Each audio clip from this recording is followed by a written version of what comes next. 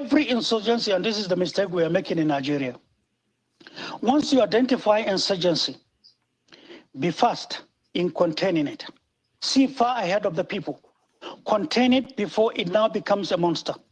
If while you are containing it, when it rears its head at the beginning, the whole country will abuse you for misapplication of power, let them do it. When tomorrow comes, the same people will praising you and honor you.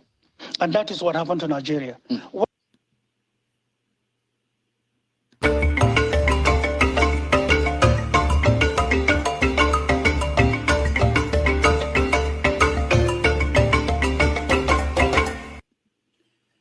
Hello. We are breaking with tradition today. This week, there is no news recap out of Africa because today is a special edition of 90 Minutes Africa. We got assurance from the gods of Africa that Africa will still be around next week, despite the lack of a news recap from us. On our show today is a man many of you know as Major al-Mustapha, retired.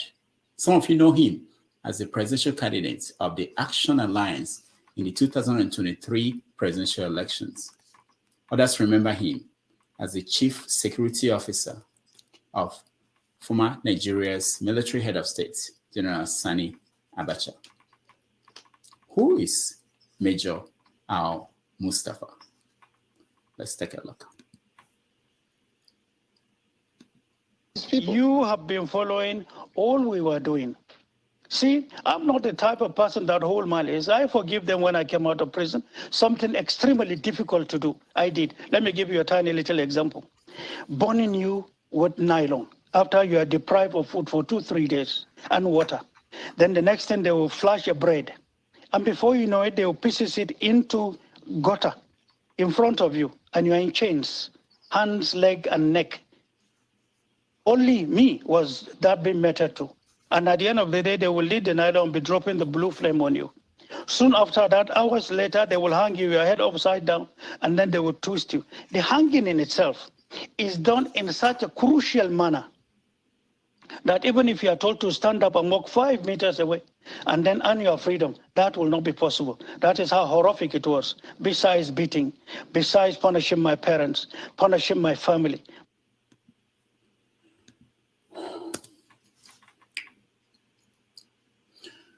On our show today, whatever you know about him, we urge you to join us as we have an honest conversation with Major Hamza al-Mustapha, the same way we've had with other presidential candidates this campaign season.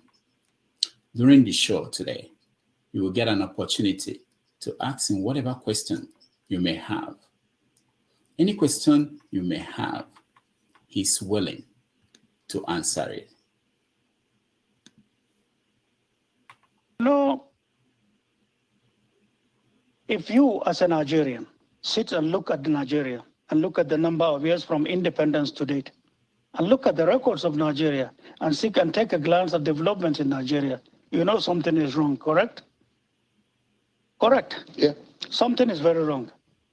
Those things that are wrong are what I'm pointing at.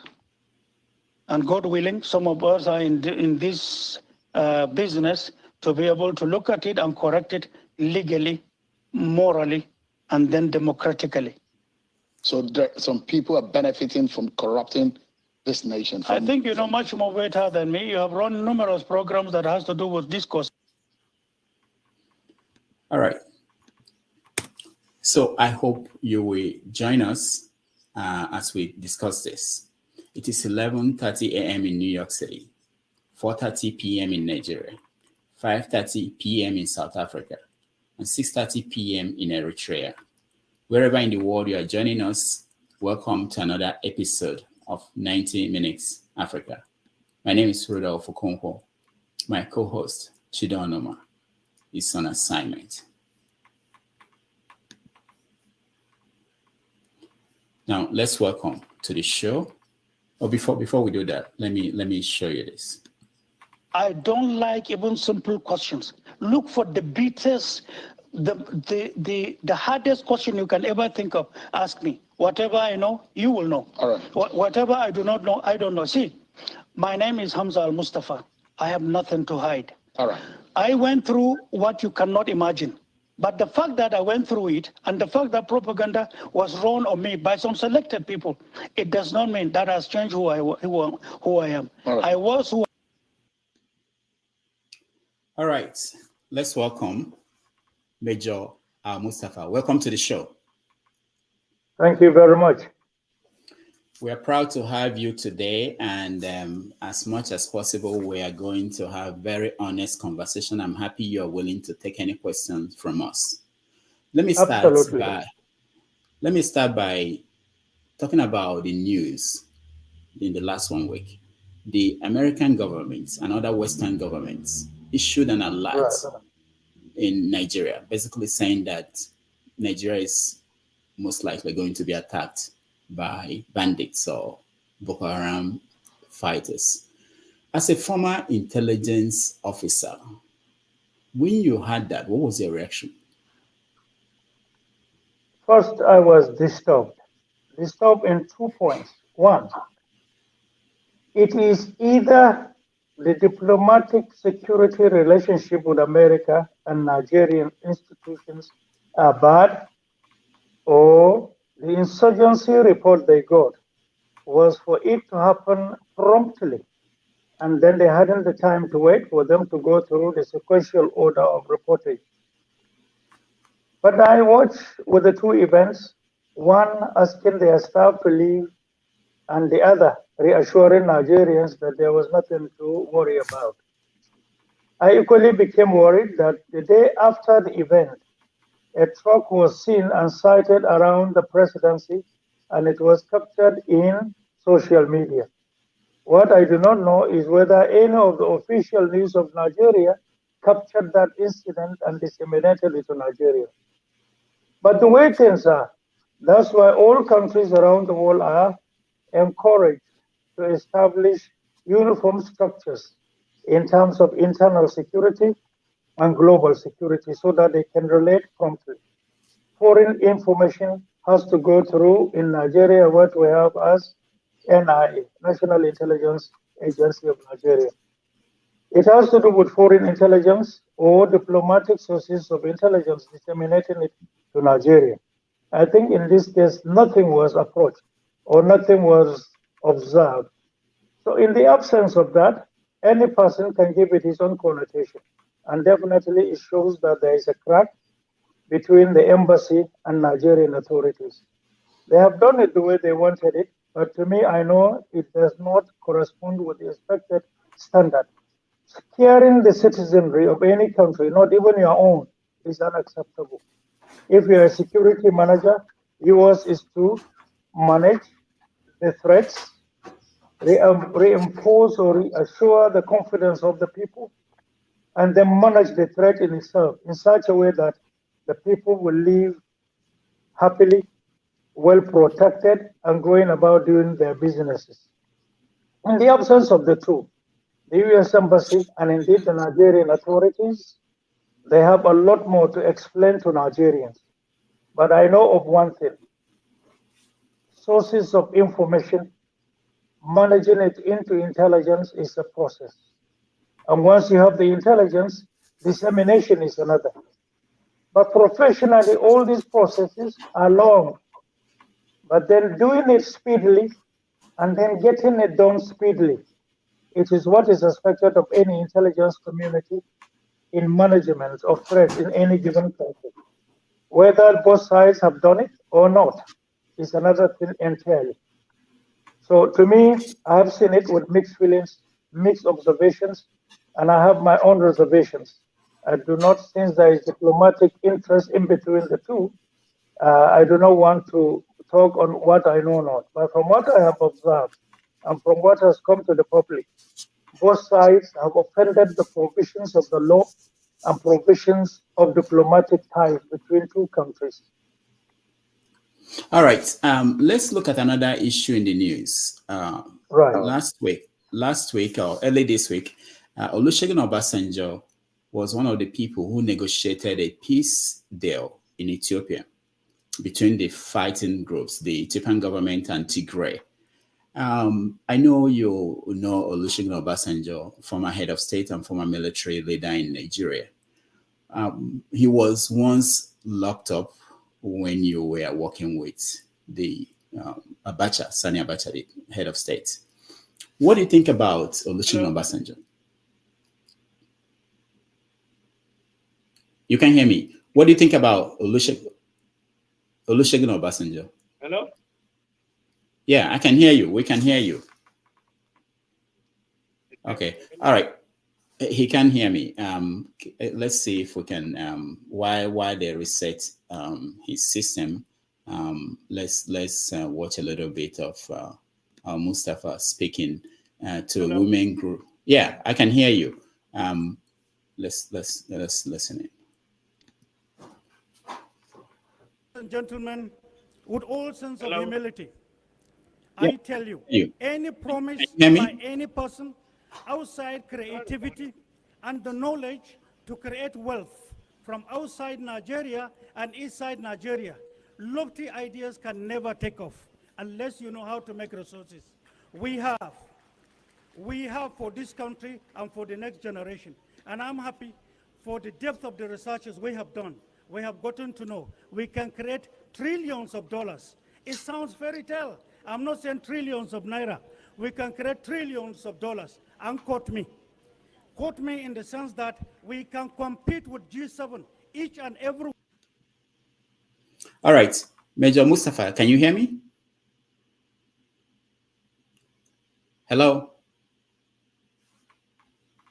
All right, we're still having difficulties with his connection, and while we try to fix it, let me show you a little bit more of him speaking. But we are yet to know who we are and where our country is. With this small illustration, let me say as follows. First of all, we believe in dignifying the woman as a fundamental fact, as a leading factor in our own manifesto. Women participation in politics, Section 38, is incomplete. It exemplifies exclusion of women proper to itself. That is to say, if we have leadership tomorrow, Section 28 must be revisited. The president, the government. All right. Hello. Can you hear me? Major Mustapha, can you hear me? All right. We're still having difficulties connecting to him, and we'll keep trying. I know that he spoke with me a few minutes ago, and everything was good before we started. So let's listen to him one more time, and then we'll try to reconnect.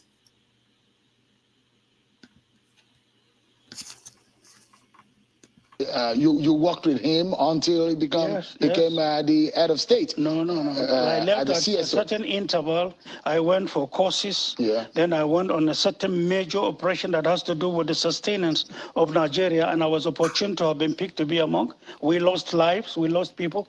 God decided that some of us should be back alive, and we did. We went and exemplified what we did. We lost so many people, and we came back with documents assisting Nigeria till this very moment. We'll get into. All right.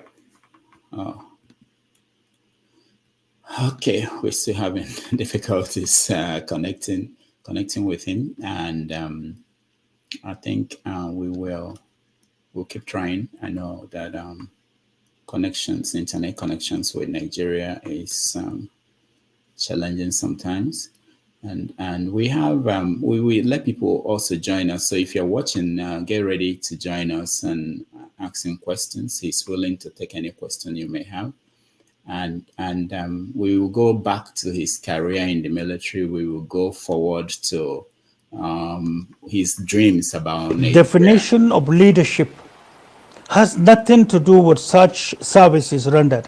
It is just seen from the point of view of one ugliest part of greed, meaning they found themselves in power and the opportunities open to them is to steal. All right, let's see. Major Mustapha, welcome. Can you hear me? Can you hear me? Yeah. All right. So still difficult. Must be seen to have new bills that will have to be adjusted for them to participate. Secondly, you must have institutions in all the zones that will prepare women leadership in politics. Because women in Nigeria have failed to understand two things. In politics, when things are to be done, you get a woman. But when things are to be said, you get a man. All right. Major Mustapha, can you hear me? Okay. Can you hear me? Hello? Okay, they're still working on his connection, and we will keep trying. These things happen.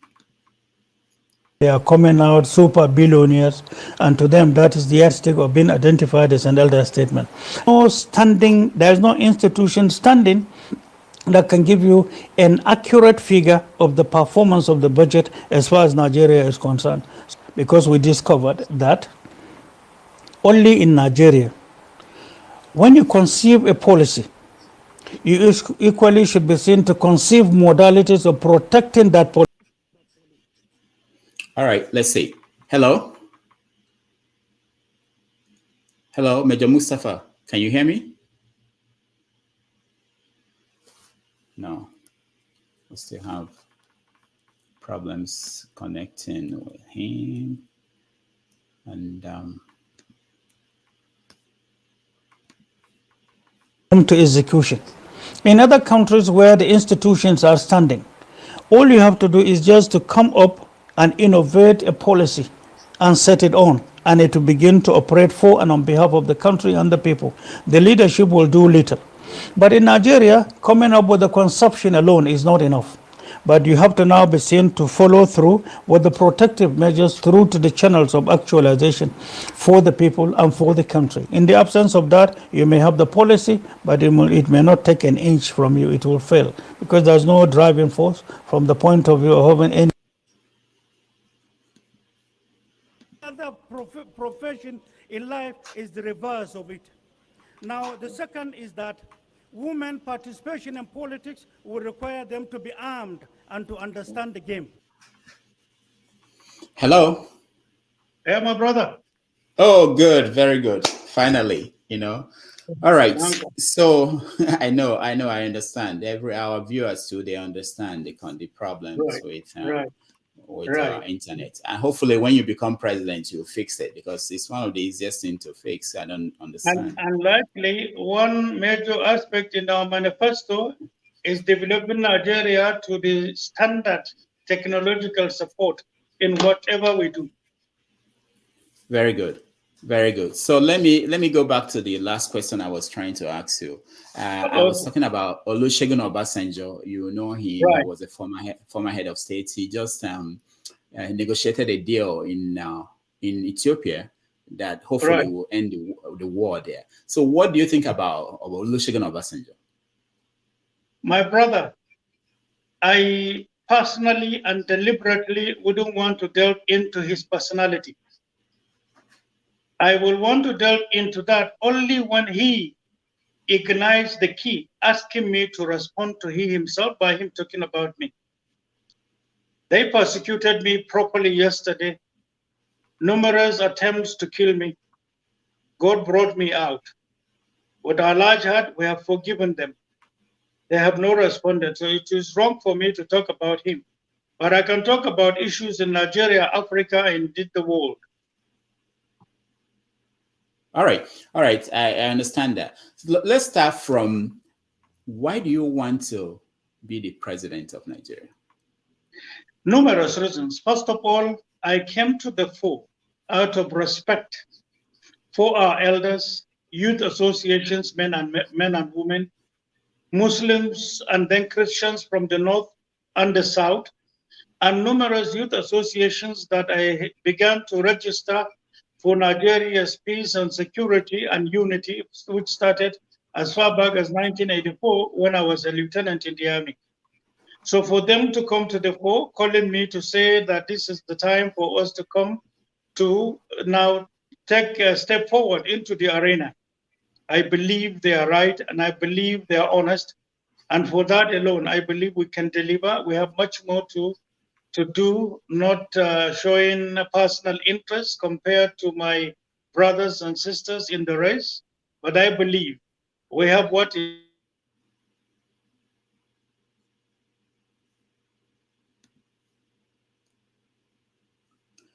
All right. We're having technical difficulties today, and we assure you that we will be here and we will make this work, because it's been a long time we've been planning this show, and I think you deserve to hear from Major Mustapha. takes to change this country, and having this confidence. Hello, my brother, can I hear you? Yeah, we can hear you. We can hear you. You're back now. Go ahead. I hope I have answered your question. I'm into the race because of their invitation and believing in ourselves that we have what it takes to change the country and to change the narratives. All right. So if you're asked what's wrong with Nigeria, how do you give a small summary of what is wrong with Nigeria and why you are the right person? Very good. A small summary goes this way. First of all, when you are yearning for leadership of any country, there are 6 points to consider. These points are irrespective of which type of administration, which type of power, whatever it is, the yearning of people around the whole world, as far as leadership is concerned, no matter how hopeless the situation is resting on 6 issues. First is the dignifying your women. Second is empowering your youth. Third is taking care or managing the elders. And 4 is securing your country. And number 5 is joining the international community's mainstream destination in terms of the following 4 issues, as in respect of your own country and in relation with the entire world, so that your country will now be recognized. What are these 4 issues in this 5th point? They are your own internal security and global security. Second is relevance. Relevance in all ramifications, from international understanding, memorandum, and then from also international correspondences with your own country has been relevant. Third is the issue of diplomacy. And 4 is bringing your country to the fore, to know that your security, your economy, and social justice are restored. And number 6 point is restoring Nigeria's lost heritage. And then from that perspective, bringing the core value of Nigeria to the fore and managing it. And in looking at it from this perspective, we are talking about your dead institutions. In Nigeria, these 6 points are especially in need of leadership that is just and that can understand the science in terms of evaluating or re-evaluating leadership deficit at all levels in Nigeria. So these 6 points are exactly the yardstick in understanding why a country will require a change. And out of all these 6 points, each of the major points I talked about here are volumes and volumes of books in themselves. So today, Nigeria is in desirous need of all the 6 plus as far as Nigeria is concerned. These are the basic reasons why we accepted to come to the fore to provide leadership that will turn around things for our country. So you agree with me and most of our viewers that your name does not come up on the list of the top 4 candidates. Correct. When you look at the top 4 candidates, what do they lack that you have? With all sense of humility, I don't think there is comparison, and I will explain. But within the 4 that the media has occupied in bringing them to the fore, they are doing it because of the high patronage with the media. What we are doing is in phases. This particular phase I'm in is called personal secret consultation with all the organs of the country from the point of view of the general public. And I think we have concluded it. So by next week, we are going into the second phase. So we have faced it and culminating up to the election day. And that is the way we have faced out our own. We are not copying anybody. We are looking at the country from our own written and mental appreciation as to what to do with the time available. On the other hand, comparing us with the four who the media are actually bringing to the fore as the best in their eyes. When we kickstart, I'm sure the difference will set in. You will begin to see the yardstick with which they have identified the four coming more to us. In terms of capacity, ability, dependability, reliability, in terms of exemplariness, in terms of conduct, in terms of promises, in terms of prowess in leadership, in terms of genuineness, in terms of capacity to display, and then the guts, the capacity and the bravery with which to take tough decisions for and on behalf of 200 million people plus. I don't think there's any comparison, my dear brother. There are numerous more, and we know ourselves. First of all, if there is election, leadership of parties culminating to the candidates of parties, there you are to look at a template in assessing personality data profiling to determine who can be relied upon in relation to the challenges of the country. Nigeria does not require routines. Nigeria does not require razzmatazz the way it was. You tell A to the people, and when you are settled with the responsibility, the huge threats or demands from the people will now make you to now go into a hidden corner and leave people with the same problems. So two issues. Deceiving people into power is rhetorics. But the realities in terms of qualities in you, the love of your country, the driven patriotism, and the desire to deliver within the contract time of 4 years per term, definitely. I know what we have done yesterday when Nigeria was facing the worst threats ever. I know with our resources, the much we have done in restoring Nigeria so that Nigerian populace had nothing to feel other than few people who attacked the system, calling it bad name us at that time. So I know what we did out of no resources that was inherited. And then with the new innovative policies that came and helped the masses. In fact, it helped numerous other African countries from those simple policies we have. But this time around, my brother, I, along with our team, patriotic Nigerians, men and women from north and south, we have crisscrossed Nigeria.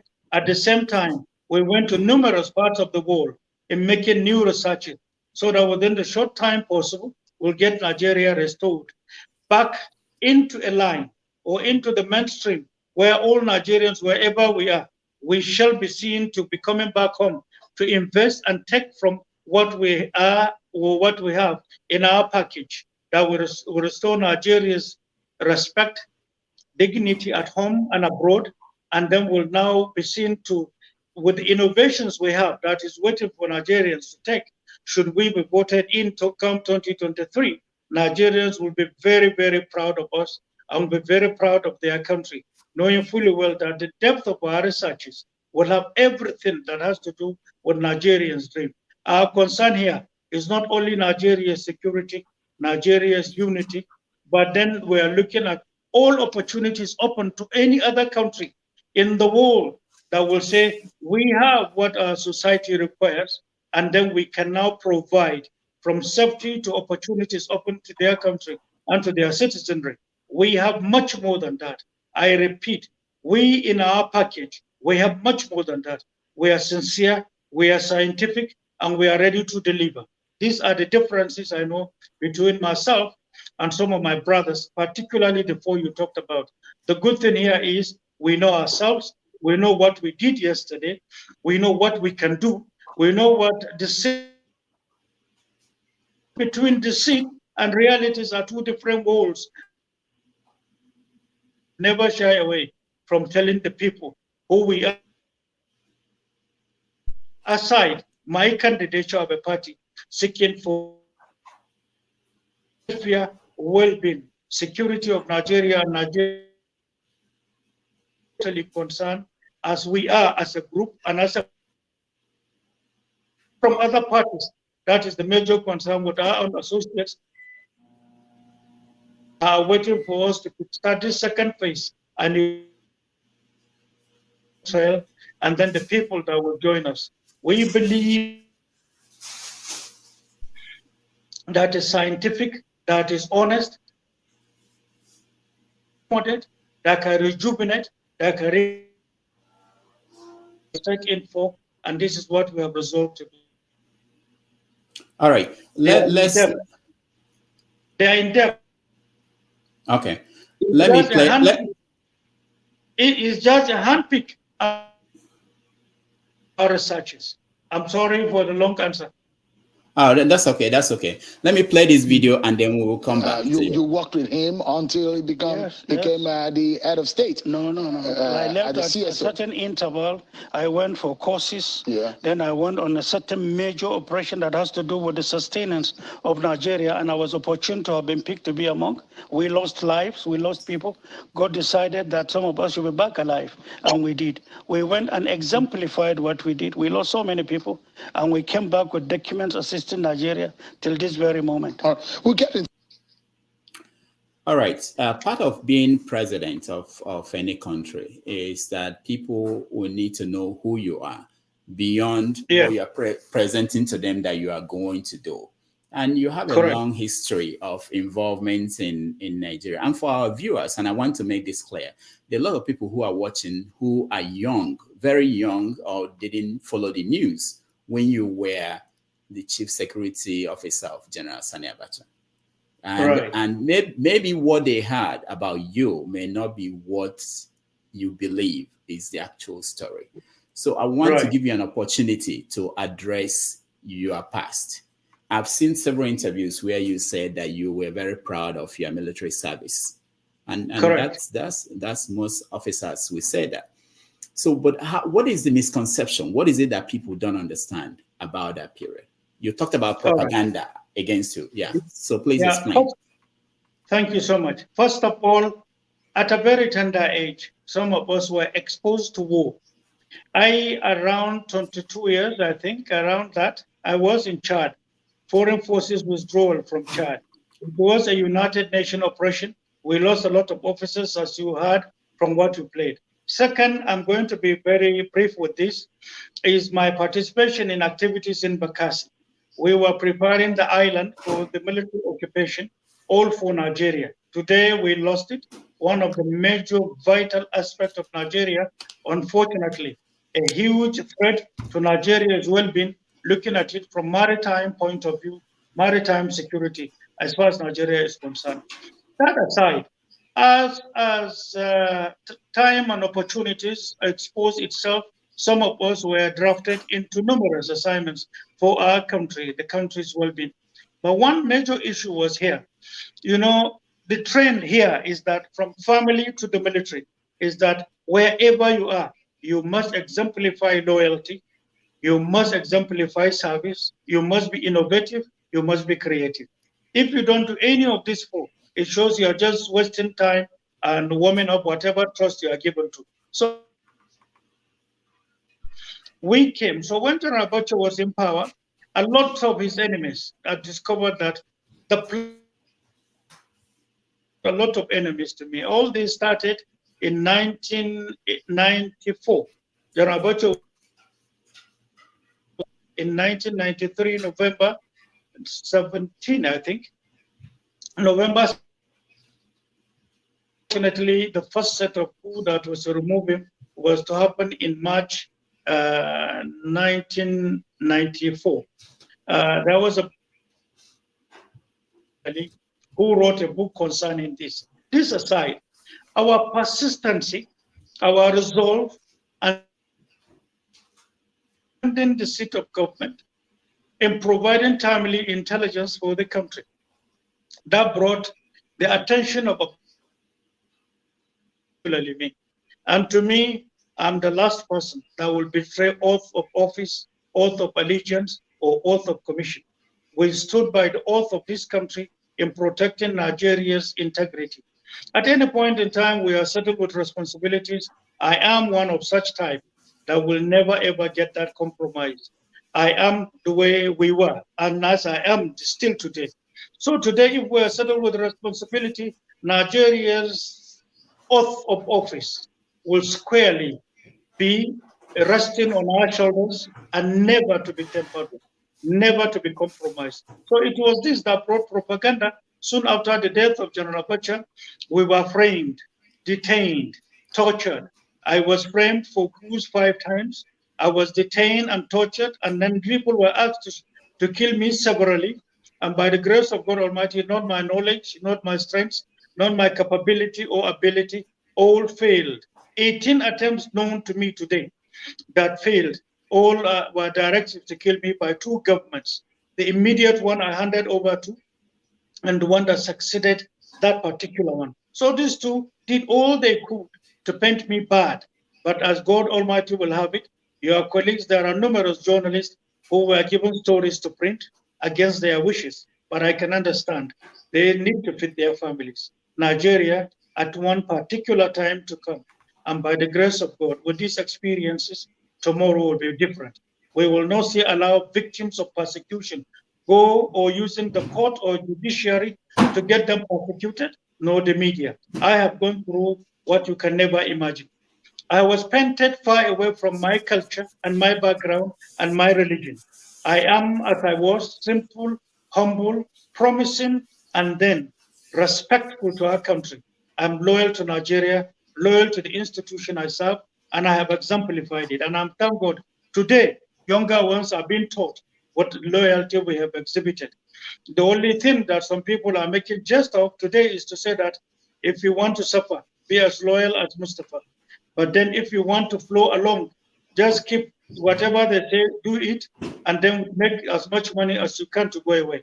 To me, this unfortunate assertion from the persecution I went through is very, very bad for us professionalism, or for professionalism to continue to be sustained in Nigeria. So to me, I'm a victim of the games because of our loyalty. Now, let's talk about your former boss, Sani Abacha. Right. What was the decision? I know you're a military officer, probably you follow others, but when he decided to overthrow the government, what do you, as an officer who swore to uphold the Constitution, what do you do? Do you say, it's okay, it's fine, you are going to go along because you are following orders? Or do you say that this is against the Constitution you swore to protect? My brother, when and wherever you allow coup to snowball into accepting a body of military officers as a government, you cannot challenge such a force because they are already a government. Whether it is legally or illegally, democratic or military, a serving military officer, soon after a commander-in-chief is sworn in, yours is allegiance to the country through him. Yours is to display loyalty. I'm not a copist. I have never done any. But then what I'm talking about here is constituted authority. That is what the law says. When you are sworn in, you are now talking to take an oath in defending, protecting, and upholding your country through constituted authority. So to say that Mustapha coup was done, I was a major at that time, I know, but then coup was done, and then for me to come to the fore and say never, then it shows that I'm an enemy and I'm against the military act in itself. You dare say you are against the constituted authority as a military officer. So you will be okay if you are president and some military officers decided to overthrow the government. It's okay for you because they are following orders. Is that right? No, I think you are getting it wrong. If a group of military officers come together and remove a government, then any other person that comes to take them, they are already a constituted authority of that country. That's all I'm talking about. If I were to be part of the coup from conception to its own stages of execution, then I'm part and parcel of that.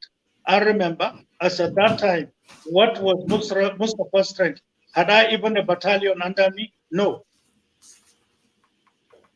Okay. Now, you've defended Abacha several places in several interviews. You said you had no regrets working Correct. for Sani Abacha. Correct. What do you think about this? All the accusations against him that his government was brutal, killed a lot of people. Do you think they are all made up? Well, I cannot say that. Reason being that I was a CSO, the definition of my primary and secondary responsibilities were well defined, and this I'm sure are known to Nigerians. Protecting the president, his family, and the state of government, this was under my care. And I protected that, and nothing happened during the tenure of my own office. So to say that I am the one to account for the police, for other security agencies in the country, for the army, for the navy, for air force, I think it's wrong. That we have had service chiefs, we have had IG of police, we have had Joint Intelligence Bureau of Nigeria, we have had National Security Advisor, we have had heads of paramilitary, each and every one of them. We have had the Minister of Defense, the staff of Minister of Defense, and the Minister of Defense of that time. So all these are different from my primary schedules. And that's why we said, even when General Abacha came to power, I did one thing that wasn't there.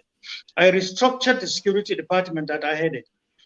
And as a result of that, to display honesty and transparency, all other security agencies, including paramilitary, for the first time in the history of Nigeria, I worked it out in such a way that they all had representation in the seat of government, meaning in the presidency.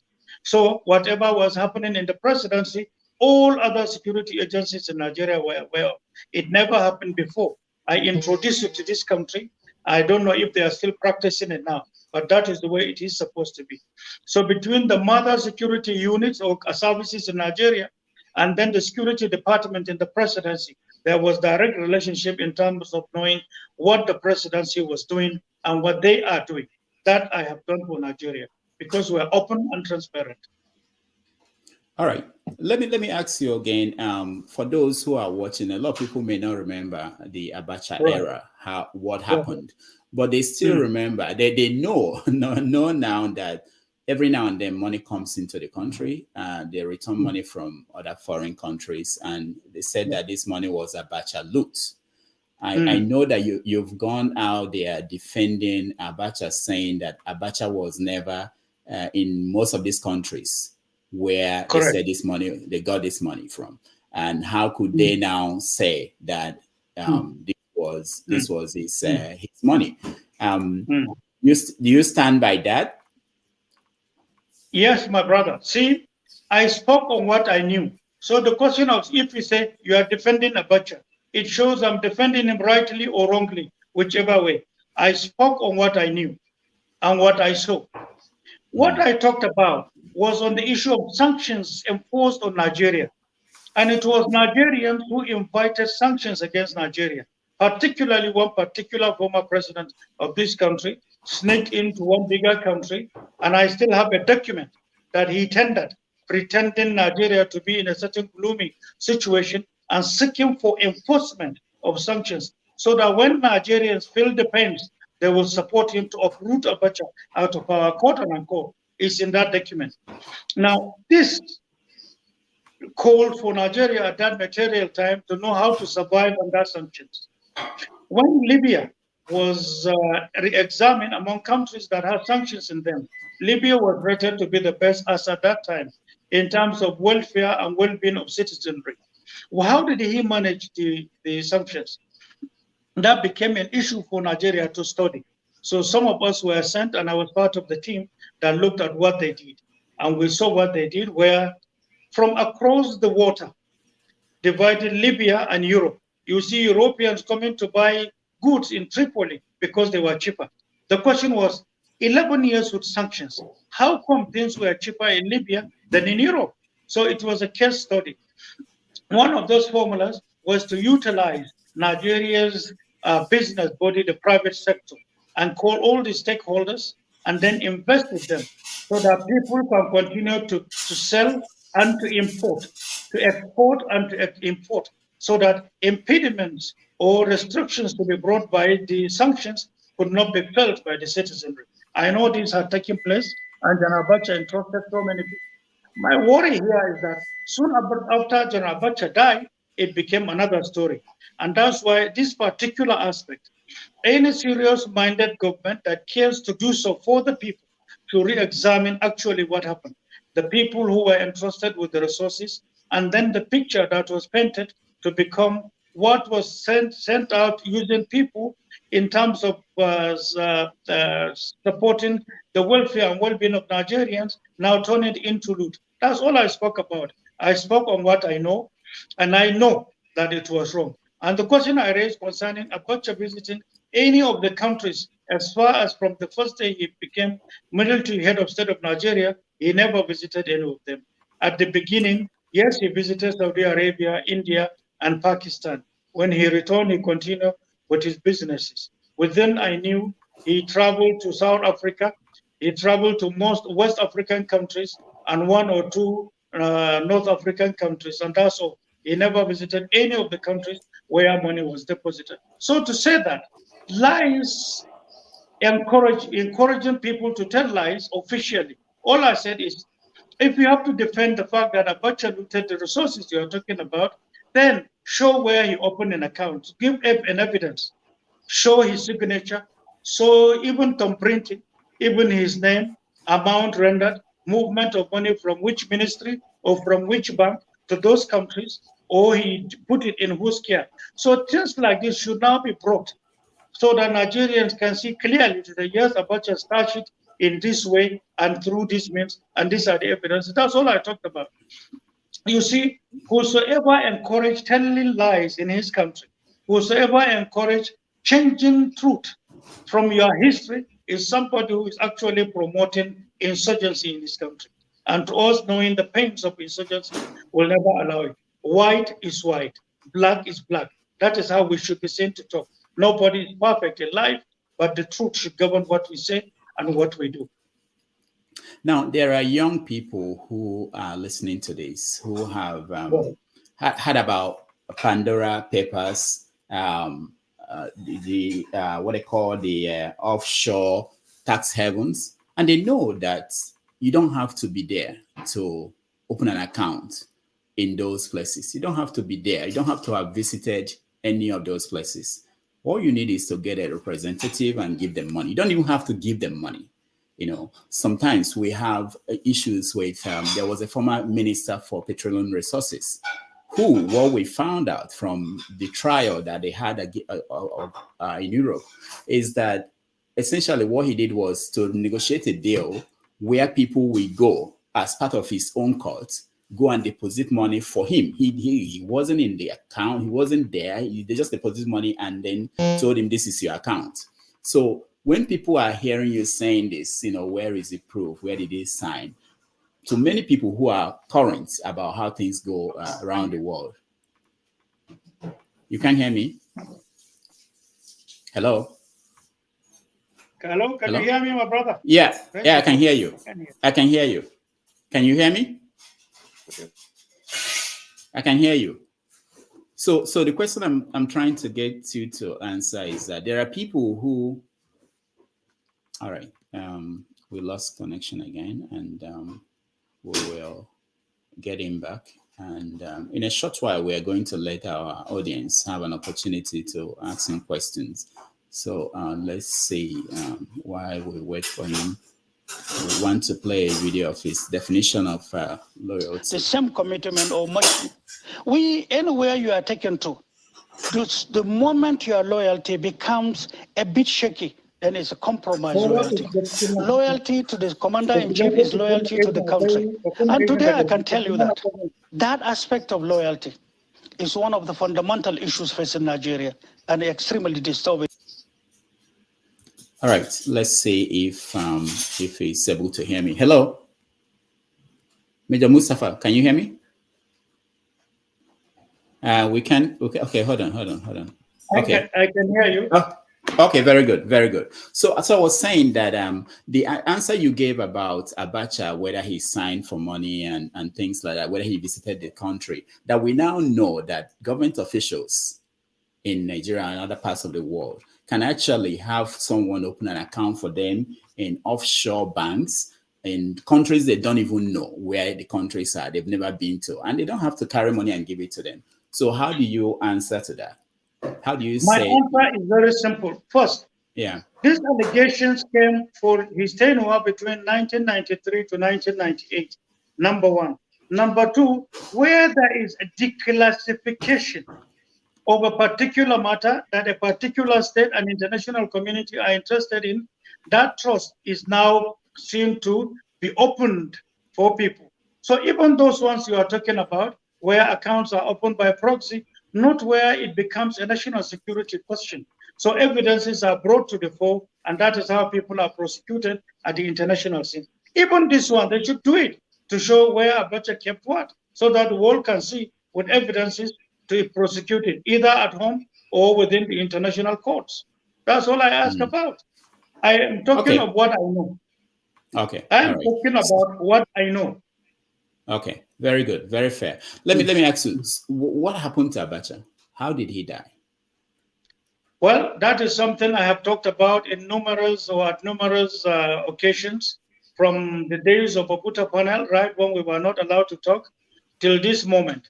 Now, I am linking the two, the similarities of the two political giants of that moment, that of General Abacha, and later on, a month after, exactly that of late Chief MK Abiola, put together. And now, for me to come up with my memos, I have to wait for a certain judgment that is pending in Supreme Court. When that comes, then I begin to release the phases of my memos. And I don't want to be caught within the wave of offending the court by stepping to the fore to preempt what the court might say. So are you saying that the stories that there are several stories that Nigerians have been peddling that they are wrong? I have spoken. No, what I said before still stands. I said the two were killed. I repeat, the two were killed. And Nigerians are aware I said so. Killed by governments or by external people? Who killed them? Well, if you can tolerate me to get there, let that be. But I will not injure the court. I explained carefully at that material time. I said the pattern of death for the two political actors in Nigeria, or political giants, were similar and the same. They died gasping for air. They died with their hearts swollen, and so their chest was heavily swollen, and that is how both of them were buried. What will come later on is another thing entirely. All right, you handed over to Abdul Salami. You were the person that handed over to him. Yeah, what did you hand over? What did you hand over to him? We handed over Nigeria peacefully. We handed over virtually every organ of government, and then in terms of also Nigeria's reserve, 9.72 billion as at that time. In 4 years, 7 months, a government that had less than 100 million actually dollars in her foreign reserve, meaning meeting nothing and handing over something. And then here were the documents in terms of handing over. It took me time to have participated in handing and taking over processes, because at that time there were gaps that had to be presented to the new president. Okay, most people may not know this. You spent 15 years locked up in Nigeria. What was the charges? What were the charges that you faced? Initially, soon after I handed over, I actually was to be killed on my way to Enugu, where I was posted to. So while I was there, some people advised me to stay put because they were sent to shoot me by the same government we handed over, most unfortunately. Well, I found my way sneaked and reported to Enugu. I know the hostilities I met deliberately by the same people we handed over to. And while I was there, newspapers were tasked to be reporting front page against me every blessed day. For example, one of the 4 years, Mustapha, in one of the papers, I don't want to be calling names right now, in Mustapha, the costliest plate in Enugu State. You see, and here I was at the division headquarters, working day and night to reactivate and to introduce some certain new things into the division where I was sent as second in command for the division of military intelligence wing. We were doing quite a lot of work, but the media were abusing me, many of whom didn't even know my face, because at that time, many people didn't know me because they were describing me as a giant and an illiterate who also does not worship God Almighty, who cannot even sign but thumb printing, who could not speak English. A certain presentation of me that was totally awful, but it has gone. So that, from there, the journey started, because one early morning, soon after we had the day's activities in the barracks, I was told to now be kept under arrest, that I was staging a coup. Unfortunately, just like that. And the journey started on 21st of October 1998.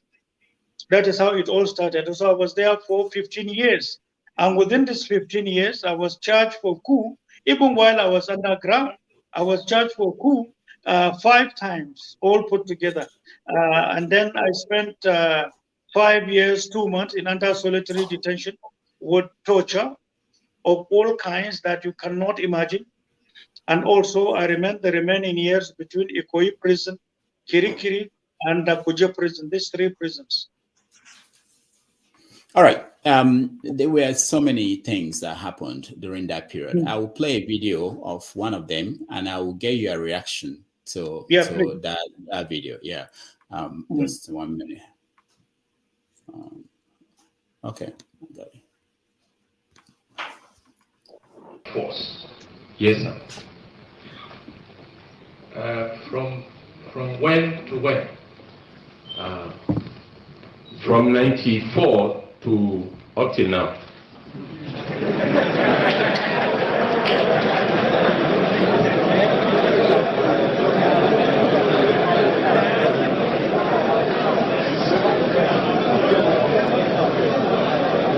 And from that time, Major Hamza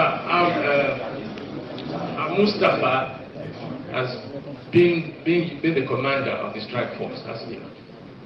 Yes, Major Hamza al-Mustapha is the chief security officer of the security department, yes, in which strike force is one of the sub-units under the security department, which he is the head of the whole department.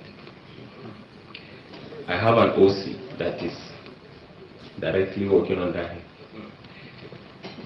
Normally, I would be right to assume that none of you would undertake any assignment or any operation on your own, that is, without orders from him. No. No, that's right. You would not undertake any assignment whatsoever, any operation without order from Mustapha. No. Right. How many operations, how many assassinations have you gone on? I have gone on 3. 3 assassinations? Yes, sir. On the orders of Mustapha? Yes, sir. Thank you very much. All right. Who is Sergeant Rogers? Because that's how most of our viewers, some of them are not aware. These are like historical things. Who is he? Yeah, sure. Yeah, sure. First of all, I thank you very much for this question and for you to have played this tape. I thank you very much. First of all, Sergeant Rogers was among the soldiers recruited as bodyguards. And then later he qualified to be trained within strike force. But I tell you this, the courts of law in Lagos, I went through 14 judges plus 2 magistrates in 15 years. But the same Rogers and one Abdul Katako came to the court later on and then revealed all that they were told to say. What you heard him say there was a put panel, and then he made mention of the Lagos prosecutors, including the present vice president of President Muhammadu Buhari, who was the Attorney General of that time. Rogers said to the court, and I quote, "It is the Attorney General of Lagos plus some of the prosecutors then, some of them I learned are judges in Lagos High Court, today were the ones who taught him what to say. The agreement at that time was to now incriminate me and to make sure that Mustapha is killed. Nothing more. Justification to get us killed was what brought about Rogers reading the narrative. They told the court of law as it is today, documented within the rulings given by court of law in Lagos, after they confessed to exactly what happened. SANs involved who cross-examined them at a later date, around 2008 to 2013, when I was released. They revealed and confessed who taught them. In fact, what they were reading was called Daily Bible, because it was the present Vice President of Nigeria, who was Attorney General at that time, who was teaching them. It is in black and white, captured by Lagos High Court. It is said there. You see, because they arranged that they should give us bad names so that they can get us killed as a justification, but because it didn't happen by God Almighty's design, the confessions in the court of law, the confessions as to who told them what to say to give us bad names, today is not echoed by the media. But thank God, the entire documents and proceedings of court of law in Lagos are with us, and then they are also in Supreme Court. So what we thought the media was to do, even though at that time, some of them, professional as they were and as they are, have already gotten themselves enmeshed into the web of a story that was concocted. So a design program to get us persecuted was what happened. Rogers confessed, Abdul Muhammad Katako confessed, some other witnesses confessed in a court of law. It's documented, it's a public document today, and it's in Supreme Court, it's in the High Court of Lagos, and we and our council have copies. These are some of the things we are going to release today. I have already prepared 2 volumes out of the rulings of court of law and the persecutory activities by government then. I'm on the 3rd volume. I'm waiting for Supreme Court to finish their ruling so that can become the last chapter of the 3rd volume.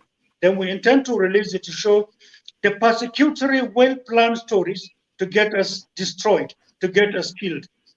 At one particular time, we were given only 6 months to leave. But because this was not working in the court, that is why I was given some other charges of coups in between. And numerous charges that are laughable, because somebody will just sit down and say, if charges A could not work, create charges B so that we can destroy Mustapha. And then why was I called, why was I a threat in their eyes? They nicknamed me the Abacha's ghost, simply because they couldn't destroy Abacha when he was in power. I'm not the type of person that will compromise off. I will not the type of person also that will be seen to be injurious to Nigeria. We displayed it, and we asked the army to show them our records and to show what we have done for Nigeria that money cannot buy. So those who got us persecuted are still there and around, and the document speaks for itself. The judges who also took these records are there in Lagos Court. Court of Appeal has given judgment on that, and I am happy if at all you have captured when even one of the justices in Court of Appeal, when she was delivering her judgment, she said, and I quote, "Say all her life and all her experience, she has never seen a situation where an individual was this persecuted and this tortured, and then at the end of the day, for people to insist that there must be conviction at all costs against an individual out of nothing."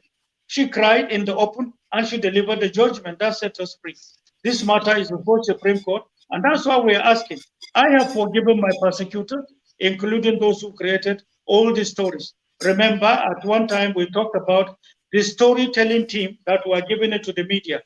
And many of the media houses, with all sense of humility and respect to them, collected stories, but without looking at the other side of the coin. So stories were told, believing that because there was that conviction that Mustapha was never to return alive. And that's why they were torturing me without looking back. It is by the grace of God, I'm looking the way I'm looking. They have done what they have done. God has done what he has done. I'm here alive, and I'm part of servicing Nigeria, loyalty to Nigeria, loyalty and commitment to having a new Nigeria with our own future, standing for the younger ones to earn is what I stood for yesterday, is what is before me. These are some of the reasons that brought me into democracy in itself. And I thank God himself, Rogers and the rest, they have confessed and seek for forgiveness. We have done. Rogers today is more or less a son to me because he has done so. Though I haven't seen him since I regained my freedom. I learned he's not feeling well, he had an accident. But to me, it was beyond him. The authorities or those in the power asked him to do so. They spent so much money. They were paying money monthly, and thank God, even to the correspondents in judiciary, that they were paying money to Fridays once we're in court, know that we caught them. And thank God some of our lawyers then, who caught them doing that, are today judges, they are members of the bench. They can speak on that. So we went through persecution that in a nutshell, a short story cannot tell. So I'm giving you this short story. This is what we went through. So I thank you so much for this question.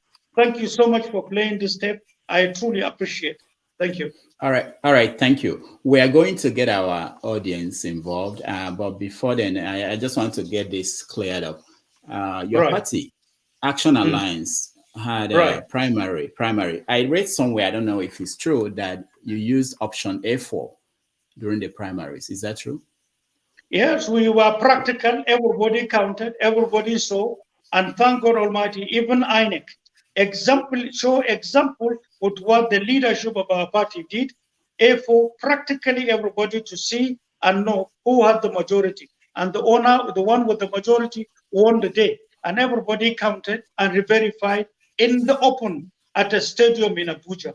And I thank God we are the ones, Action Alliance, and the party management that came up with such an example. And I'm a candidate of such an example. I'm proud of that. Well, what happened yesterday where there was this story that high court sacked you as a candidate of the party? What happened?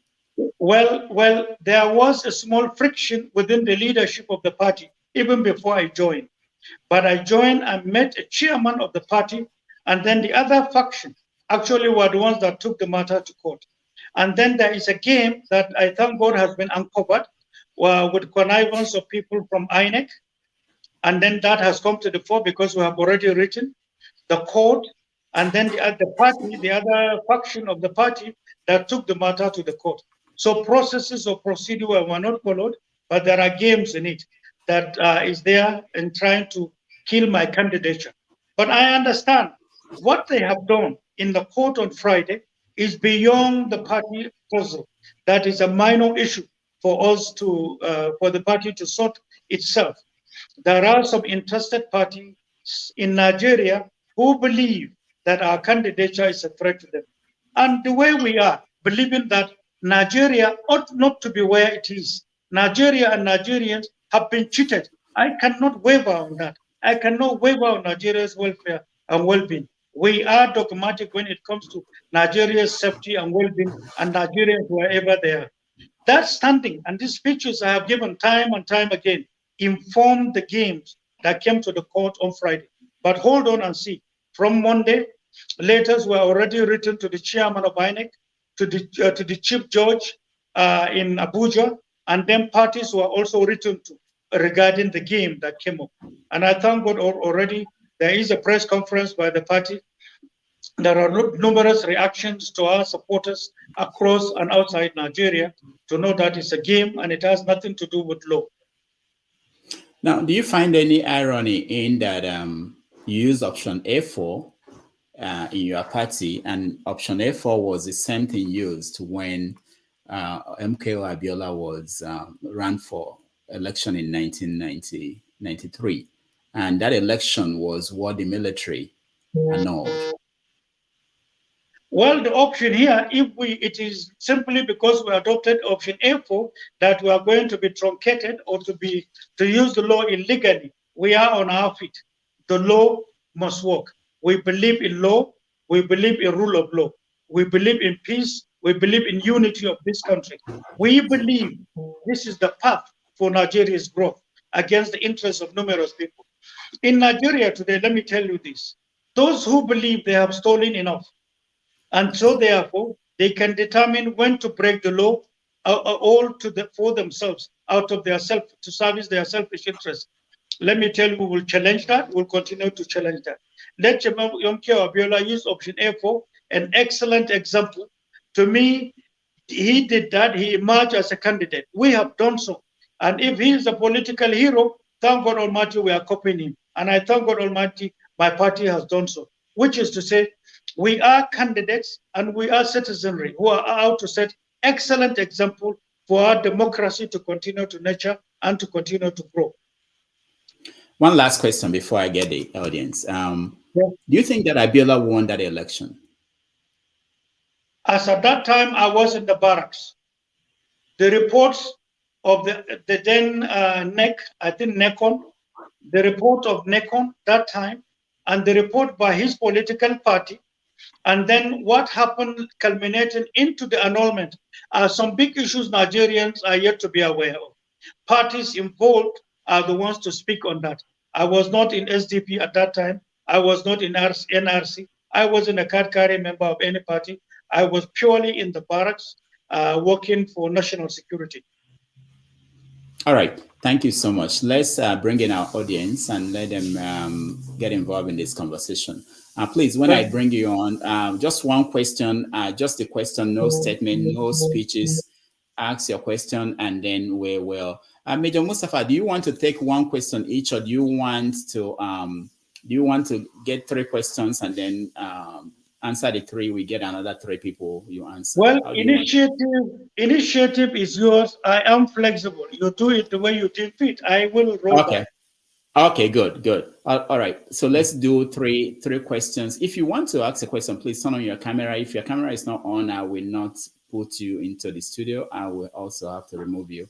All right. So just your question, and then we get 3, and then we get the next 3 and go from there. Cafe, you're first. Go ahead. Cafe, go ahead. Unmute yourself, please. Yeah, thank you very much, Dr. Damages, for having us. And I want to use this opportunity to welcome Major Hamza al-Mustapha. Thank you also for your service, because we always fail to do that as Nigerians to our officers, because my father was a former officer as well. So I have a couple of questions, Major Mustapha. No, one, please make it one. So okay. The one question I have is, as an intelligence officer and one that is very, very well trained, what are you going to do that's going to be different from what we have in the structure of intelligence and securing Nigeria if you become president? Okay, thank you, Omokafe. Thank you. Let's go to Kene. Kene, you're next. Good morning, Dr. Damages, and good morning, Dr. Hamza al-Mustapha. Good morning, everyone. So I have a couple of questions as well, but since we are restricted to just one question, so let me throw in this. I know that Sani Abacha was a military leader who seized power from Ernest Shonikan. He also, some accuse him of being a dictator. But you work under Sani Abacha. You know Sani Abacha more than we, the outsiders or the spectators, do. Is offline. Yeah. I think continue. Maybe they are trying to reconnect. Let me see. But will he be able to hear my question? Okay, yeah, I don't know about that, but I want to believe that there's someone there who is already connected. Let me see. The thing is, you can send the question by chat. In case it's not on by video, you can at least see the questions, Will he be able to? All right, hold on. I think the studio is also full. Let me make sure there's room for him to come in. Okay, let's see. Okay, there's one space there. Hopefully he'll be able to come back in. No, please, if you're trying to join us, please, can you leave? Don't try anymore. Let's get him back, and then so that there'll be room for him to come back in, and then we can when the 3 first people finish their questions, we make room for you to join. So please, if you're trying to join, don't. All right, let's hold on, let me see what's going on.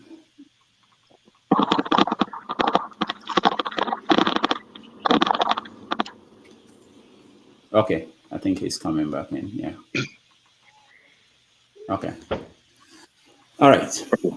Sorry, I was trying to throw in my question before you went offline. So the question is this: Sani Abacha overthrew the then government, and some of us were seeing him as a dictator. But you work under him, so you should be able to know him better than we do. As someone that have worked with Sani Abacha and with the rumors of the allegations of corruptions and money being repatriated from different countries, alleging that Sani Abacha looted the country dry. Do you think that Sani Abacha led an exemplary leadership? And do you think such a leadership is worthy of emulation? All right. Thank you, Kene. Janaba, you're next. Yeah. Do you test whether he can hear us? He can. He's writing down the questions. Yeah, sure. I can. Second question noted. Third. Okay. Yeah. Thank you, Dr. Damages, and thank you, Dr. Hassan, for coming to the show. My question to you, since we are restricted to only one question, since you have been a top military officer and part of the old head of state, what do you think is the obstacle that have held us back? And do you think Nigerian can be salvaged since you are inspiring? And also, if you do not win the election, will you endorse any of the candidates? All right. Thank you. So he will take the 3 questions and then we go to the next 3. All right. Can I start now? Yeah, you can start, sir. Yeah. First of all, he said the first question is talking about Nigeria's intelligence body, the Bureau, and then whether we are coming up with something new. Definitely. We are not only going to introduce something new that will be supportive, but there will be an additional body called National Electronic Intelligence Agency that will support intelligence flow, intelligence management, and documentation to suit the new world order. With that, foreign intelligence management, activities even in our economy, international trade, and the rest of it will be captured and be fully managed. That is number one. Number two, the current structure as it is today, is considered by us too ancient and too slow for Nigeria's security management and then for also meeting our international security interest. So definitely we are coming up with something new that we will be proud of. We have done our homework. We already have documentation, and we are looking at the countries to work with in terms of technological support in looking at our internal security management. Number two, the person talked about General Abacha as a person. He talked about the allegations of corruptions and the rest, all against him, and then whether he displayed an exemplary leadership worthy of emulation by the younger ones. I have been talking on what I know. I have been talking on the truth. General Abacha has had too many enemies. But if General Abacha was bad, he had 2 presidents then working with him. One on a Vision 2010. Second, by the present president who worked with him in the management of PTF. All for the welfare and well-being of Nigeria. One settled with the management of Nigeria's economic and social problems. The other was making a projection of Nigeria, of our dreams. Though these were shattered soon after he died. But then on the other side, at what time did General Abacha meet Nigeria? What was Nigeria's situation at that time? Was the situation not hopeless? Was the situation palatable? He had no money to operate. We all suffered for 4 years, 7 months. You can ask anybody who had known the way we worked. We worked day and night, including public holidays, only for Nigeria. And today you hear people who have stolen so much money for rendering little services to Nigeria. Nigeria, most unfortunate. Abacha was there to be attacked. You remember in some of my interviews, I said, Abacha died when the H coup was on to remove him. So consistently, there were Nigerians who were working for some foreign interest for Abacha to be. What were some of these problems General Abacha created? in oil sector, Abacha created some stoppages. And whosoever you are in Nigeria, if you are a leader, there are some certain economic personal interests or some certain groups and a syndication, I call them syndication, who do align themselves intermittently. The moment you touch their economic interests in Nigeria, you should be prepared to be attacked. And now maybe some other leaders have said so, and that's why things are getting deteriorated by time. But every patriot should be seen to be innovative and should be seen to have the capacity to carry people along to get things done for our generations and generations to come, so that when we look at Nigeria today and in years to come, we will be prouder. I know General Abacha has had that, and many former presidents worked with him in this direction. They can speak for it, but he stepped on toes. Abacha definitely stepped on toes. From the arrest of Sultan and then the installment of another one, and then to arrest of a former president then at that time in 1996, and many more of such. And then the rest of late Chief M.K. Abiola, because of all the stories that had happened as at that material time. Definitely, there were numerous those Abacha stepped on. So numerous people ganged up to say he had to go by hook or by force. Even when he was in power, the propaganda was heavily owned. So when he died, it was a payback time. And I think propaganda continued up to a certain distance when so many things are being unveiled for the general public to know. But one thing I would say, whosoever has died, he has gone back to God Almighty. And whosoever wishes to tell lies against the dead, he should understand he is challenging God Almighty. Time and events will tell. And then the last answer is the issue of salvaging Nigeria. Yes, from the little narration I gave at the opening part of this program, I talked about intense and innermost researches and our preparedness to do what is right for Nigeria. And we are 100% sure, we are confident of the researches we have done, which many candidates do not do. We don't flow into rhetorics. We say what we are 100% sure of. That's why we have spent 5 years, 8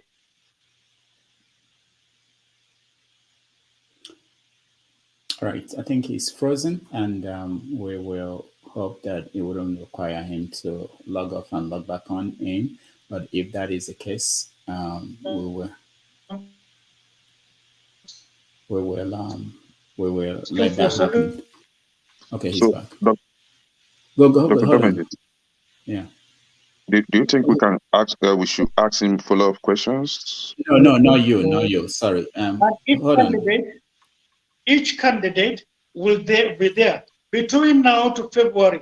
Each candidate and each party are there doing what is theirs. For all, like I said, by next week, we shall be seen dominating Nigerian streets. That is the razzmatazz type of campaign, which is a tradition. But the real campaign is the secret consultations with groups, with associations, with leaders of numerous communities across Nigeria. This, I'm happy with what we have done. So next is for us to now snowball into the next phase, which is the normal traditional campaign of carrying people along on streets. All right, thank you.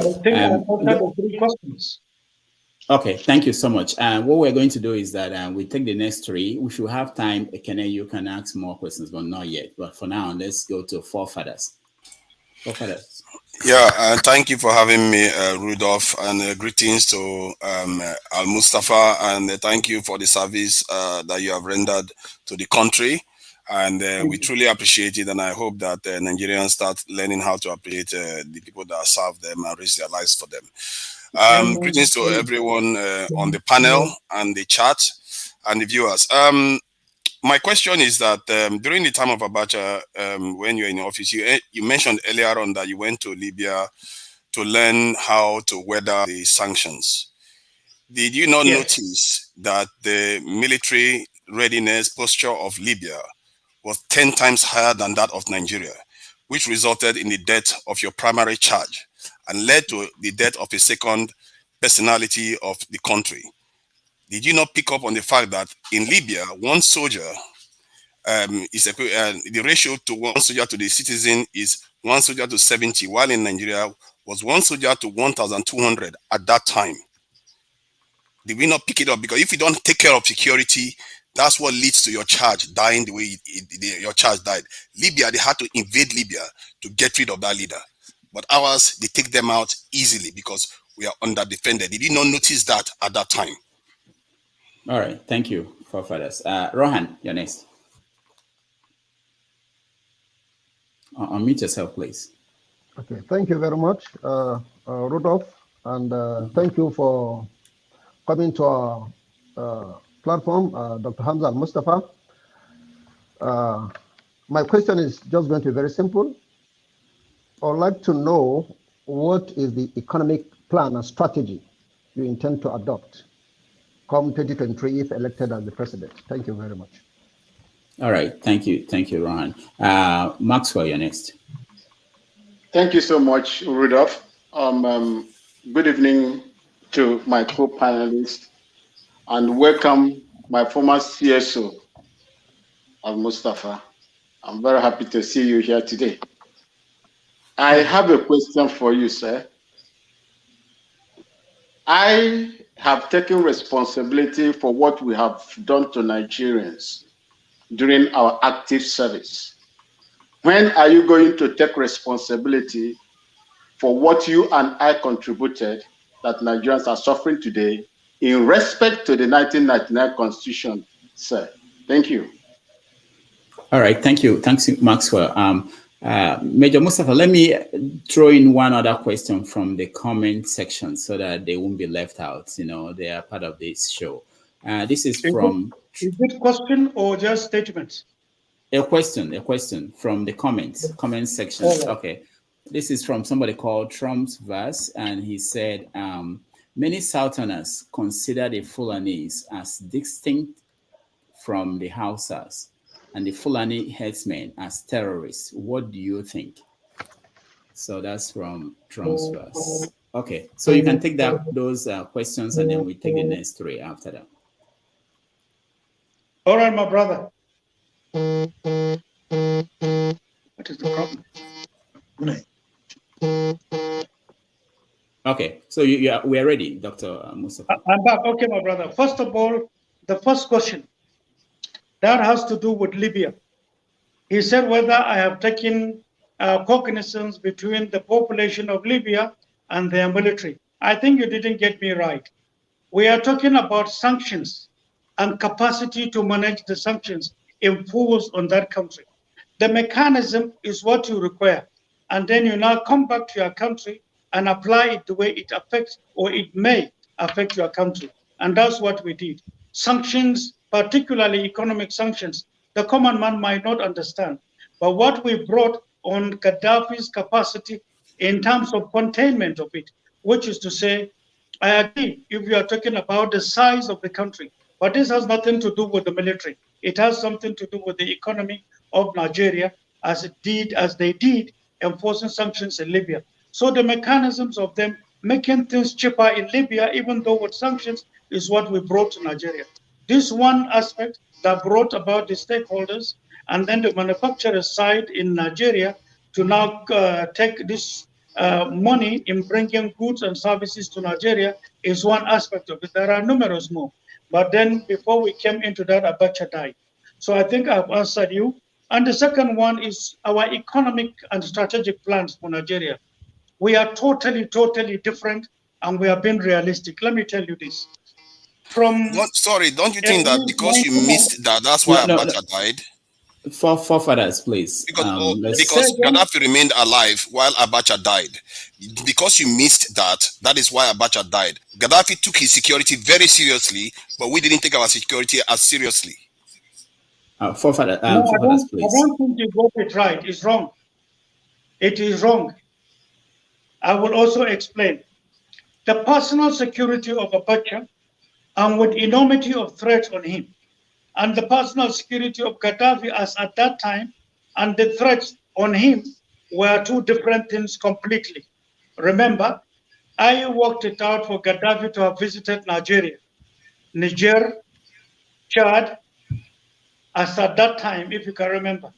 The essence of the visit had to do with the economy and the safety of this portion of Africa, because there were some certain threats that were being worked out to inflict on us by investing and promoting insurgency, so that Nigeria, Chad, and Niger were to be the standing points, all to launch them against Nigeria. This didn't happen until November 1st, 1999, when this democracy started, and that is the investment in insurgency.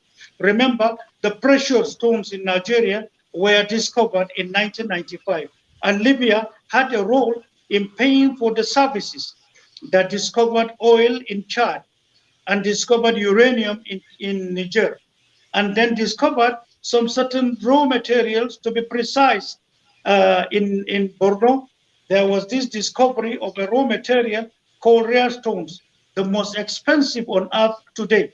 So from 1999 today, that is barely 23 years, or 23 years some 5 days. That is all they have been doing. They created a force called Boko Haram, and then inflicting bombs and punishment on our people all along. So this has been the game that was going on, or that has been going on. But it was dictated to happen as far back as 1995, 1996. We knew about it. That's why some certain measures were considered and taken, all for the common good of Nigeria. So the issue, let me come back now. Our economic plans has to do, first of all, with what God Almighty has endowed Nigeria with. We are going to take security and economy alongside, taking experiences from the three most gifted countries from solid mineral resources. Now Nigeria has an addition, which is gas and oil, also endowed with two major rivers that cut across the country. It's a matter of making sense, and Nigeria will definitely provide leadership to G7. Quote what I'm saying. Nigeria as a country is richer than G7. Now, let me give you a tiny little example. When we now sat down on our own, haven't discovered the numerous blessings God has also buried beneath the earth of Nigeria. All the 360 plus raw material, precious stones on earth known to mankind are in Nigeria. But many of our leaders in the past and present, and I'm challenging all other parties who have not done their homework, they don't know. A tiny little portion in Nigeria can actually take care of a projected plans for hundreds of years of Nigeria. And it was as a result of this, the zoning of Nigeria in itself came to be. We are looking at Nigeria from the gifts God Almighty has given to us. We are looking at it from security, administration, our agriculture, mining, education, culture, and history. These were the guidance for our history, for zoning Nigeria into 6. And then since Abacha died till today, nobody sat down to look at why Nigeria was imaginarily created into these 6 geopolitical zones. That aside, in our strategy, let me give you a tiny little example. Nigeria has been bastardized, pardon my language, but it is the definition of a country that is totally abused, and corruption getting deeply rooted, and where no institution in Nigeria is standing. So if you are defining a country that has lost all this, it is called bastardization of a country against the will of the people. So having Nigeria been evaluated to be in this situation, then definitely it shows that only innovation and creativity, wealth creation from home, wealth creation from outside, that can get the country back to the mainstream of growth. Let me give you one tiny little example, because I do not like selling our ideas with all sense of humility. The known precious stones, we just decided to say, if only every month we can just take 100 kilograms of each, only 5 put together. We also had to now leave Nigeria and go into numerous international markets, and then for them to know we have it. And then if only we can do that, then it shows that 100 kilograms of each of these, bringing it back together, you can now be making $74 billion. Listen to me carefully what I'm telling you. These are some of our secrets and the level of the time and services we render for and on behalf of Nigeria and Nigerians. We are doing this for and on behalf of Nigerians who are yet to come. So if you now multiply 74 billion by 12 months, you are going to have $889 billion, $889 billion. The debt they have incurred for you. Lack of plans, reactivation of the entire institutions of Nigeria that are dead, reactivation and investing in your education funds. The sons of the poor, the poorest poor, can get education, excellent quality education with all these simple mechanisms alone. But this aside, you can also build your industries. Keep this aside. When you are talking of strategic plans, you see, I said this particular soil mineral resources I talked about are considered waste in many of our states where God Almighty has buried them. That's why I said we started with the tiniest that are the most common. But let me come back to this. You have gas. Away from what you have taken. Your gas today is 6.176 trillion metric cubic tons. Trillions. And Nigerians do not know. Yet power is expensive in our country. We don't have industries to power. We should be seen by these resources alone to be seen to have the cheapest power and to have the cheapest production, and then Nigeria be seen to dominate international market in terms of export. But the moment you venture into exportation, you are going to be accused, be condemned, they will abuse you and call you names. The people who are doing that as there, they believe everything must be imported to our country.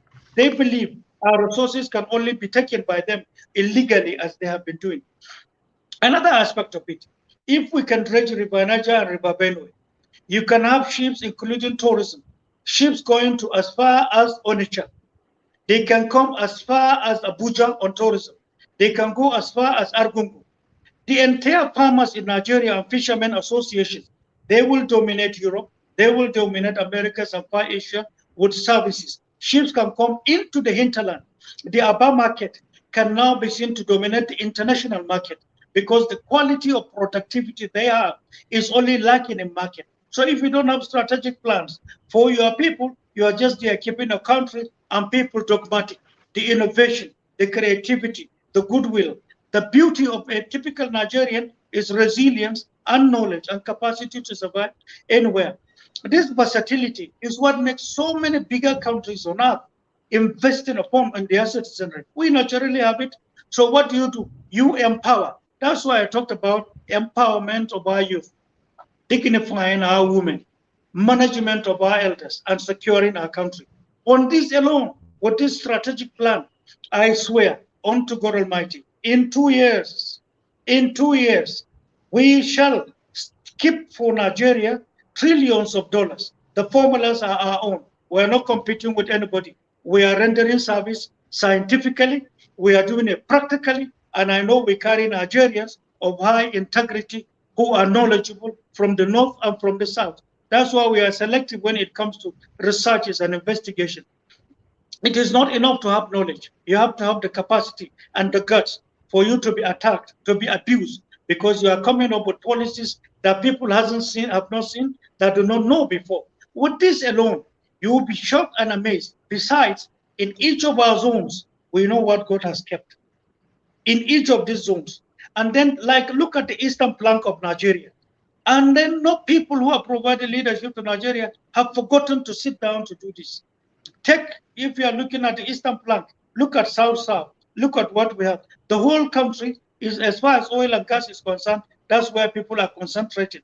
But to do that, look at environmental degradation, abuses and the rest. Look at Southeast. You don't know what is buried in Southeast. You have gold, you have coal, you have precious stones. You also have lithium, and that is the world is in need of, in high quantity. People didn't do their researches to know.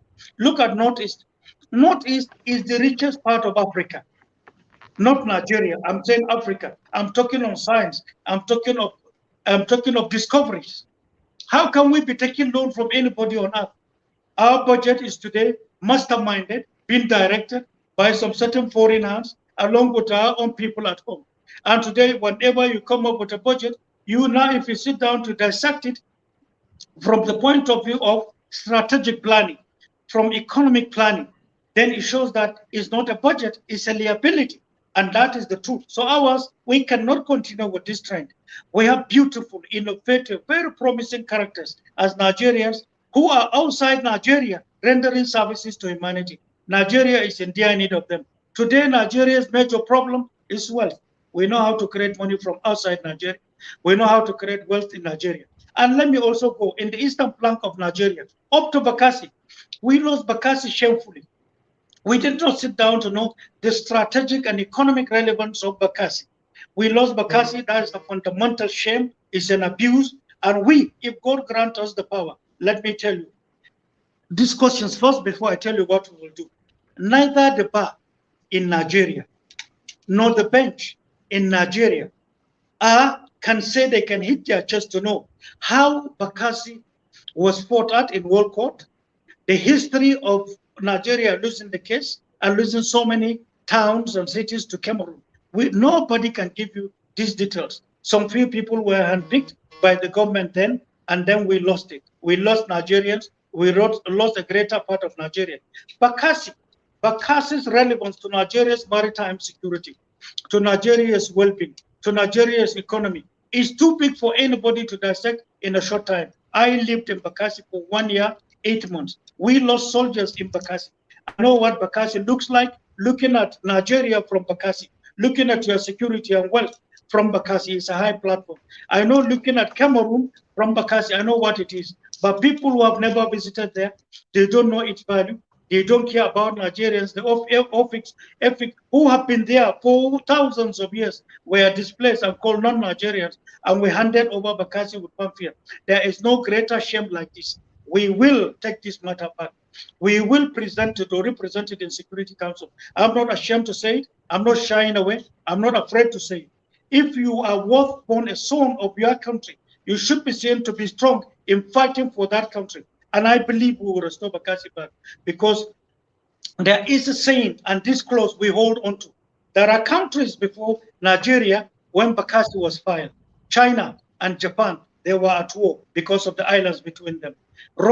India and Pakistan, they have Kashmir, they fought over it. United States and Canada, they have not settled all the major patches in their borders. It's not settled. Look at United Kingdom, look at Falkland. They have not settled. They went to war, but it's not settled. Look at Morocco and Sahrawi. It's still not settled. Look at Israel and Palestine. It's not settled. The question is, all these cases were there far ahead and many more. Because of time, I'm shortening it up. How come Nigeria became superpower and in the shortest time possible, shown all these countries and took Bakassi problem and to be had, only for it to be given to some oil companies who funded it? So it is corruption personified, corruption exemplified in Nigeria, losing part of it. The last and last. So if you take the eastern flank of Nigeria, you are talking of hundreds years to come, with the most beautiful country to be reconstructed, with opportunities open for every Nigerian. Even if we are 900 million people, then it shows that we have much more than enough to now show that we are responsible, and this is a country to come back to, and this is the world's biggest market. This is Nigeria's promised land. We can do it. I gave you in summary what we have. I have answered you, my brother, have I? Yeah, you answered, but you didn't answer the question from Maxwell. Maxwell, remind him of one question concerning 1999 Constitution. Yes, in a nutshell, that's what he's talking about, whether we have apologized to Nigerians. Let me tell you this. 1995, there was build-up of Constituent Assembly.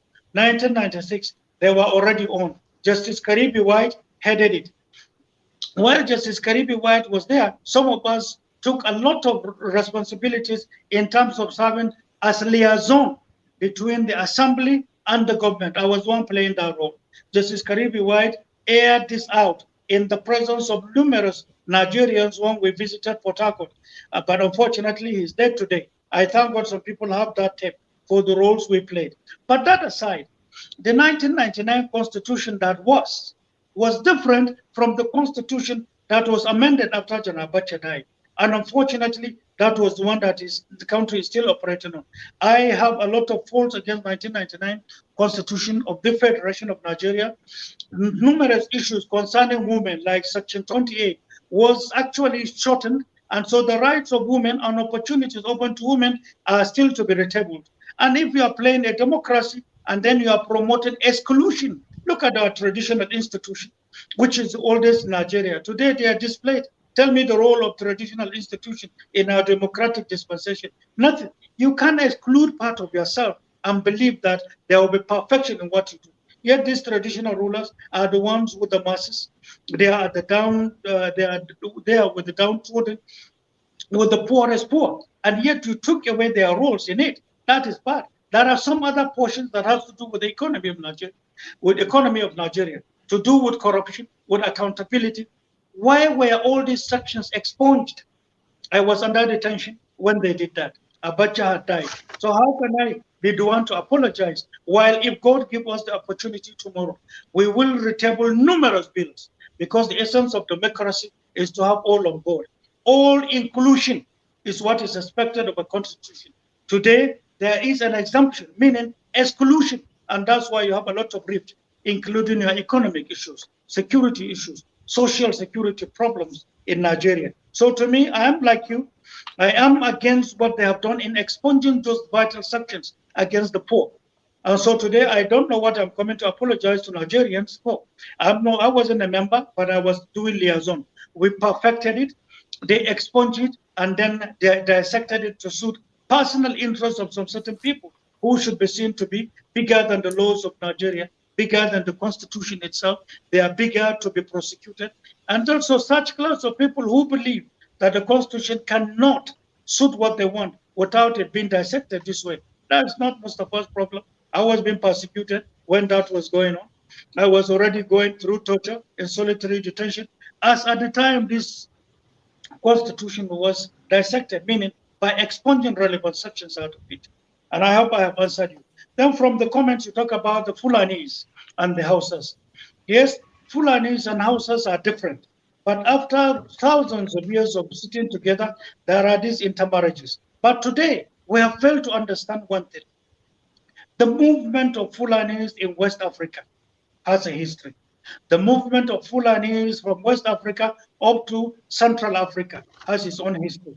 But now sit down to see structural development blocking their movements as it were in years past, 50 years, 100 years past. So today, what you see today in insurgency and the countries who are investing in insurgency, like it is in Nigeria, denying you to use what God has given to you, now brought to the fore some certain elements within the houses and the Fulanis and other tribes are being paid money to carry arms, to take drugs. They supply them with drugs. They give them money. They tell them where to block and who to kill. Let me give you a tiny little example. I gave an example with Kaduna State.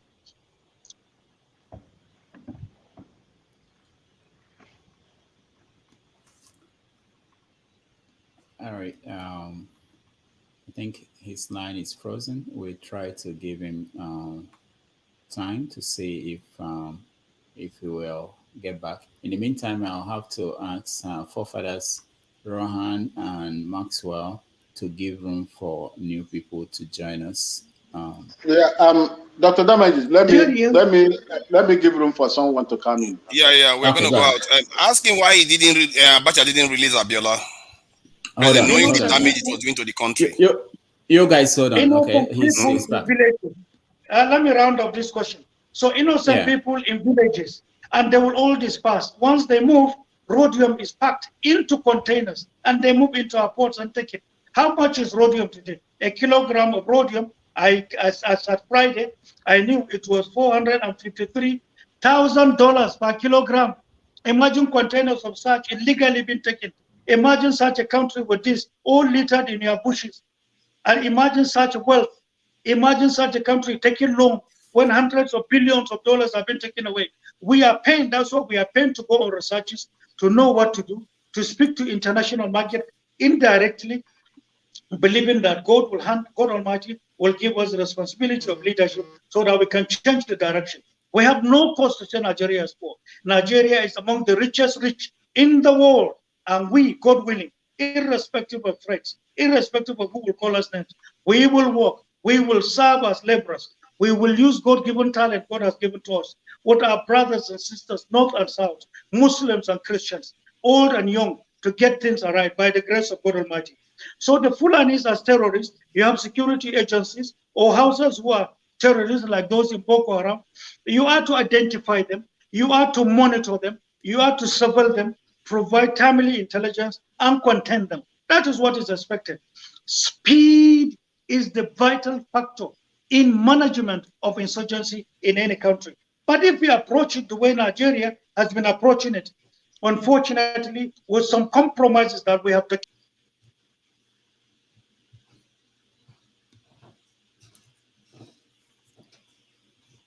All right. Our younger ones can have documents to learn therefrom of abuses and of compromises of internal security of the country. All right. Thank you. Thank you so much. I know we're dealing with Nigerian connections. All right. So the next person. Can you hear me, my brother? Yeah, we can hear you. We can hear you. The next person is CM. CM, your question. Have I answered you? Yes, you answered the questions. Let's go to the next three. Okay. Can you hear me? Yes, I can. Can you hear me too? Yes. Yeah, yeah. Yeah. From where I am, good afternoon, Dr. Hamza. My brother, I can't hear you. Oh, you can hear me. Sorry. Good afternoon, Dr. Hamza al-Mustapha. Oh dear. Okay. Oh, hold on. He's still. Okay, I can hear you now. Okay. Yes, I can hear you now. Okay. Good afternoon, Dr. Hamza al-Mustapha. And my dear brother. Thank you. Thank you very much for honoring our invitation to be with us today. It's been long expected. It's my pleasure. Yes. I listened to a short clip of the interview you gave to Shehu Okimbaloye on Channels TV, and this is what you said. This is what you said. Yes. My name is Hamza al-Mustapha, and I have nothing to hide. Absolutely. My name is Hamza al-Mustapha, and I have nothing to hide. So my question is this: like we all know, you came to prominence between June and July 1998. You know the event I'm trying to talk about. So my question is this: when Abiola died, right? I was in Lagos then. What we read was there was a presidential jet sent from Aso Rock. Yes. To go and fetch some Nadeko chieftains, chief among which is the Secretary General, Chief Ayo Padoku, Abraham Adesoya, and the rest. Yes. On the order of General Abdul Salam Abubakar. What we want to know is, in one of your interviews, you are saying, when they were coming in, say their face looked gloomy, but when they were leaving Aso Rock, they were all smiling. Is it happy. true? Is it okay? They were happy. Can it now be interpreted? I want you to confirm this: that they accepted money, and then so that the ghost of June 12th will be buried. That is the question. Yeah, that's okay. Thank you. Mr. Moria, you're next. All right, thank you, Doctor, for having me. My greetings to my fellow panelists and our esteemed audience across the globe. Major Mustapha, welcome aboard. Good to have you today. I've been looking forward for such an opportunity after those terrible years. See, I'm not surprised again. You are holding everybody's spellbound with your oratory prowess and intelligence. You are gifted. It would have been better for you to impart humanity with what God has given you instead of doing otherwise. This was the same way you came to Oputa panel from beginning to the end. I had some encounters with you. That is a matter of discussion for another day. It's one thing to err, but it's to err is human, but to forgive is divine. It takes courage. Like if I may quote Sergeant Roger, it takes more than the spirit of a man to say certain things, to accept certain things, to take responsibility for certain things. The same way you lied from beginning of Oputa panel to the end, that is exactly what you are doing today. I can see on the comment sections, probably those that were not born in your era, probably those that were not, victims of what you represent, they're already clapping for you. You are it all, I cannot doubt. You hear something like a victim when you actually are the culprit.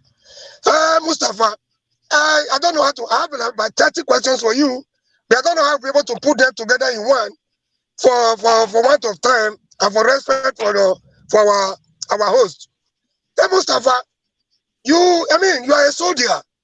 You know, you were under command to do certain things. You lie. Everyone, even when the thing is obvious, you are coming back to repeat the same lie. Until you don't just came to open that panel, you were almost confusing everybody, even the sons in the panel. That's exactly what you are doing today. I don't know why you people take Nigerians for granted. You take Nigerians for fools. The same thing our politicians are doing, the professional politicians, quote and unquote. I don't listen to them anymore. You know, I'm also happy that you repeated the same thing that they say one, two thing, they do the other. Those from the military background, expect you to be a little different. You are coming here to feed us with the same lies our politicians have been feeding us with. You are here telling us that you are not responsible. You told us in the Oputa panel as much as you wanted to protect Abiola, you couldn't have been trying to protect Abiola in custody while going about sending people to kill his wife and his family. Why will you own up one day? Why do you think Nigerians are so gullible? Why do you people take every garbage and throw it at us and feeling we are morons?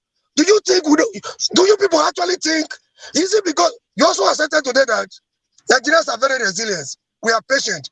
This patient is getting to a climax. When it is explode, it will explode on everybody. You people are creating Nigerian patients for gullibility. And there's a limit to which Nigerians can take nonsense from politicians and our ex-military men. You are coming to politics. The same June 12, you kick against, you did everything humanly possible to kill. Now you are against democracy. How do you think Nigerians have forgotten the heinous crime you committed against the nation Nigeria? You are coming here to tell us service to Nigeria. Service to yourself and service to your Abacha family. Please, I'm happy you are in the democratic era. Go about your campaign and see how Nigerians will react to you. We have not forgotten. Our memories are not. We are not daft. We are not morons. Enough of this nonsense. You people are trying to Nigerians. If guys not taking, if the peaceful way cannot help us, the other way, the bloody revolution, will take care of you all. Thank you very much. We are not forgiving you. I don't know why you think Nigerians are so gullible and susceptible to all manners of nonsense.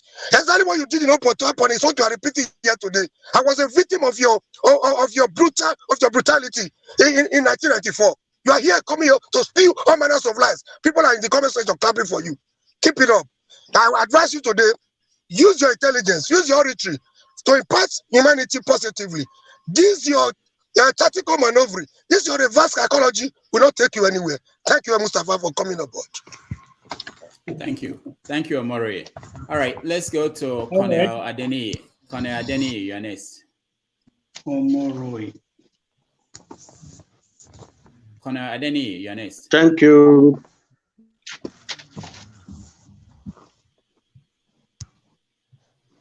Go ahead, Colonel Adeni. I know you're in Nigeria and the line might not be very, very good, but I'll try to.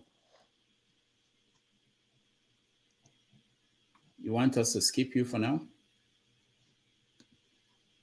He should unmute himself. Yeah, I can unmute him. Adeni, can you hear me? Okay. All right. No, okay, now okay. I've unmuted it now. Okay. Okay, go ahead. Now I greet my former boss. Though we didn't serve together when he was in the service, but when he was posted to Enugu, I was in the other battalion, 103 Battalion, Infantry. So, sir, we know that Nigeria is having problems now, and everybody is providing solutions here and there.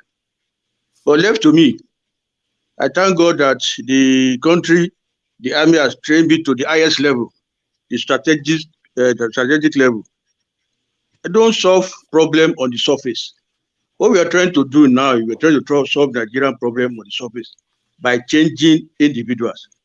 We all know that Nigeria has a fundamental problem that has to do with the structure of the country, the type of political system we are operating now, and so on. So if we don't change this system, anybody coming now to be president of this country is just only coming to get that title, president, so. You can't solve Nigerian problem with this present system. And why I'm saying so is that we've identified that we have to devolve powers to the grassroots, to the local government, not where power stops at the state government level and at the federal, and they are so far from the people. Basic amenities, basic necessary needed amenities are not given to the people. The closest government to the people is local government. We have jettisoned that. And anybody coming, they say, if a new government comes, they will change the structure. It is not possible for a president to change any structure if he's in power, because the people that will sanction, that will approve the structures are the people in the House of Assembly, and they will not want to go. They will tell you that they have their mandate of 4 years from the people, and they will finish their 4 years before they can change any system. We all know that we don't need bicameral structure now. So if you become president today, can you remove the bicameral and change it to one House of Assembly? Of course, it's not possible. As a president, you don't have powers over state governors. A state governor will tell you this is how he wants to do his things. And as a president, you will tell him, this is what you want. He will tell you, no, you cannot dictate for me in my state. We have seen it happening since 1999. For example, we had governor of Lagos State, Bola Tinubu, created local government. The president at that time told him that he doesn't have the right to create local government. He told him that he has the right. Because of that, he withdrew the allocations. The governor didn't care. But at the end of the day, when another government came in, they have to release all the money to the state. And from there, they started sharing the lagis that came back. So there is no how we can fix Nigeria's present system. Let us be objective. Let us be clear.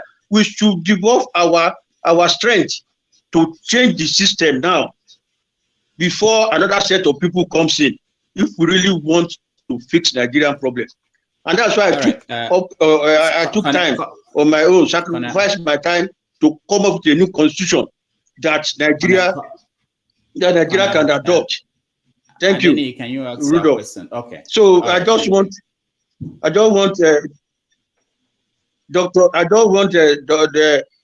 Oga, Dr. al-Mustapha, to let us know that is it possible for him to change the structure or the system when he becomes president and be able to control the whole country the way he wish he would have he would do it. Thank you. All right, thank you so much. All right, so I think since that's that, you can take the questions and then we go to the next. Okay. I start with June 12th, and when the Nadeko chieftains visited the presidency on a day after Abiola was killed. I've spoken this severally. I deliberately decided to leave a videotape of the visitation by these elders who were brought to the villa at that time, a day or some hours after Abiola was killed. Aircraft was sent and they were brought, and there were secret discussions between them and the president. And let me refresh the memory of the questioner, is to say that monies were withdrawn from central bank. I tendered this paper in Lagos High Court. I tendered this document at Abacha panel for the awareness of Nigerians deliberately, because there was a game on how to manage what happened at that time. If we can now go back to the clip at Abacha panel, it started in the year 2000. And by 2001, we had finished presenting what we had. But those concerned refused to appear before Abacha panel, if you can remember. We did all we could. They did all. They said, no, they can only appear by proxy. So we tendered all this, all for the common good of Nigerians. If I'm the type that has anything to hide, then I wouldn't have given these documents. I remember the visitation by these elders was also reported in NTA then at the surface. But I deliberately now worked it out to have videotaped their arrival, their comments before, the frustration and the anger, and then the long period of stay, and their comments after they came out. Two different things apart. So that's why I kept it and presented it. The money was drawn in naira, in pounds, and in dollars, and were brought cash from central bank. The documents that was given as authority authorizing governor of central bank to release the money, I also got this document and presented all deliberately so that those who like to tell stories to suit themselves will now know that this aspect is documented. I did it for Nigeria's national interest and nothing more. Second is the question asked by the gentleman who believed, he said, I'm just blabbing and talking and telling lies. Most unfortunately, I know you don't know me, and I know you are captured by the series of propaganda against me. And let me tell you this in a nutshell. I wouldn't want to join you with any argument, but to tell you, by the year 1998, that was when I was arrested. 1999, Abdul Salam Abacha handed over and left. I was then 1 year in detention. By October 14, I was taken to Lagos. Prior to this time, Rogers and Katako, as they expressed in the court, they were contracted, they were given cars. Rogers said he wanted a house in Ilorin. The house was bought. We brought the picture of the house to the court of Lagos. Katako was given a house in Jos on his own choice. We brought the pictures to the court. And they were not given papers, but they were given keys. Rogers was promised to be taken to United States after I'm killed, and the rest whom were arrested with me were prosecuted and hanged. Once we are hanged, they were to be taken to America and be kept there for as long as government wishes, or as long as Rogers wishes. This was the inducement contractual agreement is in documents of court of law. And because the media didn't carry it, and because it was the abuses rendered on us that the media were paid to carry it, every weekend magazines will carry abuses on us. Every day newspapers will carry. In the morning, radio and television will echo what they wrote, not what happened.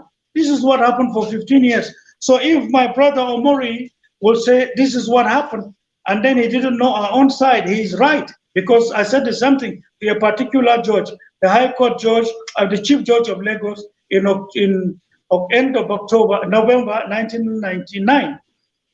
Justice Shogun, who was the Chief Judge of Lagos, when we were brought to court, and we were brought in a bad manner from where they brought us from. So our lawyer said, these people have been standing since morning. Can they sit in a chair? The judge opened his mouth and said, no criminal has a chair to sit in his court.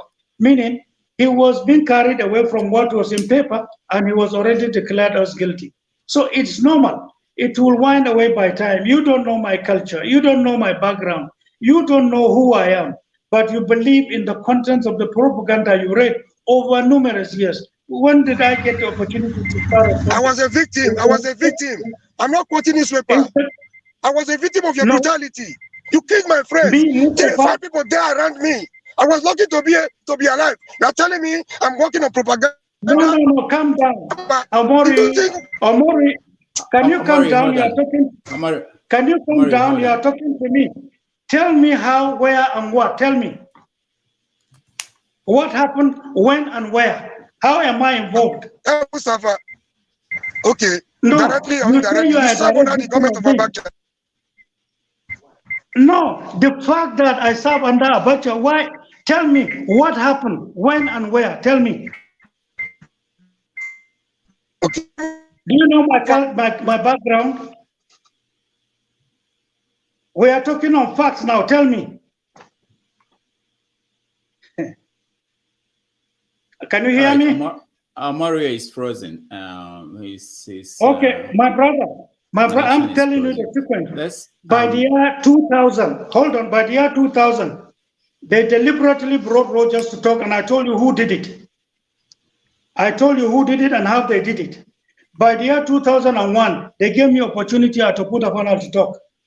By the year 2008, Rogers now, because of the contractual agreement that wasn't there, Rogers now opened up and exposed the prosecutors and those who were teaching them, including the present vice president, who taught him what to say to incriminate us. Mohammed Abdul Katako did the same. The records of the court of law is in public documents. People can go to collect it. And we have it. There is a copy in Court of Appeal. There is a copy in Supreme Court. We have copies. That's why I say I'm writing books. I have finished 2 volumes, remaining the 3rd one. And I'm waiting for Supreme Court to give their own judgment so that our younger ones can learn the truth. You know, we were tried in 2 courts. One is regular courts. Second is the propaganda on pages of newspapers every day. And I know how much they were spending. That's why they insist Mustapha had to be killed there so that these such things cannot come up. Up till now about 7 years, 8 years since I regained my freedom, we have not spoken on major issues, on what they have done to us. Yes, it's true, I have forgiven people. But whosoever is challenging me, give me specifics, not assumptions. Don't create stories against us because some certain big men have spent so much money in newspapers. So the issue of is cashing in on gullibility of people. No, you truly do not know me. We are the type that will call white, even at the wrong time to the wrong faces. I have done it before. I'm doing it now. That's my nature. I cannot change. And now the last question from Konal Adeni. My brother, you see, you have to start from somewhere. Today, if you are asked, the fundamental problem against Nigeria is the fact that Nigeria does not have money to operate. I am against the present presidential system. You look at it, I said this before, United Kingdom and United States are the close allies in life today. But then United Kingdom is operating parliamentary system. And United States, from their background and history, are operating presidential system. The democracy in Spain is different from that of United Kingdom. And France is different. And Germany is different. The moment you now become a copycat, you have brought a problem to your country as under the guise of democracy. Once you take away your history, you take away your social life, you take away your culture, and you bring in a system called democracy that will operate against these three. It can't stand. It cannot satisfy you, no matter how much money you have. We have done quite a lot of studies. In our team, there are political scientists of repute. We have seen what they do. We have seen what we are doing. Our problems as far as this current presidential system is concerned is from the point of view of 1977, after FESTA. Then the advisory team that came, who are interested in all in Nigeria's economy and taking what we have, and then they advised us to go for presidential system. And with all respect to our elders who went to now bring out the presidential system, and remove where the USA, you remove it and put Nigeria and bring it for us to copy. It's strange. Where is our culture? Where is our history? Where is our background embedded into it? So long that is missing, then you are operating a strange system and it will continue to react. And besides, presidential system, look at what I'm saying this way to know that I'm with you. Presidential system of America, looking at their history, looking at the Civil War, looking at when there were 13 states to when they became 52, 53.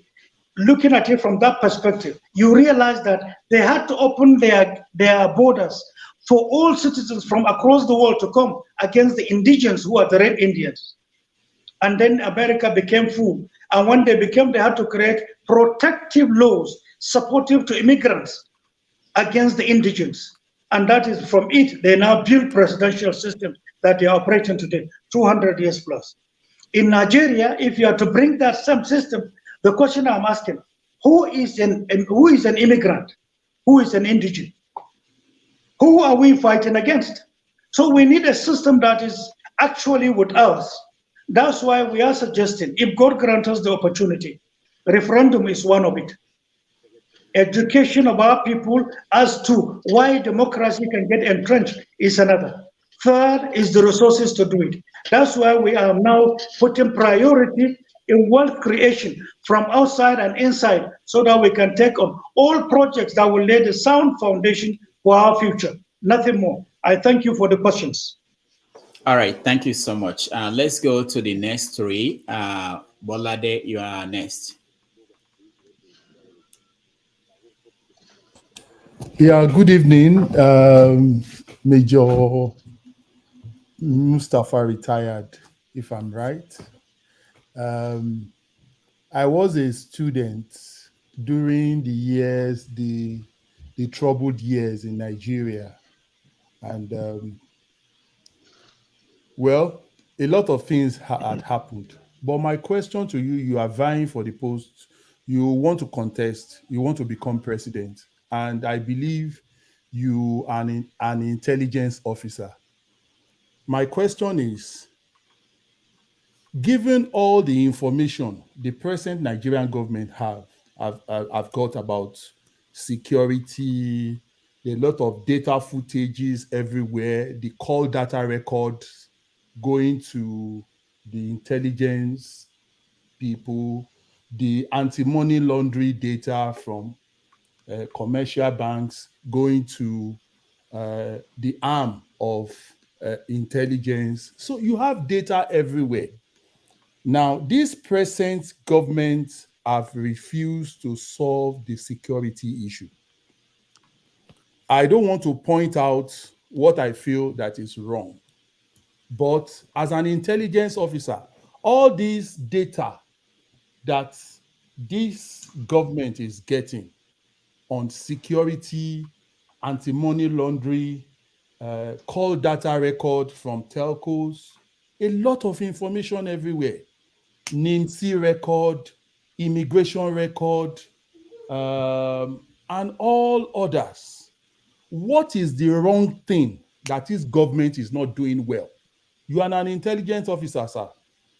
And that's why I'm taking you all up on this. What is the wrong thing the present government have refused to do to harness this data to prevent these security problems, the hijack, the kidnapping? That is my question. And if you become the president, what will you do?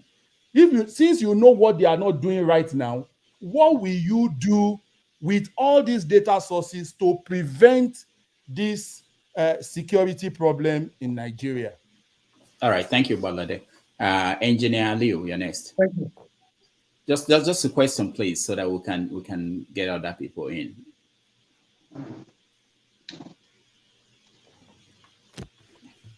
Aliu, you're next.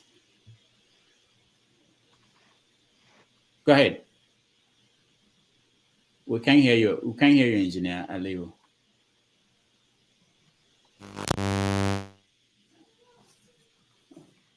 We still can't hear you. Can I come back to you? Fix what's going on. Okija, you're next. Good evening, Major Mustapha. And thank you. Good evening and whatever, and good morning or good day to everyone. I was a student at was a student in Nigeria when Abacha came in, and for benefit of those who are younger, were born later, who never experienced Abacha. Abacha was one of the worst person to ever rule Nigeria. He was so brutal, and before he, when he came in, and there was a demonstration everywhere, and then he gave that infamous speech, "Enough is enough." And after that, enough is enough. He unleashed mayhem on Nigerians. Students were killed. Pro-democratic activists were killed. So many people were on the run. And Major Mustapha was one of those behind Abacha. So let him not whitewash anything here. And we've watched him, give glowing tribute to Abacha, what Abacha did and stuff. Abacha stole money. It's undisputable. Abacha stole Nigerian money. And Major, Mustapha is here, giving us, like Abacha did this. So Major Mustapha, thank God you are not one of the, leading candidates. Because, so you are telling us that you will repeat Abacha, be brutal to Nigerians, steal our money, and just, that's what you are telling us that you will do. You have not apologized to your, even people even people who are in corridors of power, even maybe, they are not, in charge. There comes a time when you have to, own up to what, happened, what you contributed to us, say, apologize, I'm sorry for, being part of this. You've never apologized. What you want to rule Nigeria, because Nigeria is a stupid place whereby anybody can just, come in and just rule Nigeria. Right. So you are telling us that what you're going to do, be another Abacha on Nigerians. Because, a lot of us, we are still alive, people that who taste Abacha, and that we are still another Abacha in making. Thank you. Thank you. Okay, Engineer Liu, you're next. My brother, before he comes. Okay. Hello? Yeah, go ahead. I didn't hear a greater part of the questions he asked. Oh, you mean Okija? Oh, I don't think Okija had a question. Okija, did you ask a specific question? I asked him if he's going to be, he gave a glowing tribute to Abacha, how good Abacha was, and all the things he did.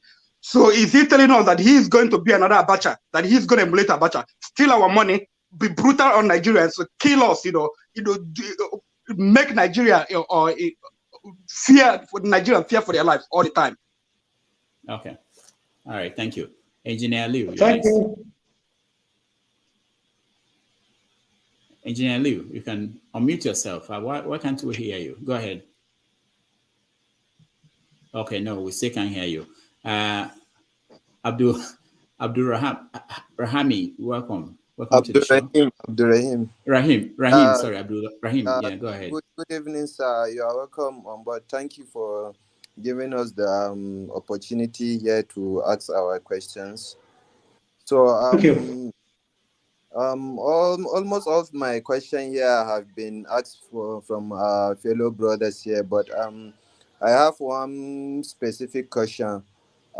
Please, if you become president, can you tell us how you'll tackle, how will you restore law and order, and most especially fighting against war against indiscipline? Because now people find committing crime have become part of them.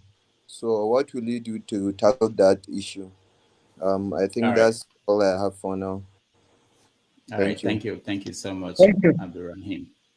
All 1, right, so there are 3 2, questions, so you can take them. Yeah. Yeah, first of all, the question of utilizing data in management of national security. I think in a nutshell, that's what my brother talked about. That so much is open to government, so much is given to them from immigration to security, and data from outside and the rest of it, and why are things the way they are, and what we can do if given the opportunity. First of all, our assessment of the present structure in Nigeria shows that the structures cannot cope up with the crime rate.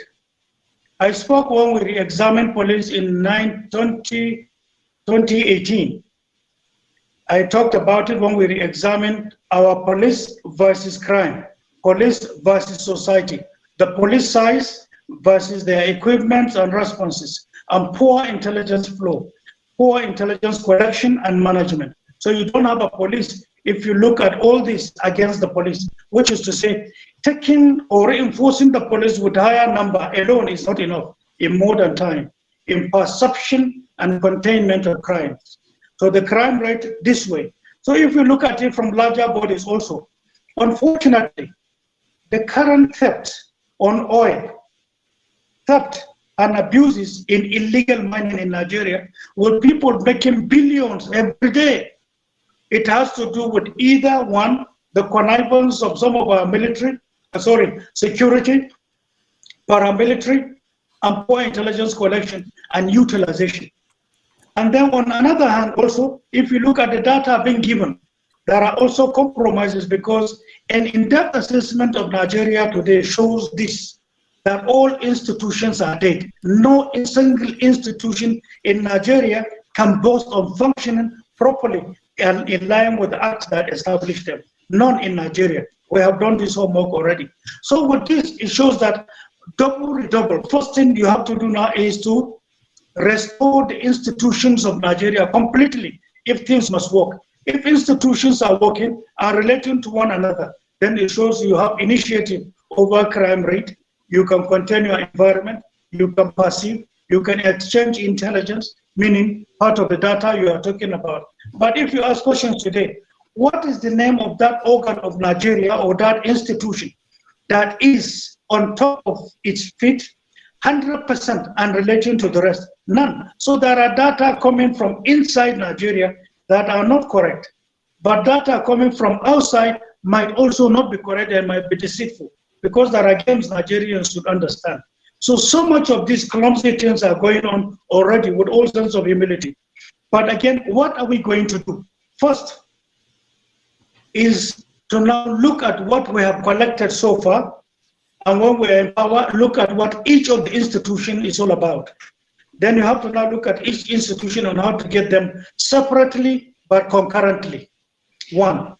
2, you have to now be seen to invest more in terms of modality. That's why earlier on I talked about establishment of National Electronic Intelligence Agency to be seen to be supportive to the roles of our security, passive and active security as it affects Nigeria.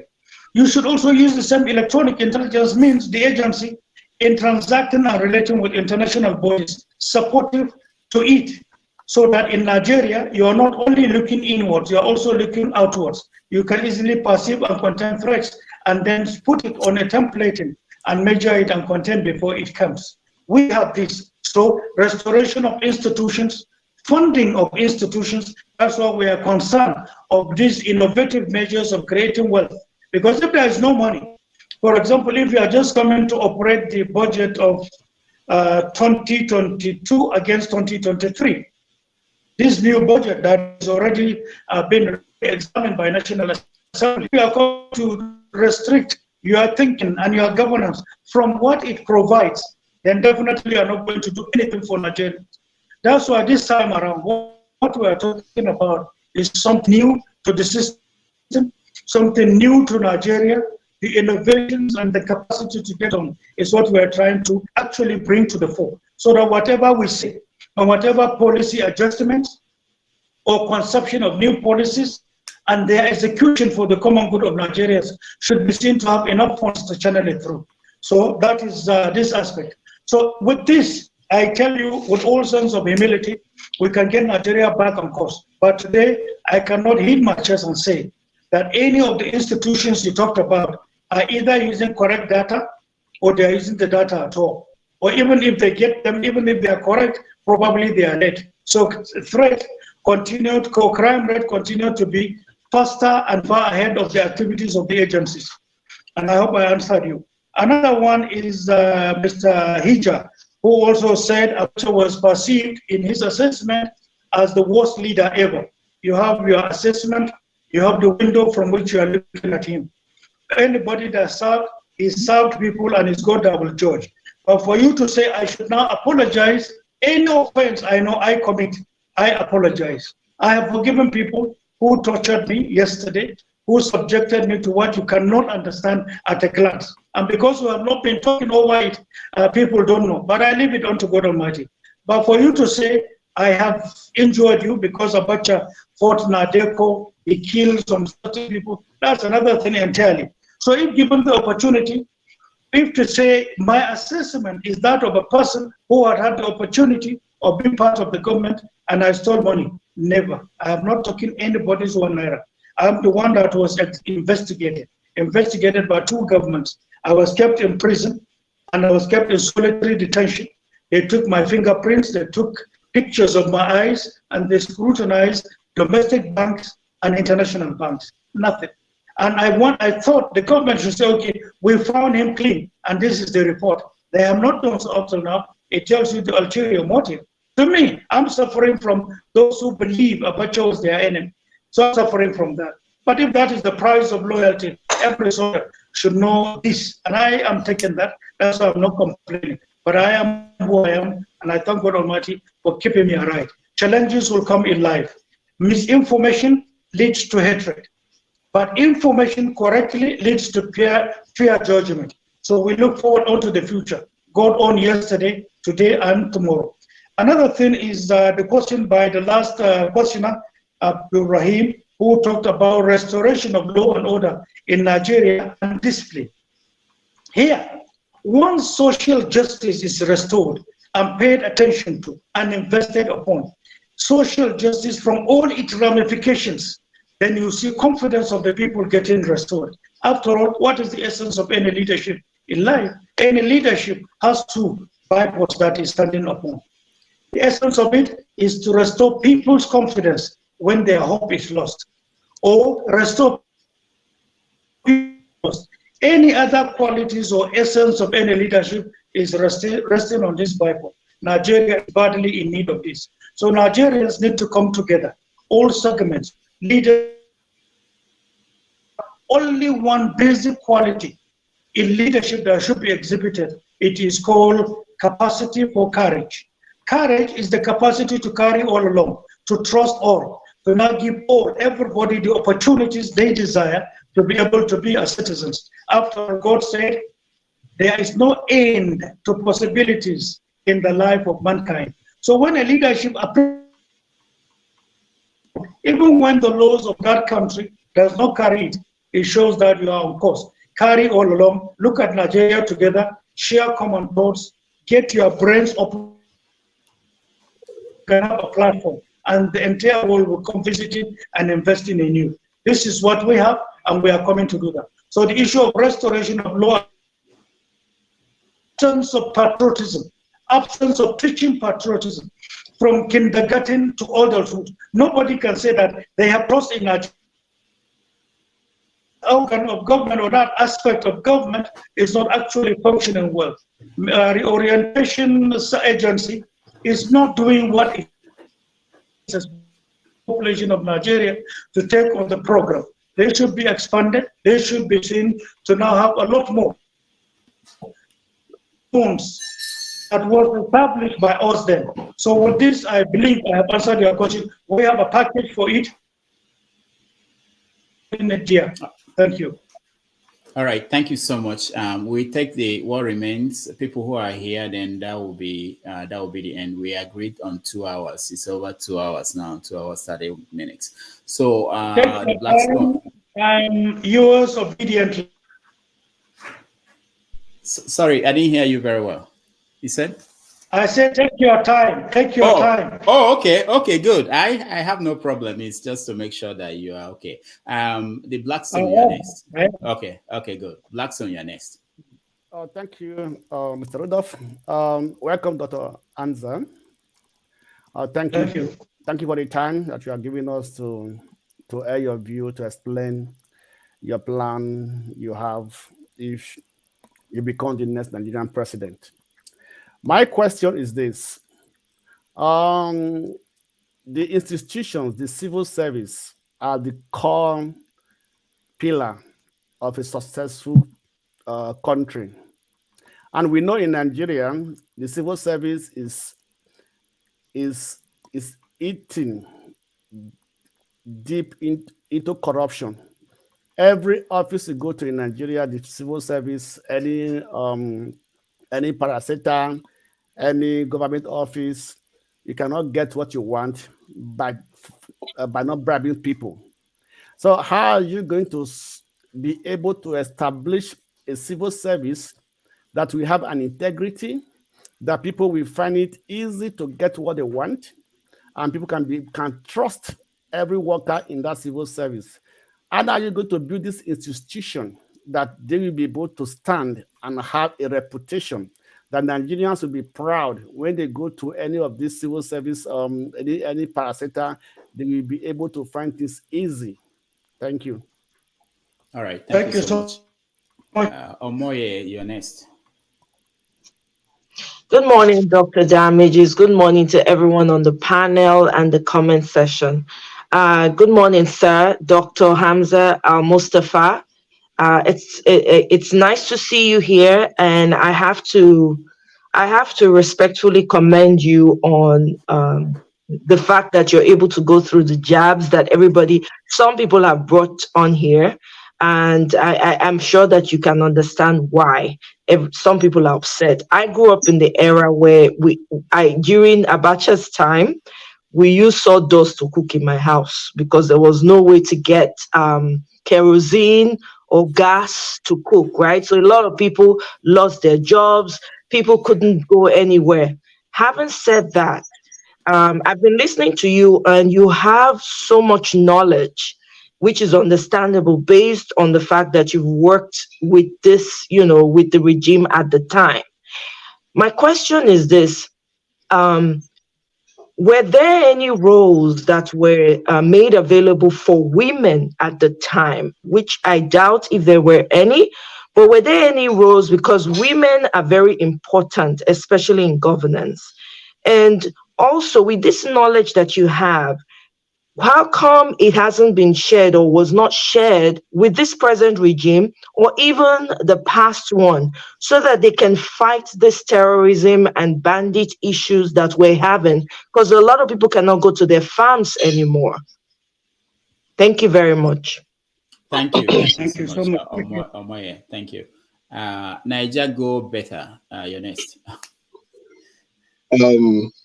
Good day, everyone, and good day, brilliant al-Mustapha. And if I may say, for people that doesn't know al-Mustapha very well, like people like me, I grew up knowing him, being a brilliant colonel then, if I'm correct. It wasn't a general, but anywhere al-Mustapha is mentioned as a colonel, a general would be shaking that al-Mustapha is about to take a decision. He's such a brilliant Major, not colonel. Major, okay, major, but whichever one, you are not a general then, if I recollect correctly. Now, my question is this: you've defended yourself very well. There's no question will ask you that you won't be able to provide us an answer.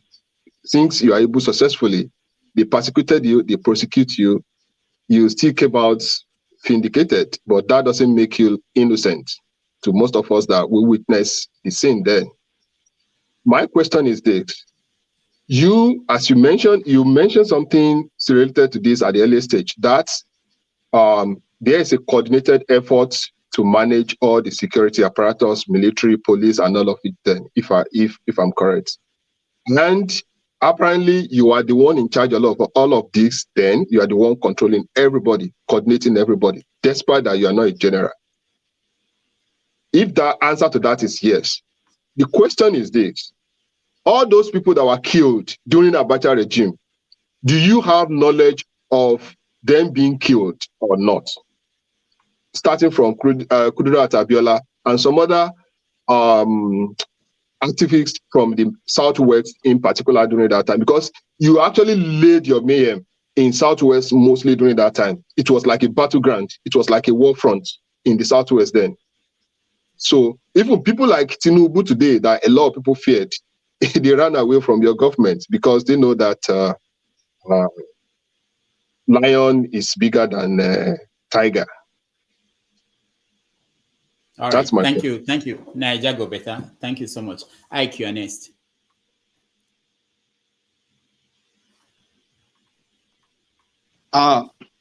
Good afternoon, my friend. Good afternoon, everybody that is in the panel this afternoon. Thank you, Dr. Hamza, for being here in the panel. My question, I want to ask you a question before I go to my proper question. Yes. Can I do that? Yes, please. Major Hamza, I want to ask you, when Abacha visited Mali, did you come to Mali with Abacha to Mali? No, I didn't. You were not with him in the Mali. You didn't come to Mali with him. We don't travel outside Nigeria together. Okay, thank you very much. I've been listening to you. I just finished service. I just joined in, but from the time I came in, I've been listening to your defenses, to every question thrown to you. I want to let you to understand that you were the point man in Abacha regime. You were major, like she said, in the Nigerian army there. But yes, you were feared all over Nigeria, including those who are generals in Nigerian army. You were the point man of the late General Sani Abacha. And every atrocities and every crime, heinous crime that was committed in his own time. According to the contents you were fed with in propaganda, nothing more. Okay, okay. Okay, I'm not saying that I know you because I'm not supposed to know you, and I'm not supposed to know. Even when the day I appeared, put a panel, people didn't know who was Mustapha. They were looking for the description given to me by Tel Magazine. A tall, giant, huge, careless, clumsy person. Okay, somebody spoke before. He said he wants you to tender apology. You know. See, if you know any offense you commit, definitely, if you know my type of person, I do tender apologies on behalf of people in settling families or communal issues. I've been crisscrossing Nigeria. All right, let's make sure. Ike, what's your question so that we can have kind of follow the structure, the other people who are waiting. So my question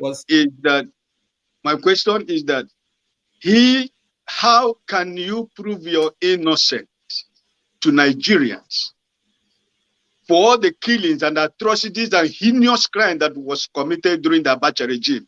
I said before, you were the point man of every Nigerian. The only person they know is Major Mustapha. We don't hear any other name, but only Major Mustapha. That's why I asked you, because I was living in Mali. That's why I asked you, did you come to Mali with Abacha? Because I know what transpired before he came and after he left. That's why I asked you, and you said no, and that is it. Okay, but can you tell us what transpired? Maybe that will help. One correction, doctor. We knew al-Mustapha and Rogers then, the sharpshooter guy. Okay. Ike, what happened in Mali? Maybe he will be able to answer that. If you have any question about what happened in Mali. What happened? Well, I want to tell you that I was a member of Nigerian community before Abacha came. And when we heard that Abacha is coming to Mali, we resisted his coming to Mali. We said that no Nigerian will go to the airport to receive General Sani Abacha. But because of the ambassador and the embassy staff, some of the Nigerian executive was cornered.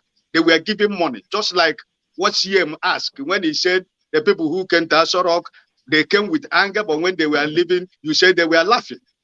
So the same thing transpired in Mali, which is a very small thing, Nigerian community. So if such a thing happened in Asorok, it happened in Mali. And some of us who resisted that visit, we were tortured in Mali by the Nigerian embassy. Most of us suffered the consequences of Abacha visit in Mali for so many months. All right, thank you. So, Dr. Mustapha, you can answer the questions. First of all, the first one, who talked about civil service in Nigeria? Of our civil service is very bad, horrifying, and disturbing. Has its way deeply rooted in there. Today, there are numerous reports, individual bodies that has to do with budget implementation in Nigeria. And then the issue of, and then at one hand, on the other hand, is execution of the budget in itself. There was also the allegations of the of senior staff, from directors to permanent secretaries across Nigeria. When you put, it is true you have a civil service, but it is now mandatory that the civil, first, one, the capacity to expand the office or offices of secretary to the government in terms of monitoring and enforcing, looking at every single ministry on its own. But on the other hand, it has gone beyond that. Minister to a ministry to work with civil servants who are there is not alone, is not enough. Schedules and goals targeted in every fiscal budget for every minister in our own arrangements. And then also to say that the activities of every civil servant in terms of delaying activities and files in every ministry, that has to be reviewed, because that's why servants on National Assembly civil servants and the executive arm proper inside the presidency in itself, contractors of any kind should be seen to be monitored. That is why now in Nigeria, in the same way I talked about the creation of intelligence agency, you also should create economic monitoring Nigeria. The essence for it is to work with the National Electronic Intelligence Agency to monitor, review, the performance of budget. I agree with you totally. What is in our civil service will require total overhaul. There is another thing that has to do with corruption and then with the roles played or within the act of EF that affects the civil service of Nigeria. That we are holding on to. If God Almighty gives us the opportunity where EFCC and ICPC should be seen to now become components economic body that I talked about. And then the question of women, that's another question, the question of women, whether in Abacha government there were roles women were made to play. It's true, there was a Ministry for Women Affairs, there were numerous activities done by women, including the activities that took them to Beijing, where Nigeria women represented Nigeria in bringing so many on the issue of the 35% affirmative action. Nigeria participated actively from the roles of women. Women, rural activities, urban activities, activities for women as it affects now the contents of Section 28 in our Constitution speaks. So women played a lot of role. But to us, we have a very large package for women. Not only reviewing what I talked about before for women, but also we have a lot more for our women in Nigeria in creating opportunities. Let me give you tiny little for you to understand.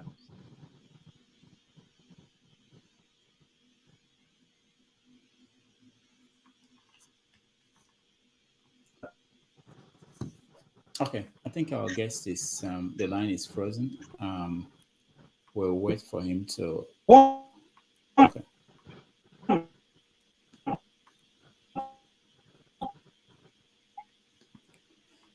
All right. Dr. Damage, somebody had a question about Ken Saro-Wiwa from the comments. Okay, we will pass it across, but let's try to get him back on. What I will do is, because the studio is full. Let me get... I'm rushing. Okay. So we have a lot of package for women. And then lastly is the man that talked about me being in charge. Say, yes, I was a major. The last question, the last two questions were almost similar. So I'll give one unique answer. The one from Mali, and then the one who talked about the CSO, like was the one as CSO controlling everybody. No, you got it wrong. I refuse to compromise. If I, Hamza al-Mustapha, had compromised in 1994, their plan was Abacha was not to last 3 months. I'm saying this to you. This is the second time I'm talking this. I will never take oath and betrayed. I have not done so. I will never ever do so. It is better for me to be abused an oath. I have not done so and I will not do so. So for those abusing me, whether I was. But remember, CSO is still CSO. There was NSA, and CSO was not the NSA of Nigeria. There were service chiefs, there were IG of police, SSS, NIA, everybody was there. There was Ministry of Defense. I wasn't the one, they were not under me. How come every single thing in the government was only Mustapha? And let me tell you my offense. My offense is refusal to compromise the safety of the president, his family, seat of government, and the oath of office I took. That is an offense so many people hold on to me. They never wanted a budget to last a week. A soldier is primarily on oath. Loyalty to your country is exhibited from what you serve to the commander-in-chief. And I refuse anything to touch him. The last one who said they were tortured when General Abacha went to Mali. I don't go outside of Nigeria with General Abacha. You can check it. I only went outside to him when he was, I think, Chief of Defense Staff. I was opportune to have gone to Korea, where their national housing scheme became an idea in me that gave me the opportunity of creating PTF. And I created PTF for the general public, PTF for the armed forces. It's my journey with him to Korea in their national housing scheme that gave me the idea to create that one. That was 1987. But once he was president, I never traveled outside with him, and I have never done so. You can check. But if you are brutalized in Mali, then only God knows who and who managed what. And that has nothing to do with Mustafa. But for you to be brutalized, I'm a Nigerian, I'm a human being, I'm a family. All I can say to you is very sorry for whosoever did that to you. But check back, look for the ambassador, look for his staff. Were they in touch with Mustafa? Is that my responsibility? Certainly no. Magazines, because I refused to cooperate, began to abuse me. It also 1994, when Concord at that time came up with a front page and it said Abacha.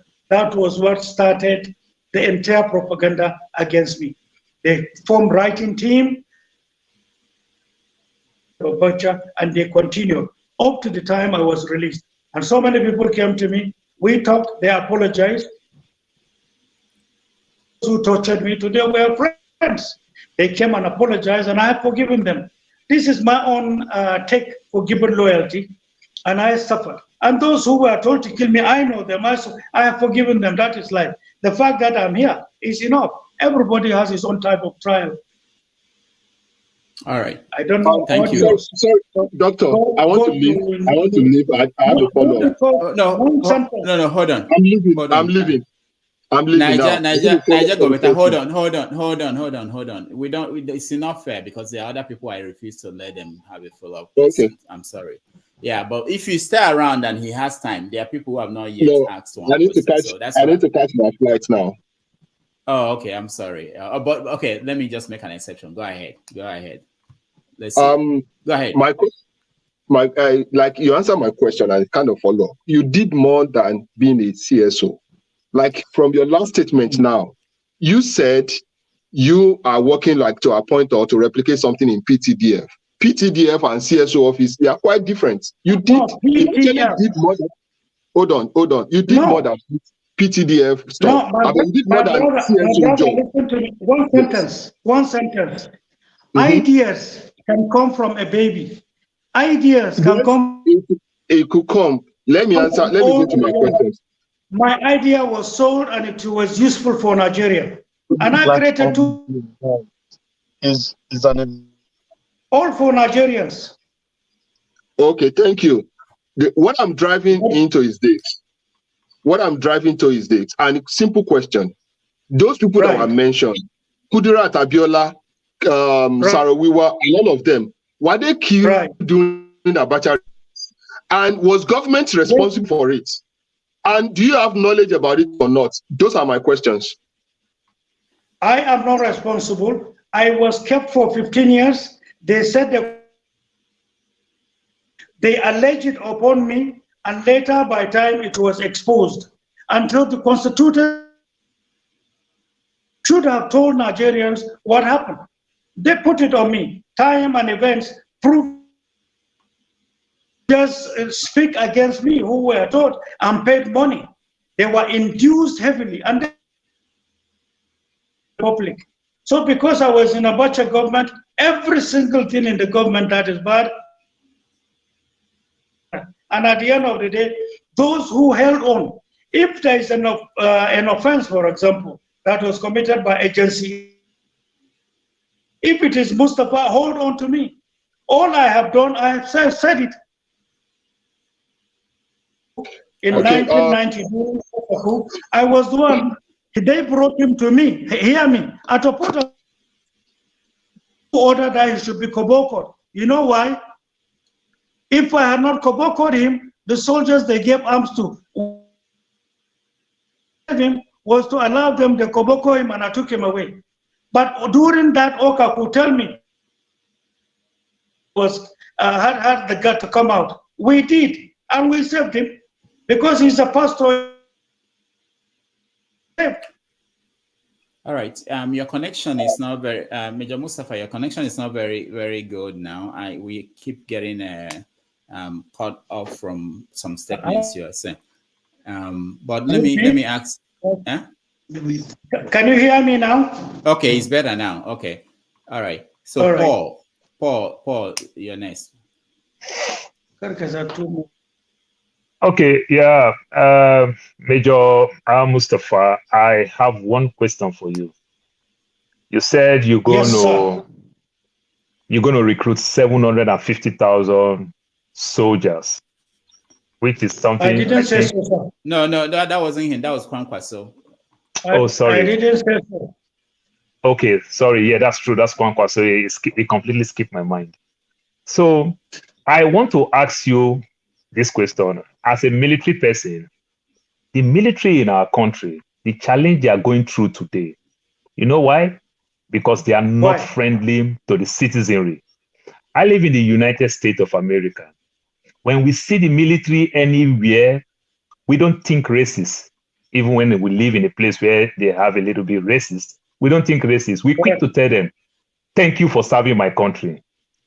If an army general is driving on the street, if a policeman pull him over, I'm telling you, he's going to get panic like an ordinary man like me going to get panic. What happened? Is my tail light off? Am I overspeeding? Did I drink? You start asking yourself questions and the policeman will walk up to you because they respect law and order. They understand very well. But in Nigeria, the reverse is the case. We fear the military because the military make themselves like a wolf to us.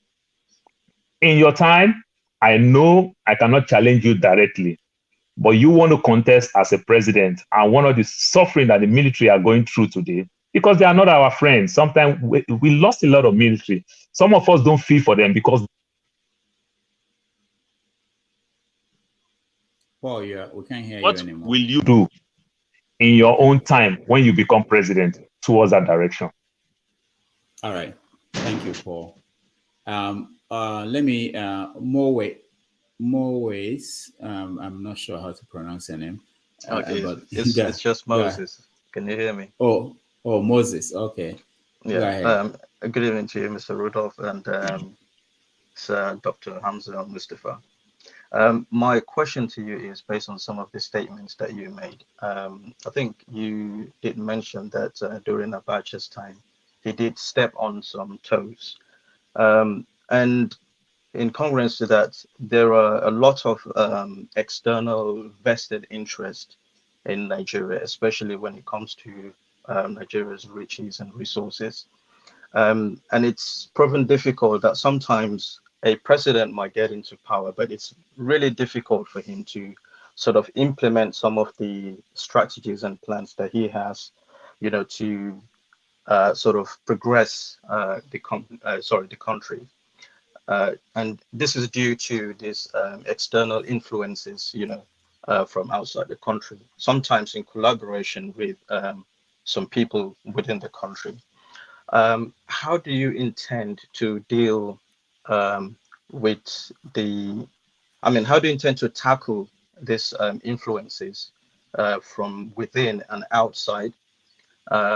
We've obviously seen the consequences of some presidents who have tried to do that. So how do you intend to challenge all those, without jeopardizing the well-being of Nigeria and the whole economy? That's my question. Thank you. I thank you so much. Thank you. All right, one more before we consider those that have had the chance to ask a question. MIE, go ahead. Go ahead. MIE, can you hear me? Hello. Yeah, go ahead. You can hear me now, okay. Good day, everyone. It's evening here from UK. Good evening, Dr. Mustapha. My question will be straightforward. There's no point for me going back to what people have already said regarding your past administration and stuff. I'll quickly ask this question, okay? If you become the next Nigerian president, will you be willing to probe this President administration, Buhari's administration, especially the oil thefts that we recently have discovered? And will you be able to Hello? probe My brother, I all along we were not hearing anything. I just began to hear your voice. Hello. Okay. So am I repeat? Yeah, repeat your question. Okay. I said there's no points for me going back to what has already been asked. I mean, talking about your past administration, because obviously you are skilled enough to defend yourself and speak eloquently regarding that. So let's move forward now regarding what you are planning for. If you become the next president, 2023, will you be willing and ready to probe this past administration, of which we have discovered that the level of corruption that we've seen in Nigeria has never been seen before under this present administration, especially regarding the oil thefts that's recently been discovered and the corrupt past leaders that have stolen us dry in the country, irrespective of whatever position they've occupied, not necessarily the head of state or the president. They might be head of parastatal, they might be, whatever capacity at all they've been in position of leadership. And again, will you be able to hold people responsible for funding the terrorism activities that so crippled the Nigerian economy today? Thank you. All right. Thank you, my so brother. much. Appreciate it. Okay, so let me play this video of I want to connect it to a question on the comments. Let's hear this. 7 years plus since I came out of my prison, we have been undergoing researches in and outside Nigeria, and our findings are extremely disturbing. So what any committed Nigerian should do right now is to understand the enormity of the problems confronting Nigeria. All right. I'm connecting it to questions I see on the comment section. There have been several questions about what you are finding. So in several interviews, you talk about, let's talk about the findings. You did this research, you found this and found this. So people want to know, have you tried to pass across to the government, the present government, some of these findings? Like you said somewhere that you can deal with the issue of insecurity in 6 months. Have you tried to pass it across to the people who are running the country now, and what did they do? So you can then take the questions. This is the last question, right? Yes. Okay. So can I start responding? Yeah. I mean the last. So we are ending the interview on this. Yeah, sure. The last clip and the question you ask is the last, right? Yeah. Okay. Let me see. Just for the sake of one more, let me get one more person. I just want to hear Omoire. Yeah. Okay. Follow up. Go ahead, because we are ending it here. Yeah. Thank you. I had network issues. I think he was asking me some questions. He needed some clarifications. And again, I just want to take him quickly back to if he's going to debunk this one again. Roger said the same way al-Mustapha is deceiving all of us and lying to us was the same way they were lied to. They were being brainwashed to believe that they were fighting for Nigeria. They were fighting enemies of Nigeria. People wanted to invade Nigeria, whereas they were doing it for their selfish interest and personal aggrandizement to protect his benefit from his oga and protect the looted empire of Abacha. Those boys, those intelligence officers were made to understand that people were trying to invade Nigeria, that they were fighting the enemies of Nigeria, whereas they were killing innocent people, sending intelligence officers to kill innocent people for their selfish interest and personal aggrandizement. Are you going to deny that too, Mustafa? All right, thank you, Omori. Kene, that's the final one. Kene, go ahead. Yes, sir. Following up with his response to my question, Dr. Hamza made it to understand that those fighting his former boss were just ganging up against Abacha or against him. So he never, for once, admitted that Abacha did the wrong thing, or he himself did the wrong thing. I was in school then, and the likes of us who jubilated the day that Sani Abacha was killed. And I want to know, if everybody is lying against Abacha, is a United States Department of Justice, in collaboration with FBI, also lying against Abacha? I want to read out something from the U.S. Department of Justice here. And it says, and this is about Abacha's loot. It says, In this case, we brought under the Kleptocracy Asset Recovery Initiative by a team of dedicated prosecutors in the Criminal Division's Money Laundering and Asset Recovery Section, working in partnership with the FBI. Through the Kleptocracy the Asset Recovery Initiative, the Department of Justice and Federal Law Enforcement Agency seek to safeguard the U.S. financial system from criminal money laundering and to recover the proceeds of foreign official corruption. This is about Abacha. And under this recovery initiative, 30, hold on, let me not go there. Abdulsalam Abubakar received $750 million. Olusegun Obasanjo received $2 billion. Goodluck Jonathan received $227 million. Buhari, the present government now, received $630 million. These are all recovery of Abacha's loot. So are these people also lying against Abacha, since Abacha is a saint? This is my... Okay, no. This is the final. We have to go. Kenny, we have to go. All right, thank you, Kenny. Yeah. All right, no, we are done. Sorry, I'm sorry. Go ahead, Mustapha. Hold on. Yeah, the last question. Yeah, okay, we are done. Can you hear? Why can't you hear me? I didn't hear the last question at all. Okay. Just But did you hear what I read out from the U.S. Department of Justice, where they No, I haven't. Okay, let me repeat it. Thank you.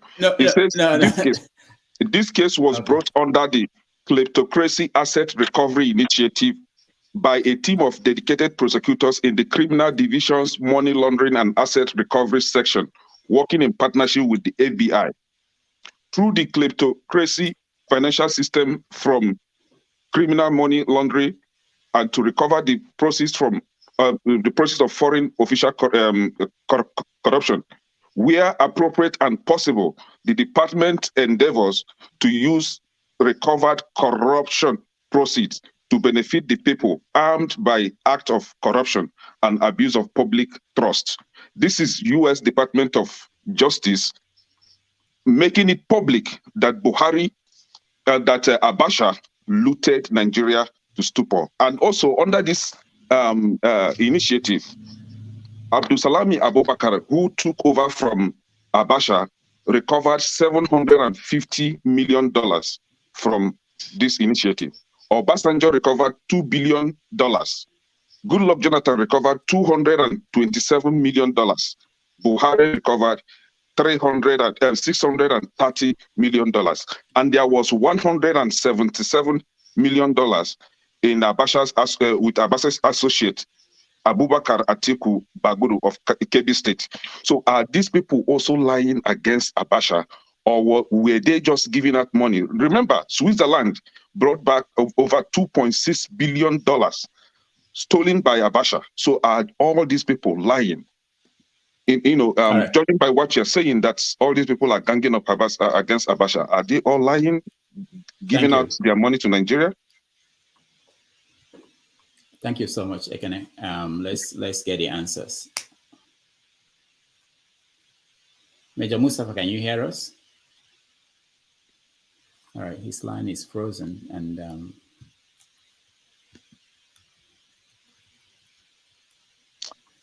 this question is very important. I don't know why the network is always glitch when I ask this question, because I don't know if all these people are lying against Abacha. Somebody should admit that he was. Ask the question. What is the question, my brother? Okay, the question is, are all these people lying? Is U.S. Department of Justice in collaboration with FBI? And remember, there was the U.S. had a trilateral agreement with other countries to repatriate all the money stolen by by Abacha. During this recovery initiative, like I said, I'm still repeating it, Abdulsalami recovered $750 million. Olusegun Obasanjo recovered $2 billion. Goodluck Jonathan recovered $227 million. Buhari recovered $630 million. And there was $177 million in Abacha, with Abacha's associate, Abubakar Atiku Bagudu of Kebbi State. So are all these people lying against Abacha? Are they just ganging up against Abacha when this is public? All right. No, question noted. Okay, so let's take the answers. All right. I think we started with the conduct of the military. To me, it is a fact that our military requires orientation or reorientation on how to relate with the civil society. And I think that has already started. Army, Navy, Air Force today have branches that has to do with interaction and services being rendered to the community. Today's service chiefs are enforcing that. A policy, I think that was conceived some few years, I don't know who started it, but in our own, we are going to expand it. We are going to expand it in numerous ways. Here, the primary assignment of our armed forces, which has to do with our territorial integrity, is going to be re-examined. And then there will be new doctrine for Army, Navy, Air Force in terms of their operational conduct on one hand, and on the other, in terms of the primary and secondary roles as it dovetails into internal security as they work with the police. We have another plan.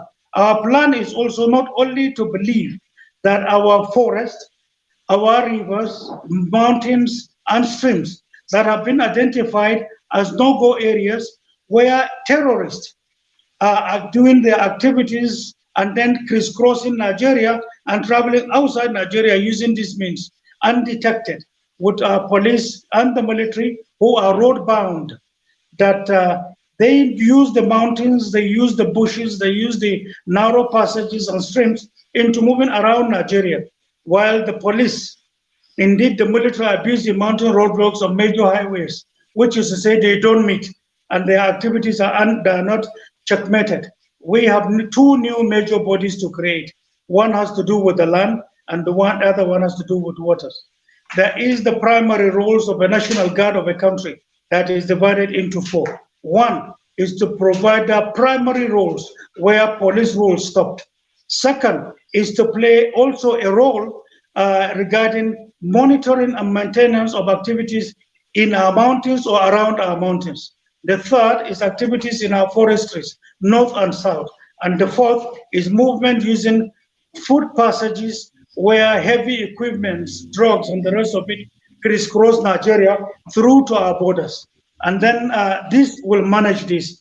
Then into our shallow waters, the need has come for Nigeria's coastal guard to be secured, complementing the Navy because of the enormous resources of Nigeria, from our oil into some other resources like gas and the activities of theft that were reported. So this, we believe, will get Nigeria secured, additional to the military, to the police. These two will come in, and additional to also some certain paramilitary. There are one or two paramilitary bodies Nigeria has created that we consider as a waste. We may have them to be dissolved into these two so that they will be cost effective, but will expand the scope of training. Now, that has to do with the question of military reorientation. So we have a larger package into how we shall see our modern military by the grace of God Almighty when we come. We will launch the doctrine that will guide their conduct in operation and in peacetime. Now, the next question is the exhibition of or activities of what is regarded as hostile intelligence bodies or hostile foreign bodies against Nigeria's economy, internal security, and well-being. When we come, God willing, we have a larger plan to contain it. Education, mobilization of all organs of government, tiers of government, and all other major branches, particularly civil service and security. So much is going on because if any leader believes he loves Nigeria more and he takes it head on, some of the abuses being meted to Abacha, actually he may have worse than that. So there is a way to carry the country along, to carry all organs along, where Abacha's failure in governance were exhibited and known, that can now be corrected. So up until you know there are heavy investments in your oil, in your gas, in solid mineral resources, and in activities, even in fertilizer dirty politics alone in destroying Nigeria, definitely the moment you hold that, these international bodies, international oil companies, some governments abroad will actually come into your country and fight you. No wonder today you see a lot of them with investments, one in print media and some selected radios here and there. You see that they have shares in proxy, all to protect their investment in Nigeria, which does not follow the law. So as far as Nigeria is concerned today, there is, to me, no law that is governing what we do. For example, NNPC today. If you ask the NNPC to now talk to you about the openings in terms of oil theft, what Nigeria produces every day outside OPEC quota, what we even do with OPEC quota to the society, you will be ashamed of the answers you will get. And they don't have answers to this. So today you have institutions that are just, they are not functioning and at the expense of the common good welfare and security of Nigeria. So we have a bigger package to involve the entire country. That's why we have a package where if we come, there will be something called National Youth Assembly. It will be elective and it will be rotatory.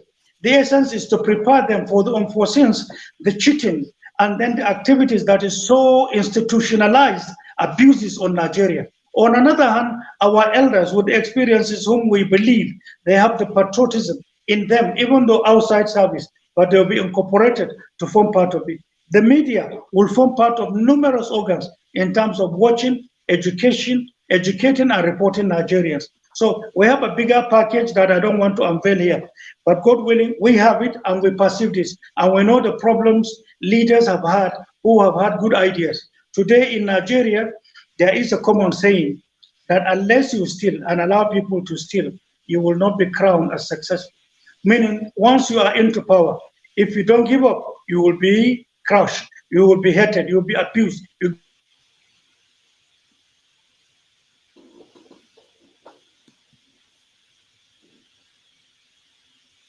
All right. Once again, I think his line is frozen. We will hope he will come back and finish his thoughts and the questions that were asked. And after that, we are going to have an opportunity to, when he leaves us, we're going to have an opportunity to review what happened today. From our side, we have a package for it. It dwells on security. And of course, of what I said, how we are going to expand the security in terms of making Nigeria fully secured in regarding our internal security. The idea is also whether from all we have known, we have passed all we have known to government. We did much more than you can understand in writing, in communicating verbally, and in making submissions to assist the government of the day. But remember, you have to know the environment, you have to know the system. Whether it gets the president today, I don't know. But I know we have done quite a lot and we have been very helpful. God is our witness, and the committees of patriots, North and South, with whom we have been conducting these researches. On most cases, with our personal effort, we contribute and move to countries. We have gotten data that money cannot buy. But friendship and patriotism has driven us, and we have gotten the much we have. And we have gotten to know ministry by ministry the abuses, in-depth corruption, and duplication of departments in and outside major ministries, mainly to be able to now budget for more money going to individuals' pockets. We have all identified this. And then there is also this question you made to say concerning Rogers. Let me tell you, what you had Rogers said at the Puta panel, that particular tape that was aired all against us, was to justify that even when we are killed, people will hate us. The same Rogers said, and I quote, he said, these people who taught us what to say, they were the ones who said and named that statement that they asked us to copy, with which to incriminate al-Mustapha, they name it Daily Bible, meaning they read it every day for them to crime it. Because they said, when you go to court, you will be asked to repeat the same thing. So it became a daily Bible, and it is in black and white, recorded by judges of Lagos State High Court.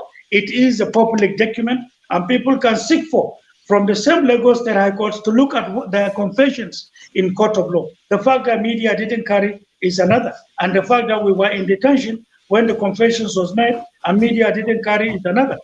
Government was against us, and anybody who stood up to now speak what court said, they were clamped upon. People were locked up because they spoke the truth. So many. And there are people today who are in notable political places who have done. At one particular time, Femi Fanikayo, when he had all this, he came out and spoke. But there were reactions against him. If he was that bold enough and blunt to have spoken what he saw, and bluntly he said it. I know the repercussion that came to him after he said so. So many people steered away and left us with that. And the fact that you didn't know, and you know, there is something, it's not an insult, or take it this way. Ignorance is power if you do not know. But if you know, it would have been a different thing entirely. And to the next question, the justifications you brought from U.S. Department, and then the recovery by Abdul Salam, by Obasanjo, by Jonathan, by President Buhari against General Abacha. All I have spoken is on the issue I, Mustapha, know. The issues they did, the investigations these people you said have done and recovered is another thing entirely I don't know. Remember, I told you earlier, my fingerprints were taken, my eyes were taken. Whosoever is mentioned, the Atiku you talked about, the governor of Kebbi State, I don't know, nobody approached me.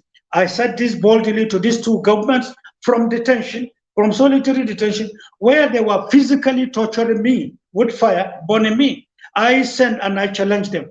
And that's why they brought a foreign body from the same US that took my fingerprints and my eyes. And I said, wherever you see me outside my normal account where Army used to pay my salary to, anything you see, then it amounts to stealing. I accept that.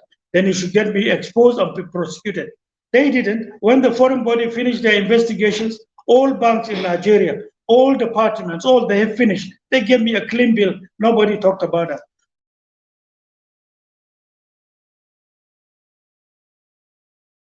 All right, I think on this note, we've come to the end of this wonderful conversation. We want to thank al-Mustapha for joining us and giving us the time. We appreciate this. We value this time. We know it's more than 2 hours, more than the time you initially booked you for. Thank you so much. All right, I think it's frozen again. Want to thank everybody that joined us in the studio, those who made comments. We really appreciate all your contribution. It's unfortunate that this conversation could go on for a long time. There are so many questions we couldn't get to, but we will continue the conversation in a moment while we let our guests leave. We continue the conversation and maybe look at some of the answers he gave to some of the questions that were asked and see what we think about them. So I plead with you to stand by. We will be right back in a minute.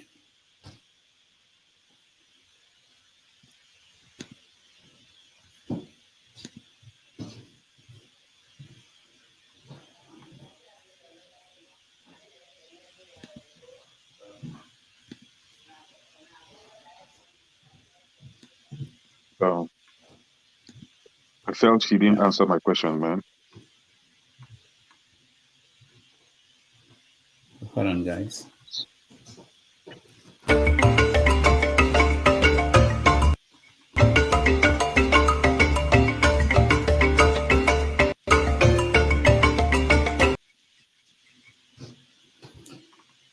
All right.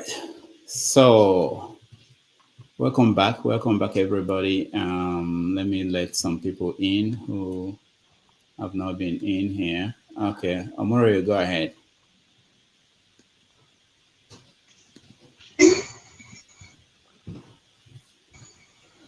Amore, go ahead. I could see on the comment section, somebody was trying to, thank you, doctor, for giving me opportunity. Some persons wanted me to make clarification on how I was a victim of their brutality. In an attempt to, to protest for the actualization of our mandate, the June 12 mandate, we went out on the first day then I was on campus. I think my first year or second year in the university. The first day, we could cope because we already trained on how to cope with tear gas. We were used to that because it was becoming a routine for us. So the second day, we set out to continue from where we started the previous day. We didn't know they sent a detachment of their criminal killers from the north. They ambushed us. We lost over 40 students in one day. I lost four students, two on my right side and two on my left side. I only escaped there by the whiskers. He's coming here, this criminal is coming here to lie to everybody. The same way he wanted to deceive everybody in the open panic. People are in the comment section clapping for him. It's only in Nigeria you see a bunch of criminals who are supposed to be in jail, are supposed to face capital punishment, coming to the right to be our leaders. And the oppressors are busy clapping for the oppressors. We have a long way to go in Nigeria. Thank you, Doctor. Thank you so much. Yeah, Kenneth, go ahead. So I felt he just dodged my question. He refused to answer my question directly. But this is it, right? I was in secondary school then. Actually, we are finishing up with our SSCE then when Abacha died. But during Abacha's regime, Hamza, Major Hamza al-Mustapha, right, was as popular as Abacha. And what made him popular was because he was a hitman for Abacha. I remember one Major, Oladipo Dia.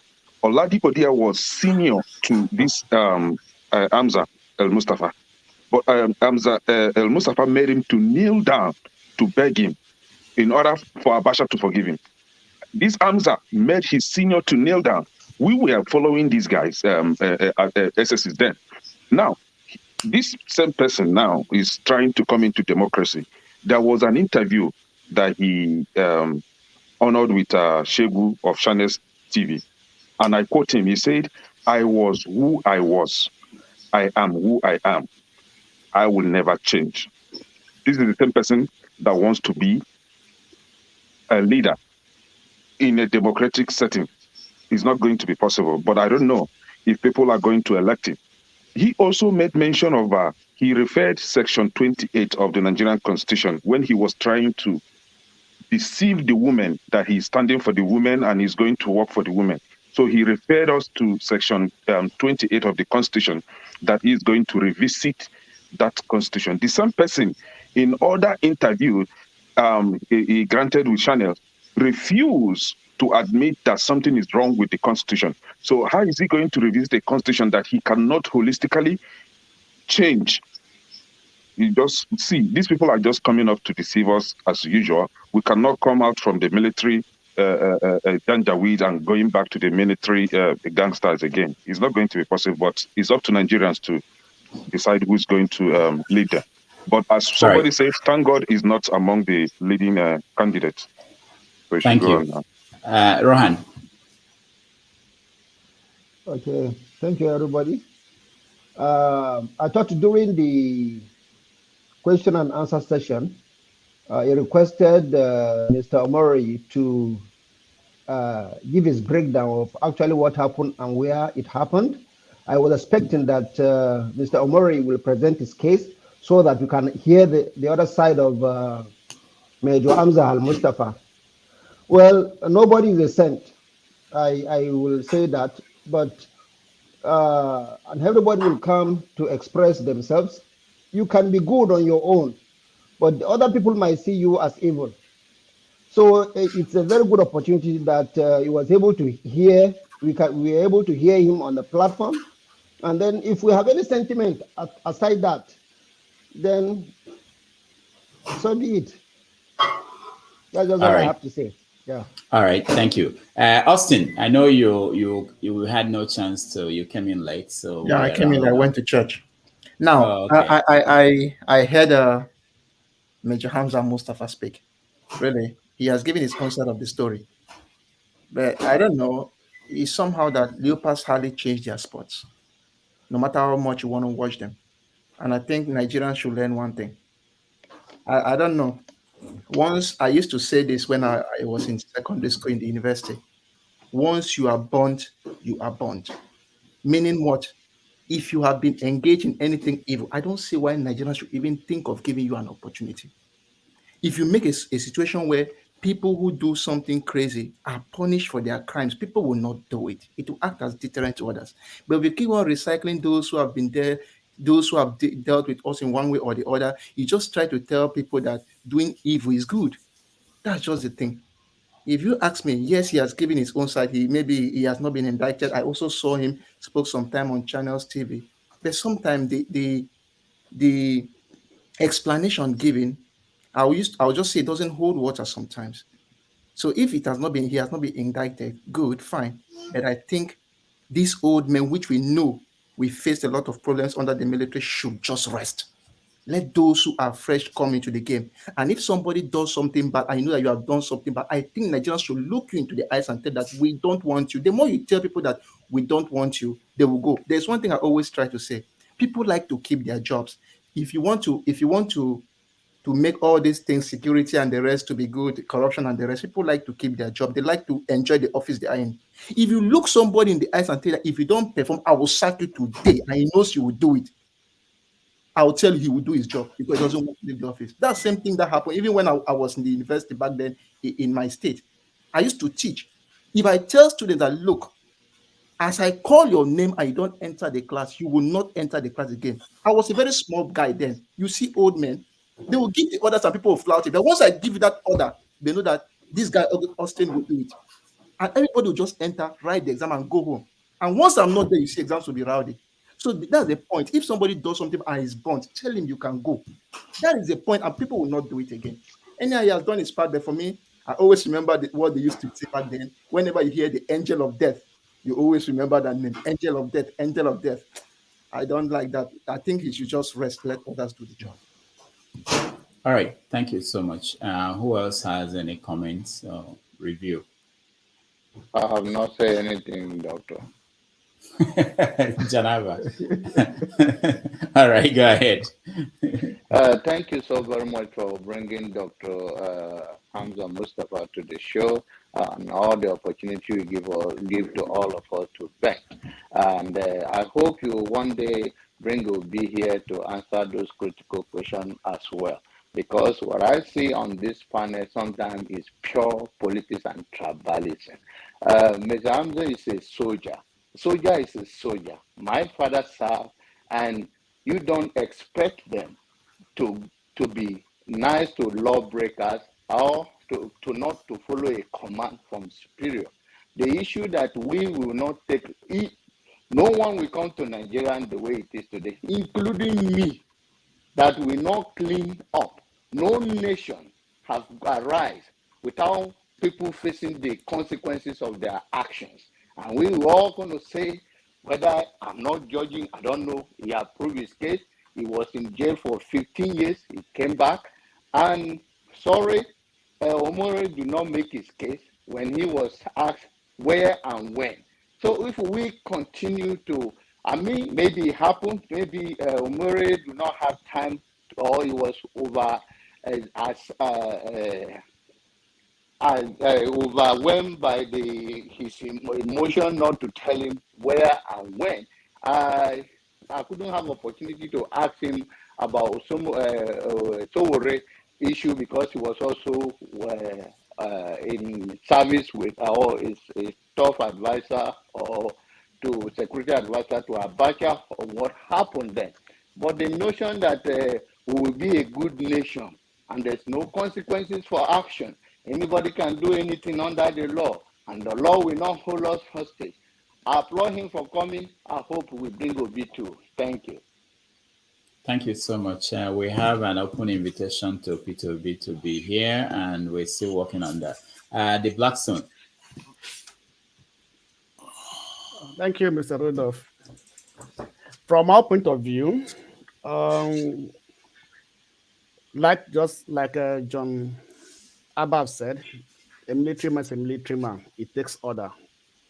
And then when it takes order from his superior, there's nothing he can do, right? Also, I also referred to Omori. No, you talk about June 12, right? June 12 wasn't Abiola now. June 12 was IBB, right? So if you talk about June 12 from your comment here, you said about June 12. So June 12 wasn't Abiola. When they finally kill Abiola, there was protest for restoration of G12. There was another round of protest when Abiola died. Let me finish. I want to ask that question, but we all forgot that the day Abiola died, there were U.S. entourage who were visiting him. In their presence, Abiola died. Have anybody come out to that investigation? What happened? Go and read it. I just searched it. The American. Do you want me to answer you? You want me to answer you? I'm not asking you the question. What I said that is the word is that on the day Abiola died, Rice was there, American ambassador was there visiting him, and in his presence, in their presence, Abiola died. So if that happened in America, will that country have peace? Imagine. Would America go after that country and destroy their government, destroy that country? But nobody ever talk about it. You understand me? So it was a conspiracy. It was a conspiracy. It wasn't a conspiracy. When Abacha died, they came together to say they wanted to balance the equation by eliminating Abiola. That was what they did. We never have any evidence. Don't talk over anybody. Let him finish. Amaruji, just check it. Even Rice wrote that in her meme, in her biography, even wrote it that in their presence they started coughing, and the thought was just something like that, and it increases, and he fell and died. That's what Rice wrote. Check internet. It's not a conspiracy. They were there. You understand me? All right. Right? All right. What's the difference? What's the difference? I said it's a conspiracy to kill Abiola. The American delegates. It was a conspiracy between Nigeria and the American collaborators. Okay, they're telling me this wasn't a conspiracy. Can you use another word for me, please? Excuse me. Another point, grammar. Excuse me. I just asked a question. If a Nigerian delegate went to visit an American citizen jail and they are afraid that person died, will America take it easy with that person, with that country? So let's be frank with ourselves now. So when we are holding settlement, let's also look at our settlement somehow. Let's also review it. Let's also question ourselves. You understand me? Mr. Kenen, the story you read about Abiola loot, when does cryptocurrency start? Abacha loot. No, it is not cryptocurrency. What did you say? It's that kleptocracy. Kleptocracy is an initiative, instituted by U.S. Department of Justice in collaboration with ABI to track every corrupt leader in every or any nation in order to bring back that looted money back to the citizens. Now, I understand that, right? I have something to say about what my big brother John Abba said, right? Let me finish. People like us. Let me finish, please. Let me finish. Okay. Let me finish, right? Sorry, let me finish. So, from our assessment, I think he has a good knowledge of Nigeria, the issue of Nigeria. He has a good knowledge of it. He has a good plan, right?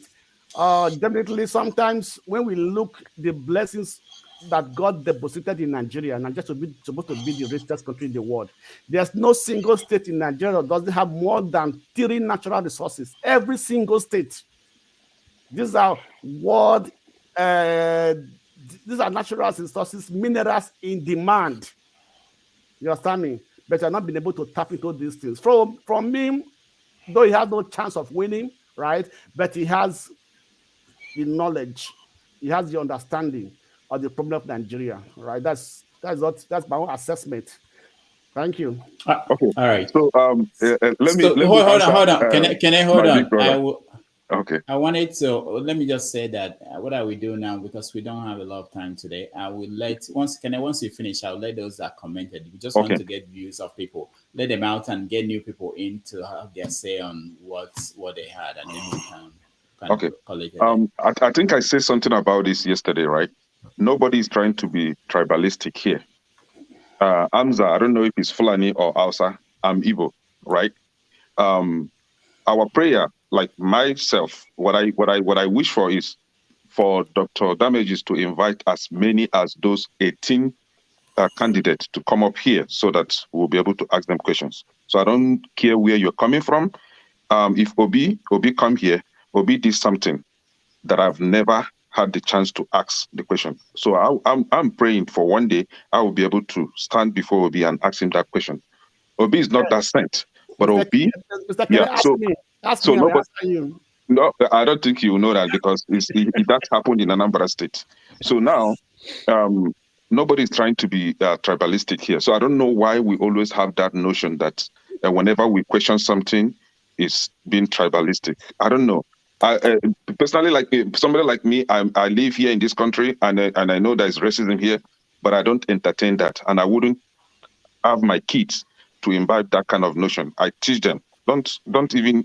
I try to change their, not to allow them to start imbibing that idea of tribalism. Or if you did something to me, and I notice that you are trying to be tribalistic or racist, I will challenge you immediately. I don't even let it slide for a second. Now, Mr. Blackstone, right? I've forgotten you are creating too many enemies at the same time. You never no, it's not about creating enemy. Like what Omori asked him, right? That is what Omori feel like asking him. I shouldn't come and ask Omori why or debunk what Omori asked or try to talk you have on him. not finished what you say about me. You are telling to try me that you are not tribalistic.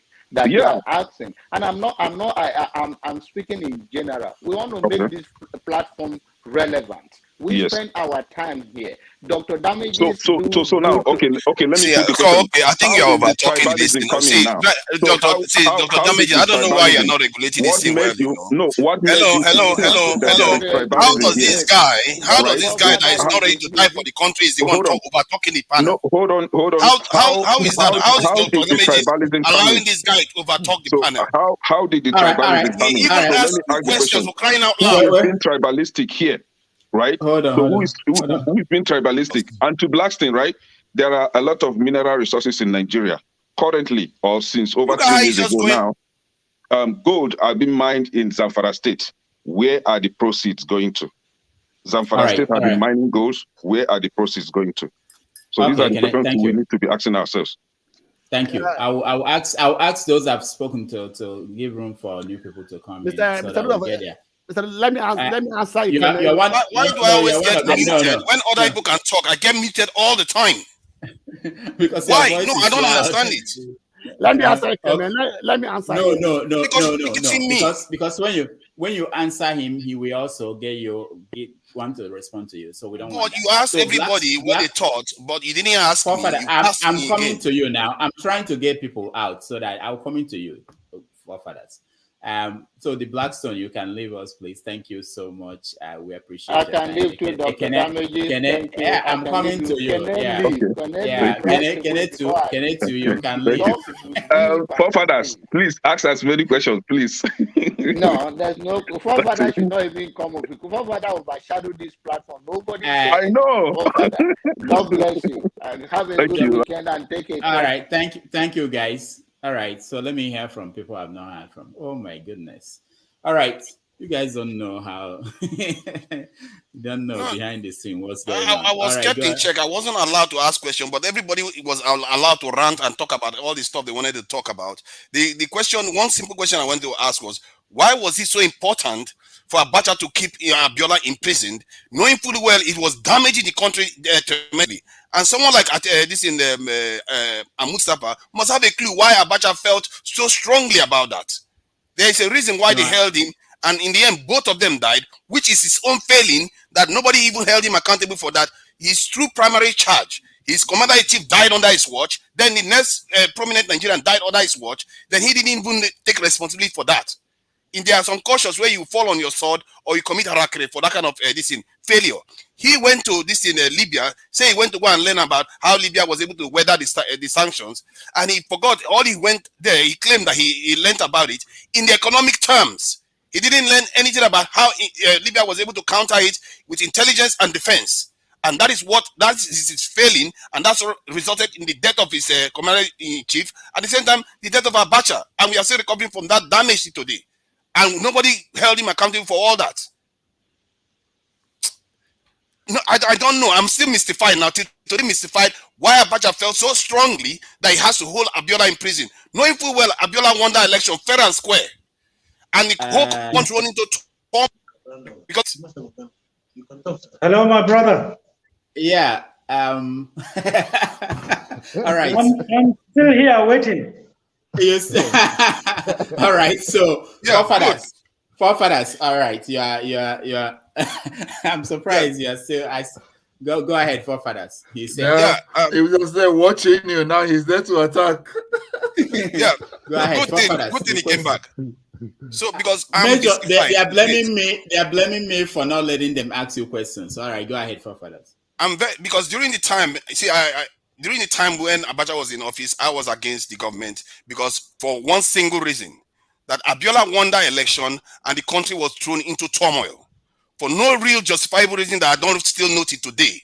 And he went on after a couple of years to be a primary actor in the government that came into office. And I think that he must have an idea why Abacha felt so strongly that Abiola needs to be in prison. And the whole country was in turmoil for the 5 years Abacha was in office, because of that single reason. And I want him to answer us, why did he think Abacha felt so strongly about it that Abacha has to remain in prison? And the fact that the fact that you went to Libya to learn about how Libya weathered the sanctions, you learned about the economic strategy that Libya used to weather the sanctions, but somehow you didn't learn about the defense strategy that Libya used to weather the sanction, because it took the West bombing Libya to get rid of Gaddafi. But they just walked in, took your commander-in-chief, and took the presidential candidate, the Abiola's life. And that is a failing that I think one way or the other, you need to account for it, because you were in charge of the security of these officials when you were in office. You see what I mean? Because as a warrior, you know what it takes. You know the sacrifice warriors make, and you know the accountability that comes with it. 2 great men died in this country, for better or for worse, whether they are corruption or whatever. They were the ones in charge of the country, and they died during the time when you were wielding a lot of power. So I really need to understand, one, why did Abacha feel so strongly about it that he has to hold Abiola in office? And secondly, why did he not pick up on the defense strategy of the country, upgraded it at least? Because one soldier was responsible for 1,200 citizens, even during your time in office, and you are one of the best. I must say, I have to give you credit for that. You were very effective when you were in office. You were one of our best, and yet you left the country in that state where 2 great men died. All right, thank you. Let him answer this particular question so that I will be okay next week. Otherwise, forefathers. Is that Mr. Omori? No. This is forefathers. Oh, forefathers. I pray to meet you one day. Then you can reserve time for me to talk to you, for you to understand the schemes in your country. But first of all, let me tell you sequentially, from the election in 1993 to the annulment in 1993 to the emergence of Led Shonekon as head of interim government, and then in 3 months, the emergence of General Abacha as head of state. So much had happened that Nigerians are not aware of. When a team from America came in 1995, I was opportune to have taken them to Led Abiola, and they spoke. And there is so much that you do not know. And there is so much they are talking about. And then what I did when I realized the sensitivity of what numerous countries and numerous Nigerians and people who are visiting Led Abiola were saying with double face, I initiated something that documented all visitations on video. So today, with the Freedom of Information Bill, people can apply to the government to say, all persons, individuals or groups who visited Abiola throughout the tenureship of General Abacha's government should have these videos televised on television for Nigerians to see. I did that for numerous reasons. There are many things you might not understand.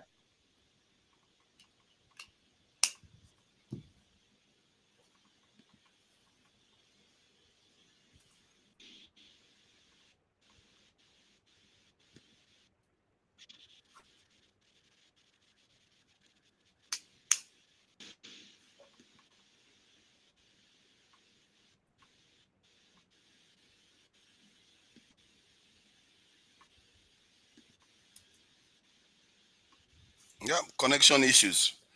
Some people are complain that because I call Abacha a great man. I don't know whether maybe that was the wrong language, but he was a senior official in this country and he died under his watch. This is something that we seriously need to understand. Can you hear me? Yeah, we can hear you. Yeah. Can you hear me? Yeah, we can hear you. The question is whether Can you hear me? Okay, my brother. We can hear you. Yeah, here. And then subsequently, from the time police arrested late Chief MK Obiola and took him to either Borno or to Yobe, to a town called Gashua, and to my involvement in bringing him back to Abuja, and then to me negotiating and keeping him in the guest house of secretary to the government, I played a lot of roles. It was with the police, if you can remember. But because of the level of the foreign guests coming in, and because of the option the court gave him to consider taking bail, conditional or unconditional bail, conditions given to him for the bail, conditional or unconditional, meaning for him not to travel out of Nigeria, but he was to go home. I said it at a put panel, I said it to numerous elders in Nigeria, and he too told so many visitors. I was convincing him to accept the bail, accept the conditional bail, stay at home. The government is on transition. If another opportunity comes, recontest and come back as president. He agreed. But there were many visitors. That's why I want the videotape to be collected so that Nigerians can see. Many of the visitors who came, they used to tell him, I will mention only one that used to discourage him. They said, and I quote one portion of it, Ore Ona Kankamfo is Minister of Defense of Yoruba land. And no Ore Ona Kankamfo has gone to war and withdrawn. So stay put, keep fighting for your mandate, don't take conditional bail. If they play those steps, they will see it. All these steps are with national security agencies in Nigeria. I'm sure it will help a great deal because there are speculations people come up with. If you can remember at that time, there were numerous write-ups by numerous people without having any facts and figures. But at the end of the day, it brought chaos into the country. So today, I believe that is the way. But then coming to the arrest during Abacha's time, you know, I was one that talked about MKO, the letters MKO, meaning M for Mina, K for Kano, O for Ogun State. States also that produced two presidents. M standing for Mina. You have IBB was the one who annulled June 12. Abdul Salam Abubakar was the one in whose hands the man died. Muhammad and General Abacha. Murtala Muhammad was the personal friend of late MK military cycle. Abacha was the one who arrested him. O for Ogun State. O to be given, an ING was created, headed by a son of Ogun State, late Chief Enes Sheneko. AO from the same Ogun State, who was his classmate. And then you knew what happened. Before even Enes Sheneko was given discussions by elders. So many have not been printed. People don't have them in newspapers. Been talked about in radio. So you see, there is the need for intellectuals to sit down and say, let's x-ray the past, seek for greater information. So away from what so many people wrote out of personal interest, and then we can present issues to the fore. I was close to lecture MK Obiola and numerous times. And then I think that was the only question. You also talked about, we went to Libya to on how the military, we didn't study how the military were able to have kept Gaddafi. I think you mixed up issues. And Nigeria was not looking for security. The question you may ask is, how did and you say he died under my custody? You are making a mistake. There are things you don't. Abiola died a month after. Where was Mustapha? I was kept away and denied to have access with him. Even though as at the time,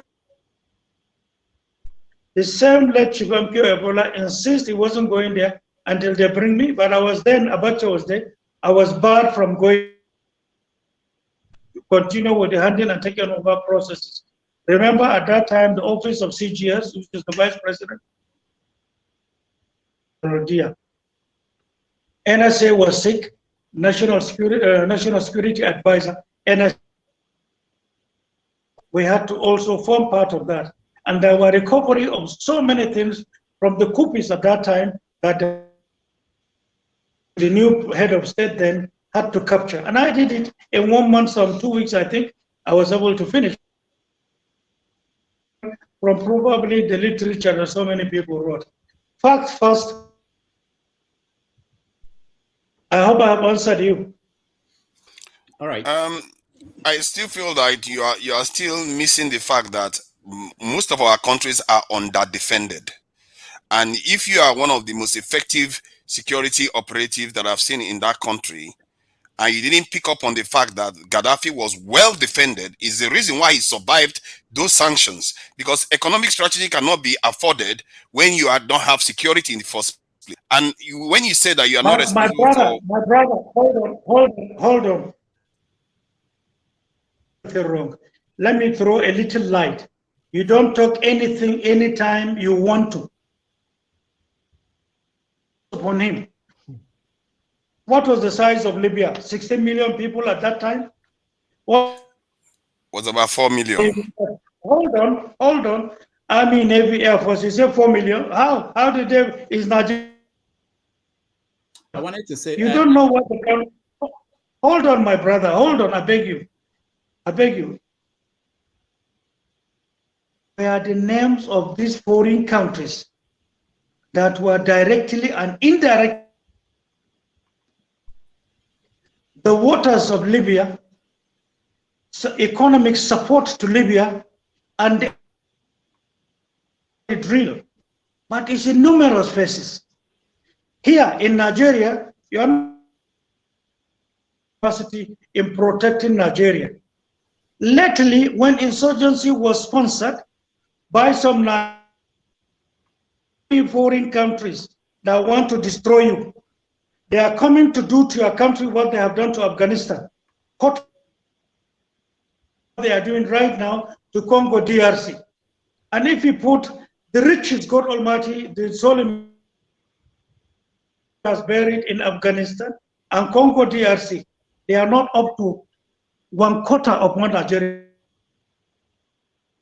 So what we are saying is anticipation of the future plans against Nigeria.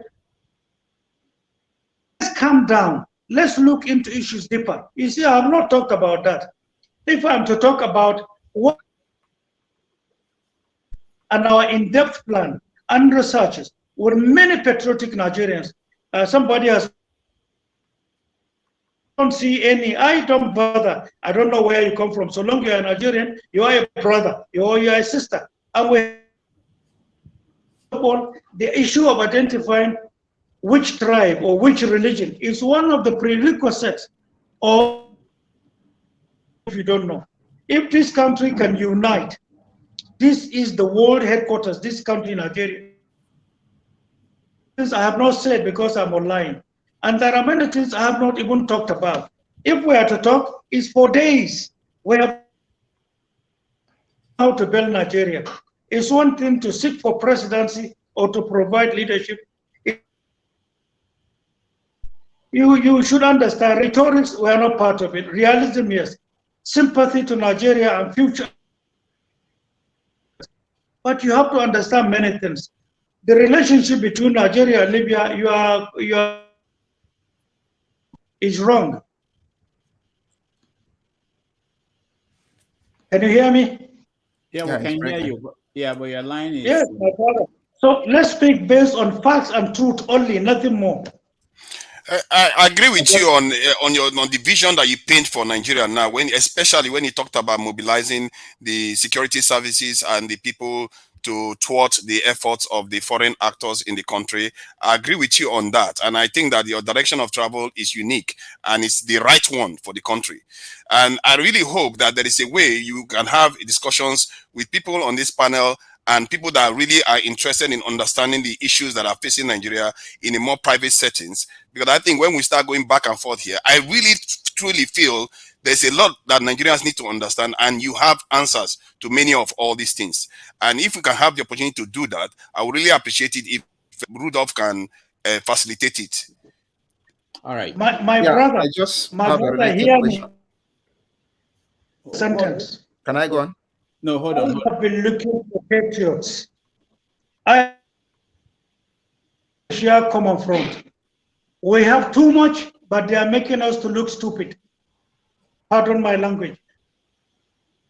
Ahead to help Nigerians understand and know what we have, and to know that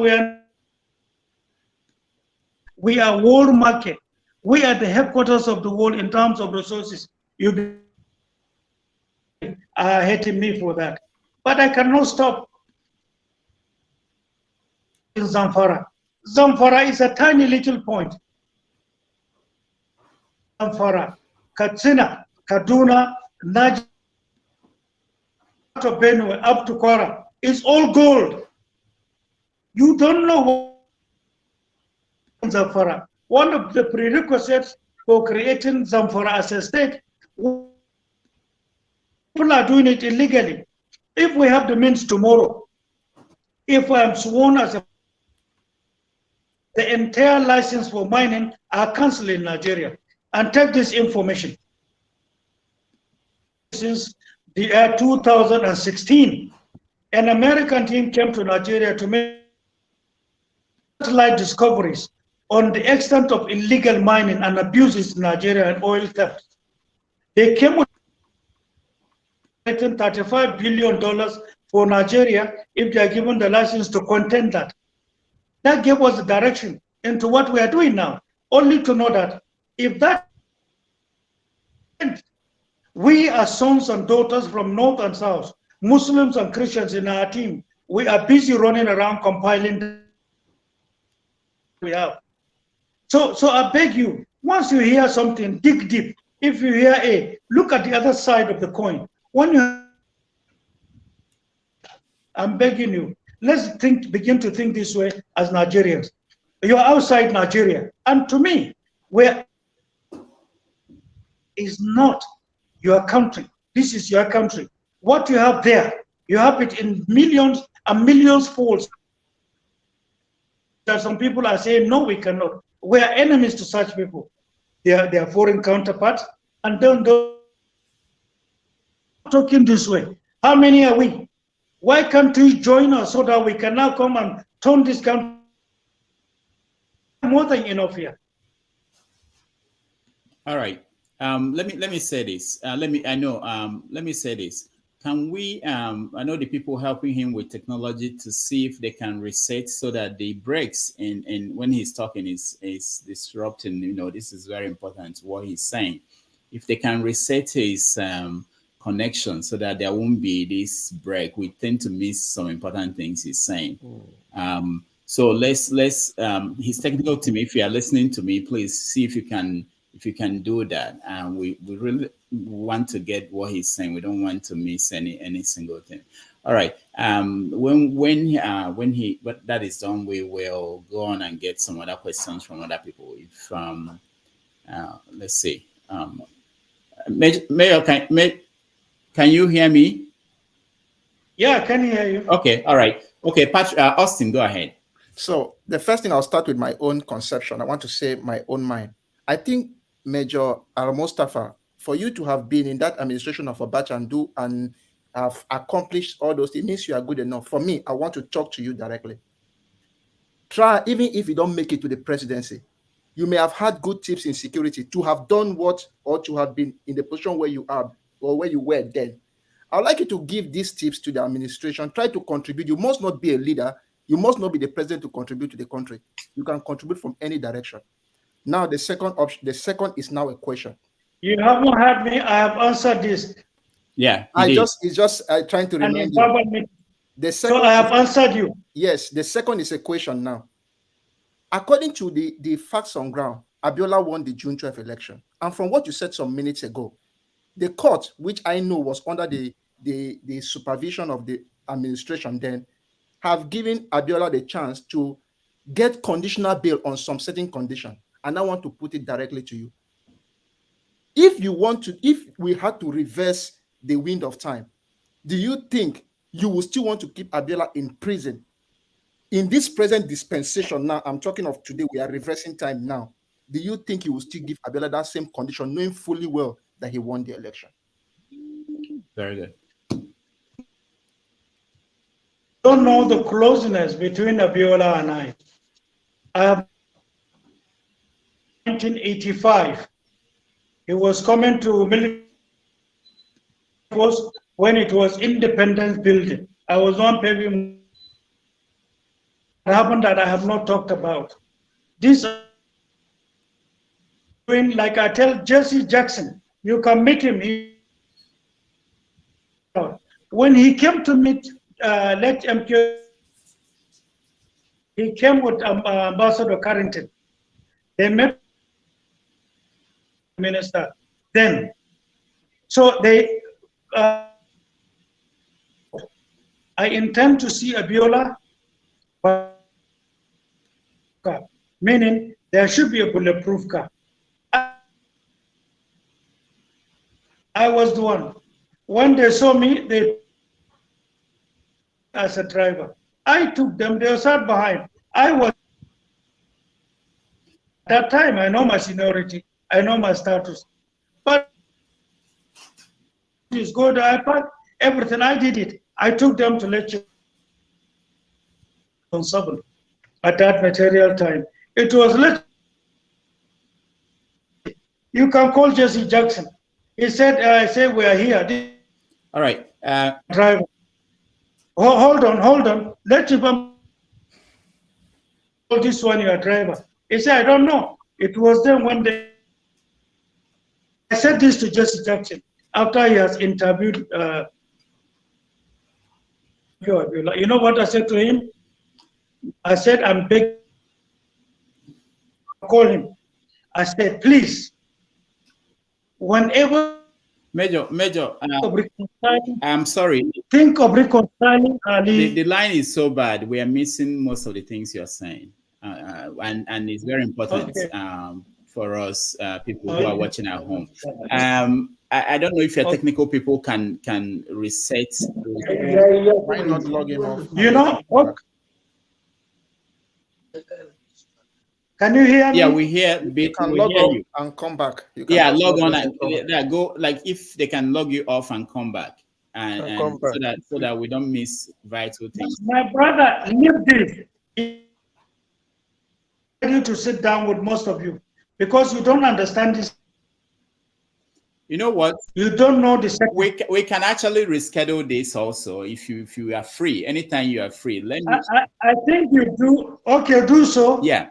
Let's do that. Let's reschedule down the road. When you are free, I'll talk to your people, and then we can have another time that we will make sure that the internet is good and we can continue this conversation. From 4 o'clock to 8 o'clock. All right. Yeah, I know. It's been long. Yeah, but we appreciate your time. All right. Thank you so much. Thank you. I thank you for inviting me. Thank you. Okay, thank you. And we do this again. And about 2 sisters for the frank question, get united to look at Nigeria. Thank you. That's what we do on this show. All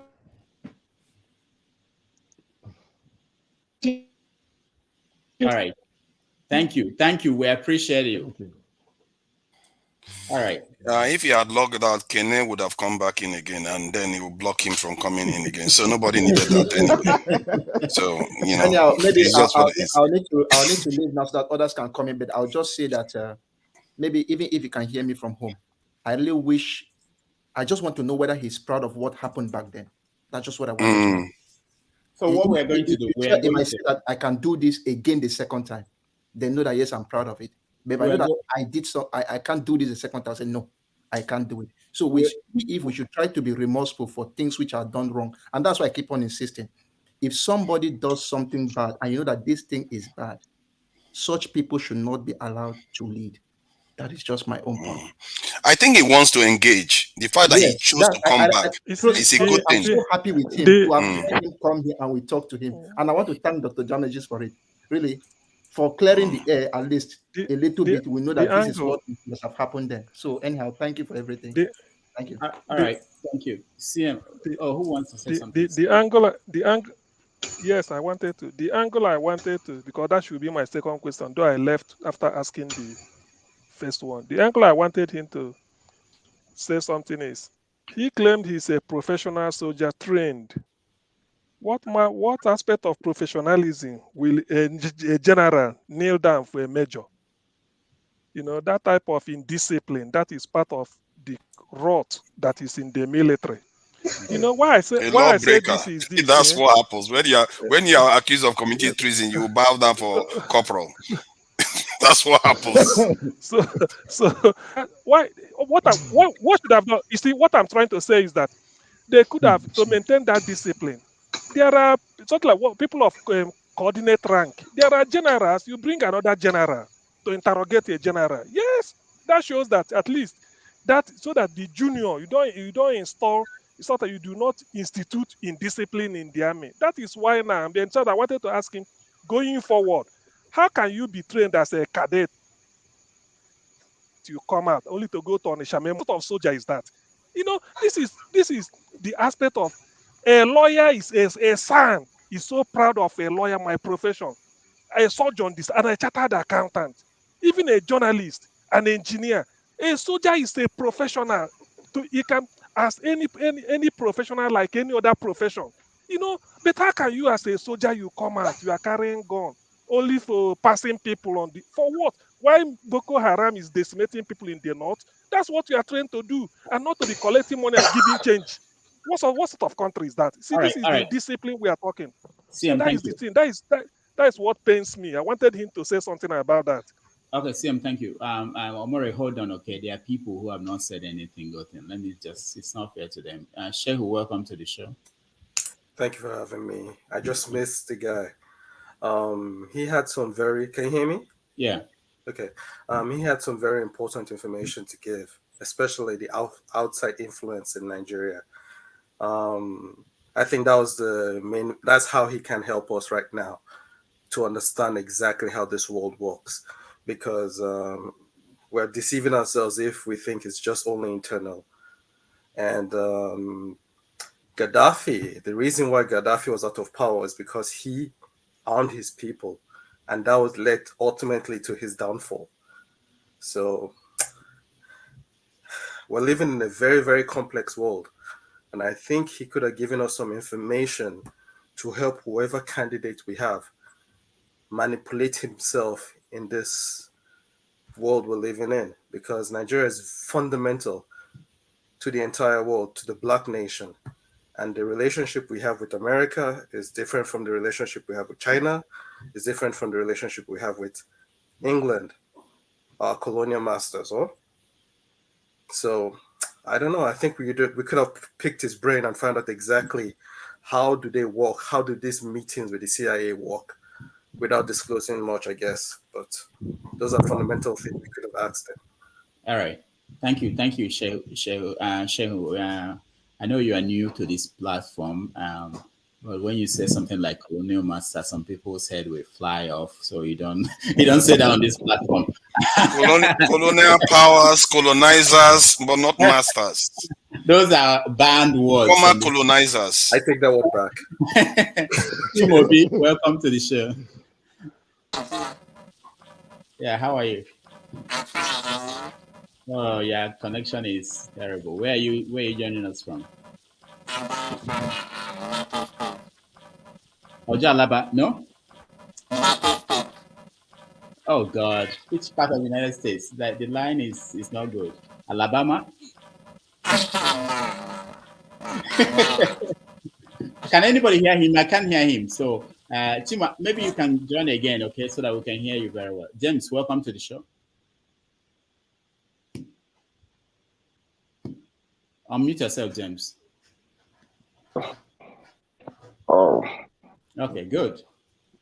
So how are you? This is my first time on the show. Yeah, I know. I know the first time people, they Oh, okay, great. They just come and watch people. These faces I've been seeing, these forefather people, Mori and all this. Oh, okay. So how are you? First and foremost, I'm doing fine. I need to commend your effort for doing a very great job. Thank you. And for me to even join live today, is because of Major al-Mustapha, and I did get a chance to ask him a critical question because yes, Major al-Mustapha, to most of us, it might look like he doesn't have a very good reputation before us. Yes, if you want to face it, but at least for the father, he was part of the past. Because if we fail to assess our past, we'll not be able to face our future. What happened in the past was part of the problem we're still facing today. That we don't even know we don't know where to start from to solve Nigeria problem. And it seems I've listened to him for like 2, 3 times now on channels with Sheung, and he seems to have very important information that can actually help us to move forward.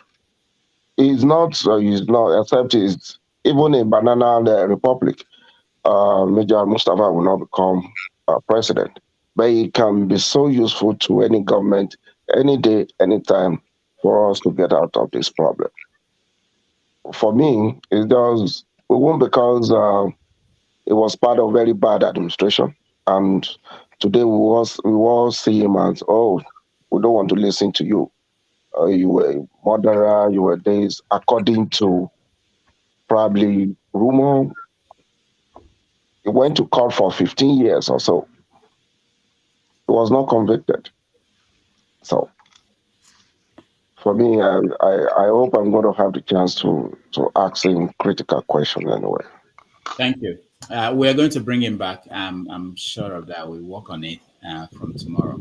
NWC, welcome to the show. Good afternoon, Dr. Remedies and our panelists. Yes. As well, I missed speaking with him to ask some questions that have been begging for answer. I was a youth copper when that 1998, when Abiola died and barely a month after Abacha died. I would have loved to ask him why Abacha overthrew or kicked out NS Seneca and took over. Was it a plan between Abacha and Babangida? And then why did he arrest Abiola and detain him for over 5 years, even with international pressure and all that's going on in the country? In that you could have easily kept the country peaceful by releasing Abiola and giving INEC, the then NEC, permission to reel out the remainder of the results and run him in and allow him to lead the country, even if they have some misgivings about MKO, whatever, or foreign connection and all that, let them allow him to lead the country. Maybe we wouldn't have been where we are today, but that is history now. But concerning his ambition to be president, I saw him talking smartly and all that. Probably he has gone to freshen up himself, gone to acquire knowledge and added to the ones he had already. What he was saying is beyond what Nigeria needs now. I wish him well if he wants to if he's still going ahead to contest. But I know that he can't shake out the past, particularly the Abacha regime, because he was a key member of that regime. Even senior officers in the military, they feared him. I served in Bauchi and I knew how some of my colleagues who served in barracks, what they said they hear from some officers about what was going on in Abuja then and the role he was playing. So we don't have all the information because we are not there. Many things must have gone under the bridge. The research is said to tackle problems.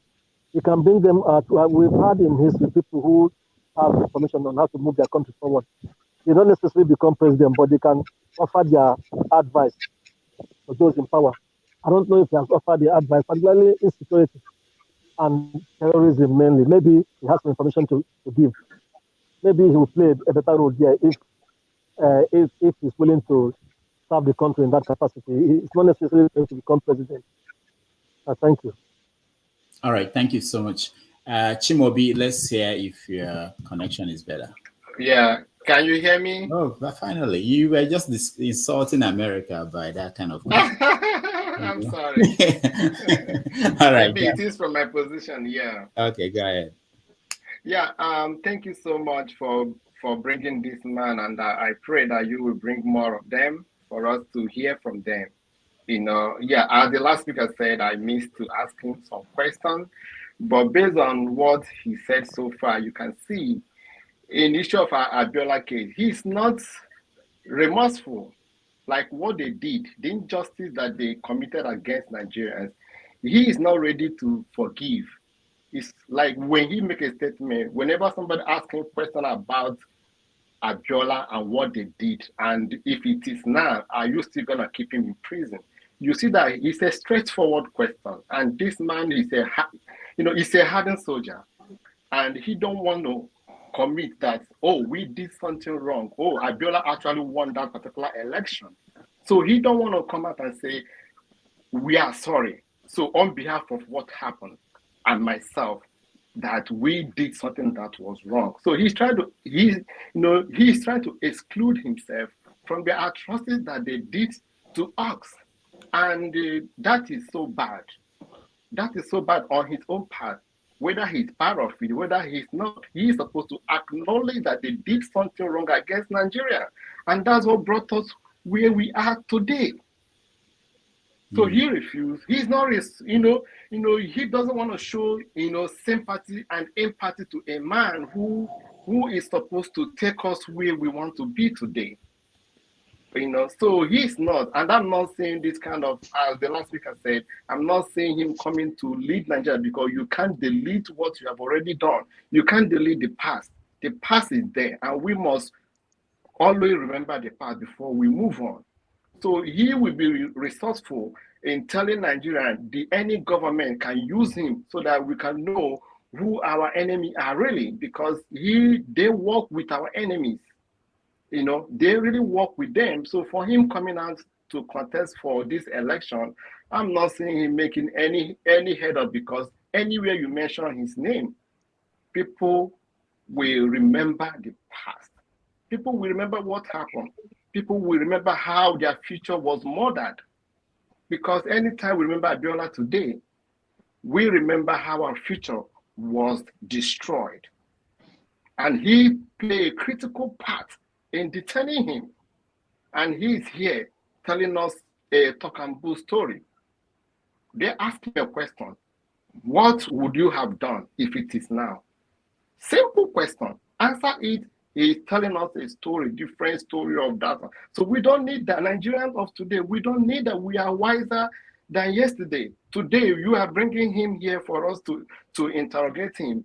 That is the present Nigerian we are today. So I thank you. I don't have much thing to say. Is when I saw him, I said, oh, this man is here. Let me come and ask him my own question. But I missed that opportunity, and I hope next time I can be able to do so. All right. Thank you. Thank you so much. Engineer Aliu, I know you were able to ask a question, but I don't think your connection was very good. Do you have any follow-up or review of how it went? Unmute yourself, Aliu.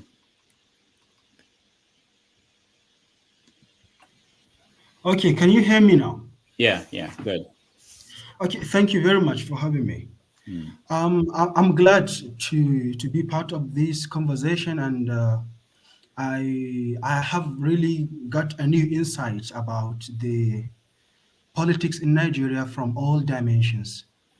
And if I may say, because most of the panelists today, actually they might have some negative perception of our dear guest al-Mustapha, but from my perspective, actually, when I grew up, I've seen nothing but bunch of leaders that have no insight, no experience, and they have no like national interest in their agenda.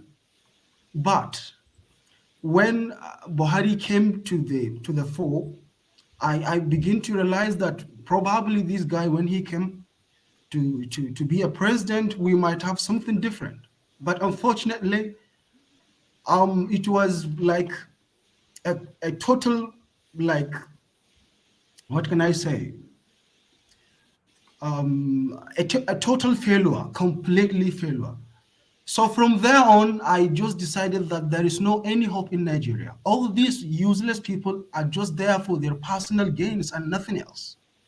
But just of a recent, I've heard about al-Mustapha, but I don't know him. I don't know anything about him. All I see, all I know about him is what has been portrayed in the media.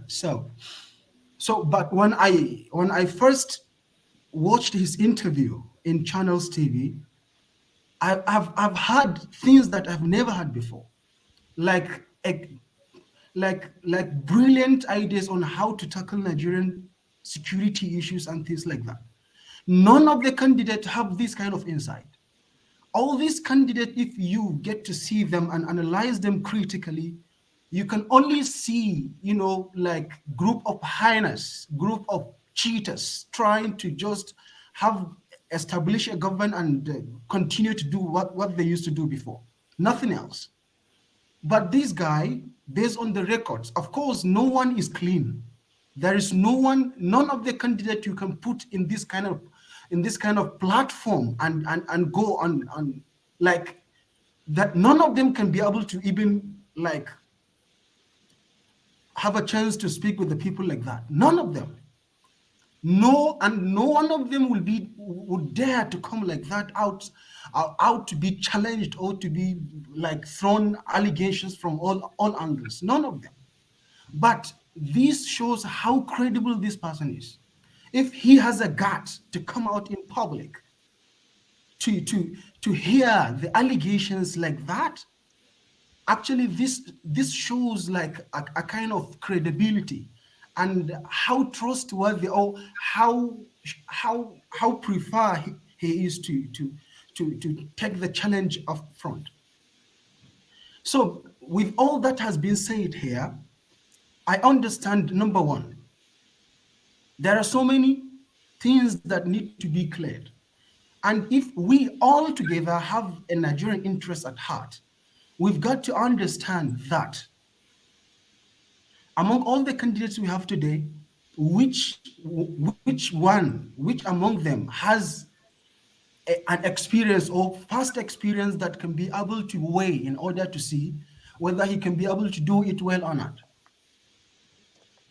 But all I can see is the title of the platform is how al-Mustapha can challenge or can tackle the security problem of Nigeria.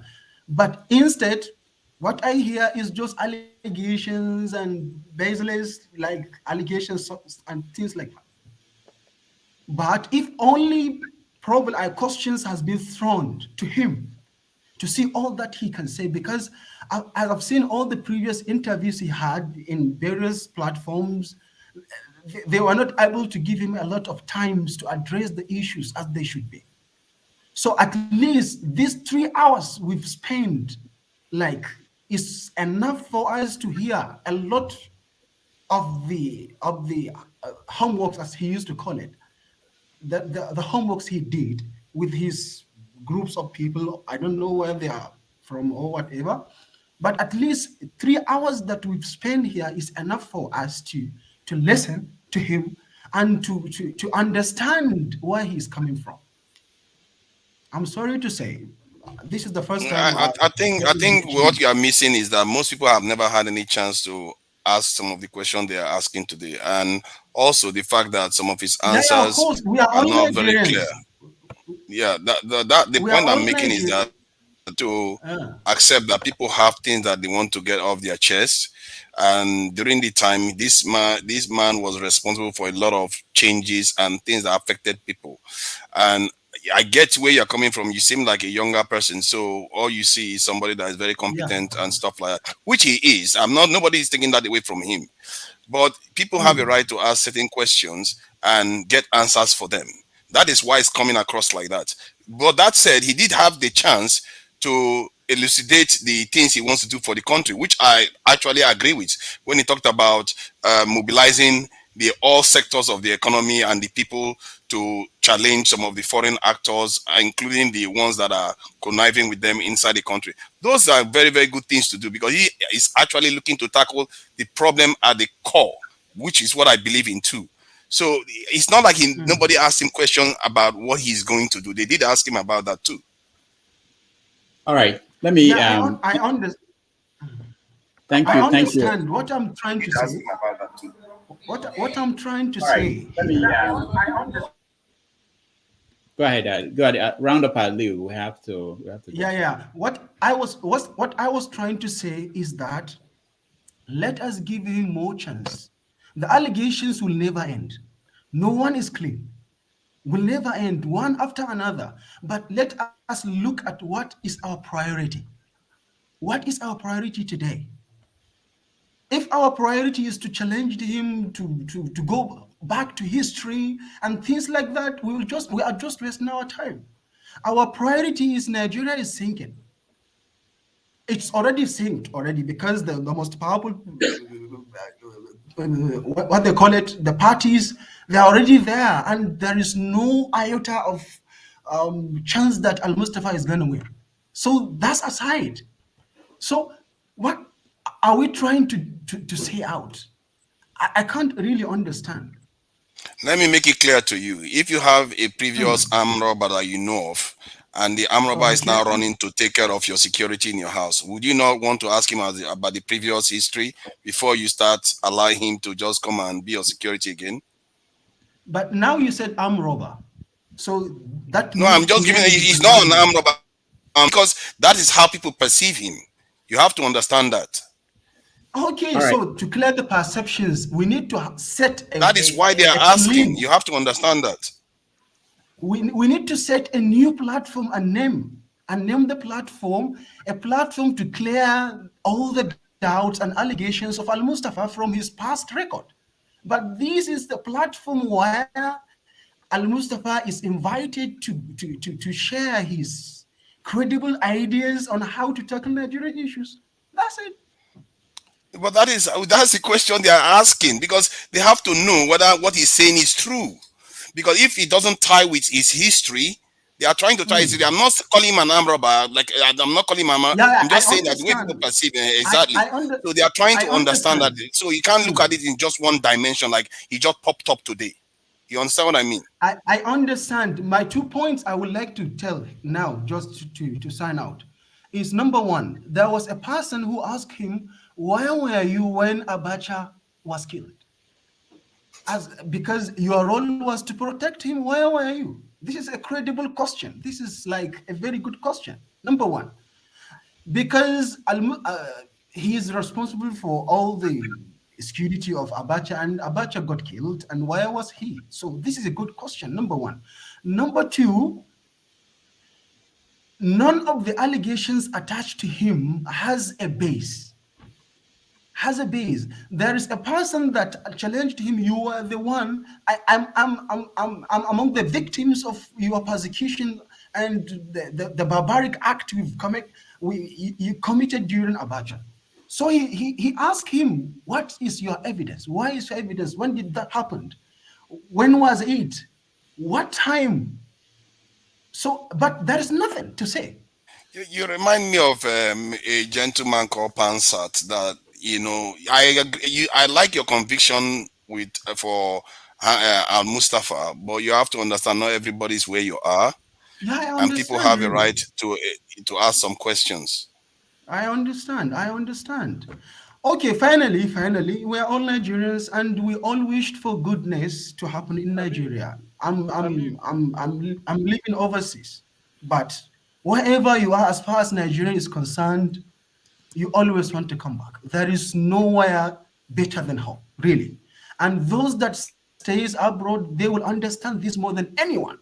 When you see a country well built and everything's there, and you remember your home and your brothers, sisters, and everything is sinking. Wallah, it pains. It pains really. Aliu, welcome to our platform. You said something that caught my attention. You said Nigeria is either, you say is sinking, something like that. I don't think I'm the only person that heard you. What is your frank opinion, hand on heart? What do you think that should be the rescue for Nigeria? Because I know you don't want it to sink. Can you say it again? I didn't hear you well. Okay, what I'm saying is that I said you alluded to the fact that Nigeria is presently sinking. Now, what I'm asking you is, hand on heart, what is your honest opinion on what should be done now to rescue Nigeria? Because I know you don't want it to sink. Okay, exactly. Okay. As you grow, ideas evolved. And you'll be like living one idea to another. When I first hear al-Mustapha, actually, I've composed lots of ideas from his perspective on how to tackle Nigerian issues. Number one, I know that we are corrupt to our roots. All Nigerians are corrupt. If I say all, I didn't mean 100% of Nigerians, but majority of Nigerians are corrupt. Everyone is waiting for a chance to grab his part of to grab his share. That's it. That's the reality. Security personnel are corrupt, ranging from police and everything. As he said, all the institutions are rotted. All the institutions. So no matter what you do to Nigeria, it will not get back to its senses until you reshuffle it from the grassroots to the epitome of the government. Everything has to be reshuffled. So how would he do that? This was my question that I was trying to throw to him. No, specifically, Aliu, what do you mean by reshuffling from the grassroots up? Specifically, what do you mean? Okay. Al-Mustapha was the one who brought the idea of 6 geopolitical zones, and it was established. It was his idea. And the reason behind it was amazing. So if such a person with this kind of creative mind can be able to bring something that will enhance security, will enhance understanding of ethnicity, of people from different origin and language and everything, someone that can put this division in order to be able to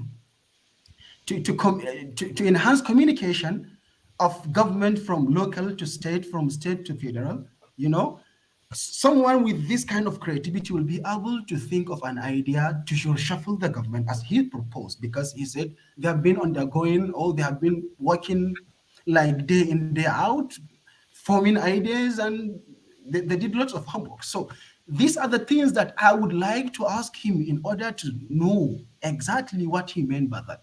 Because from his past record, this is what he did.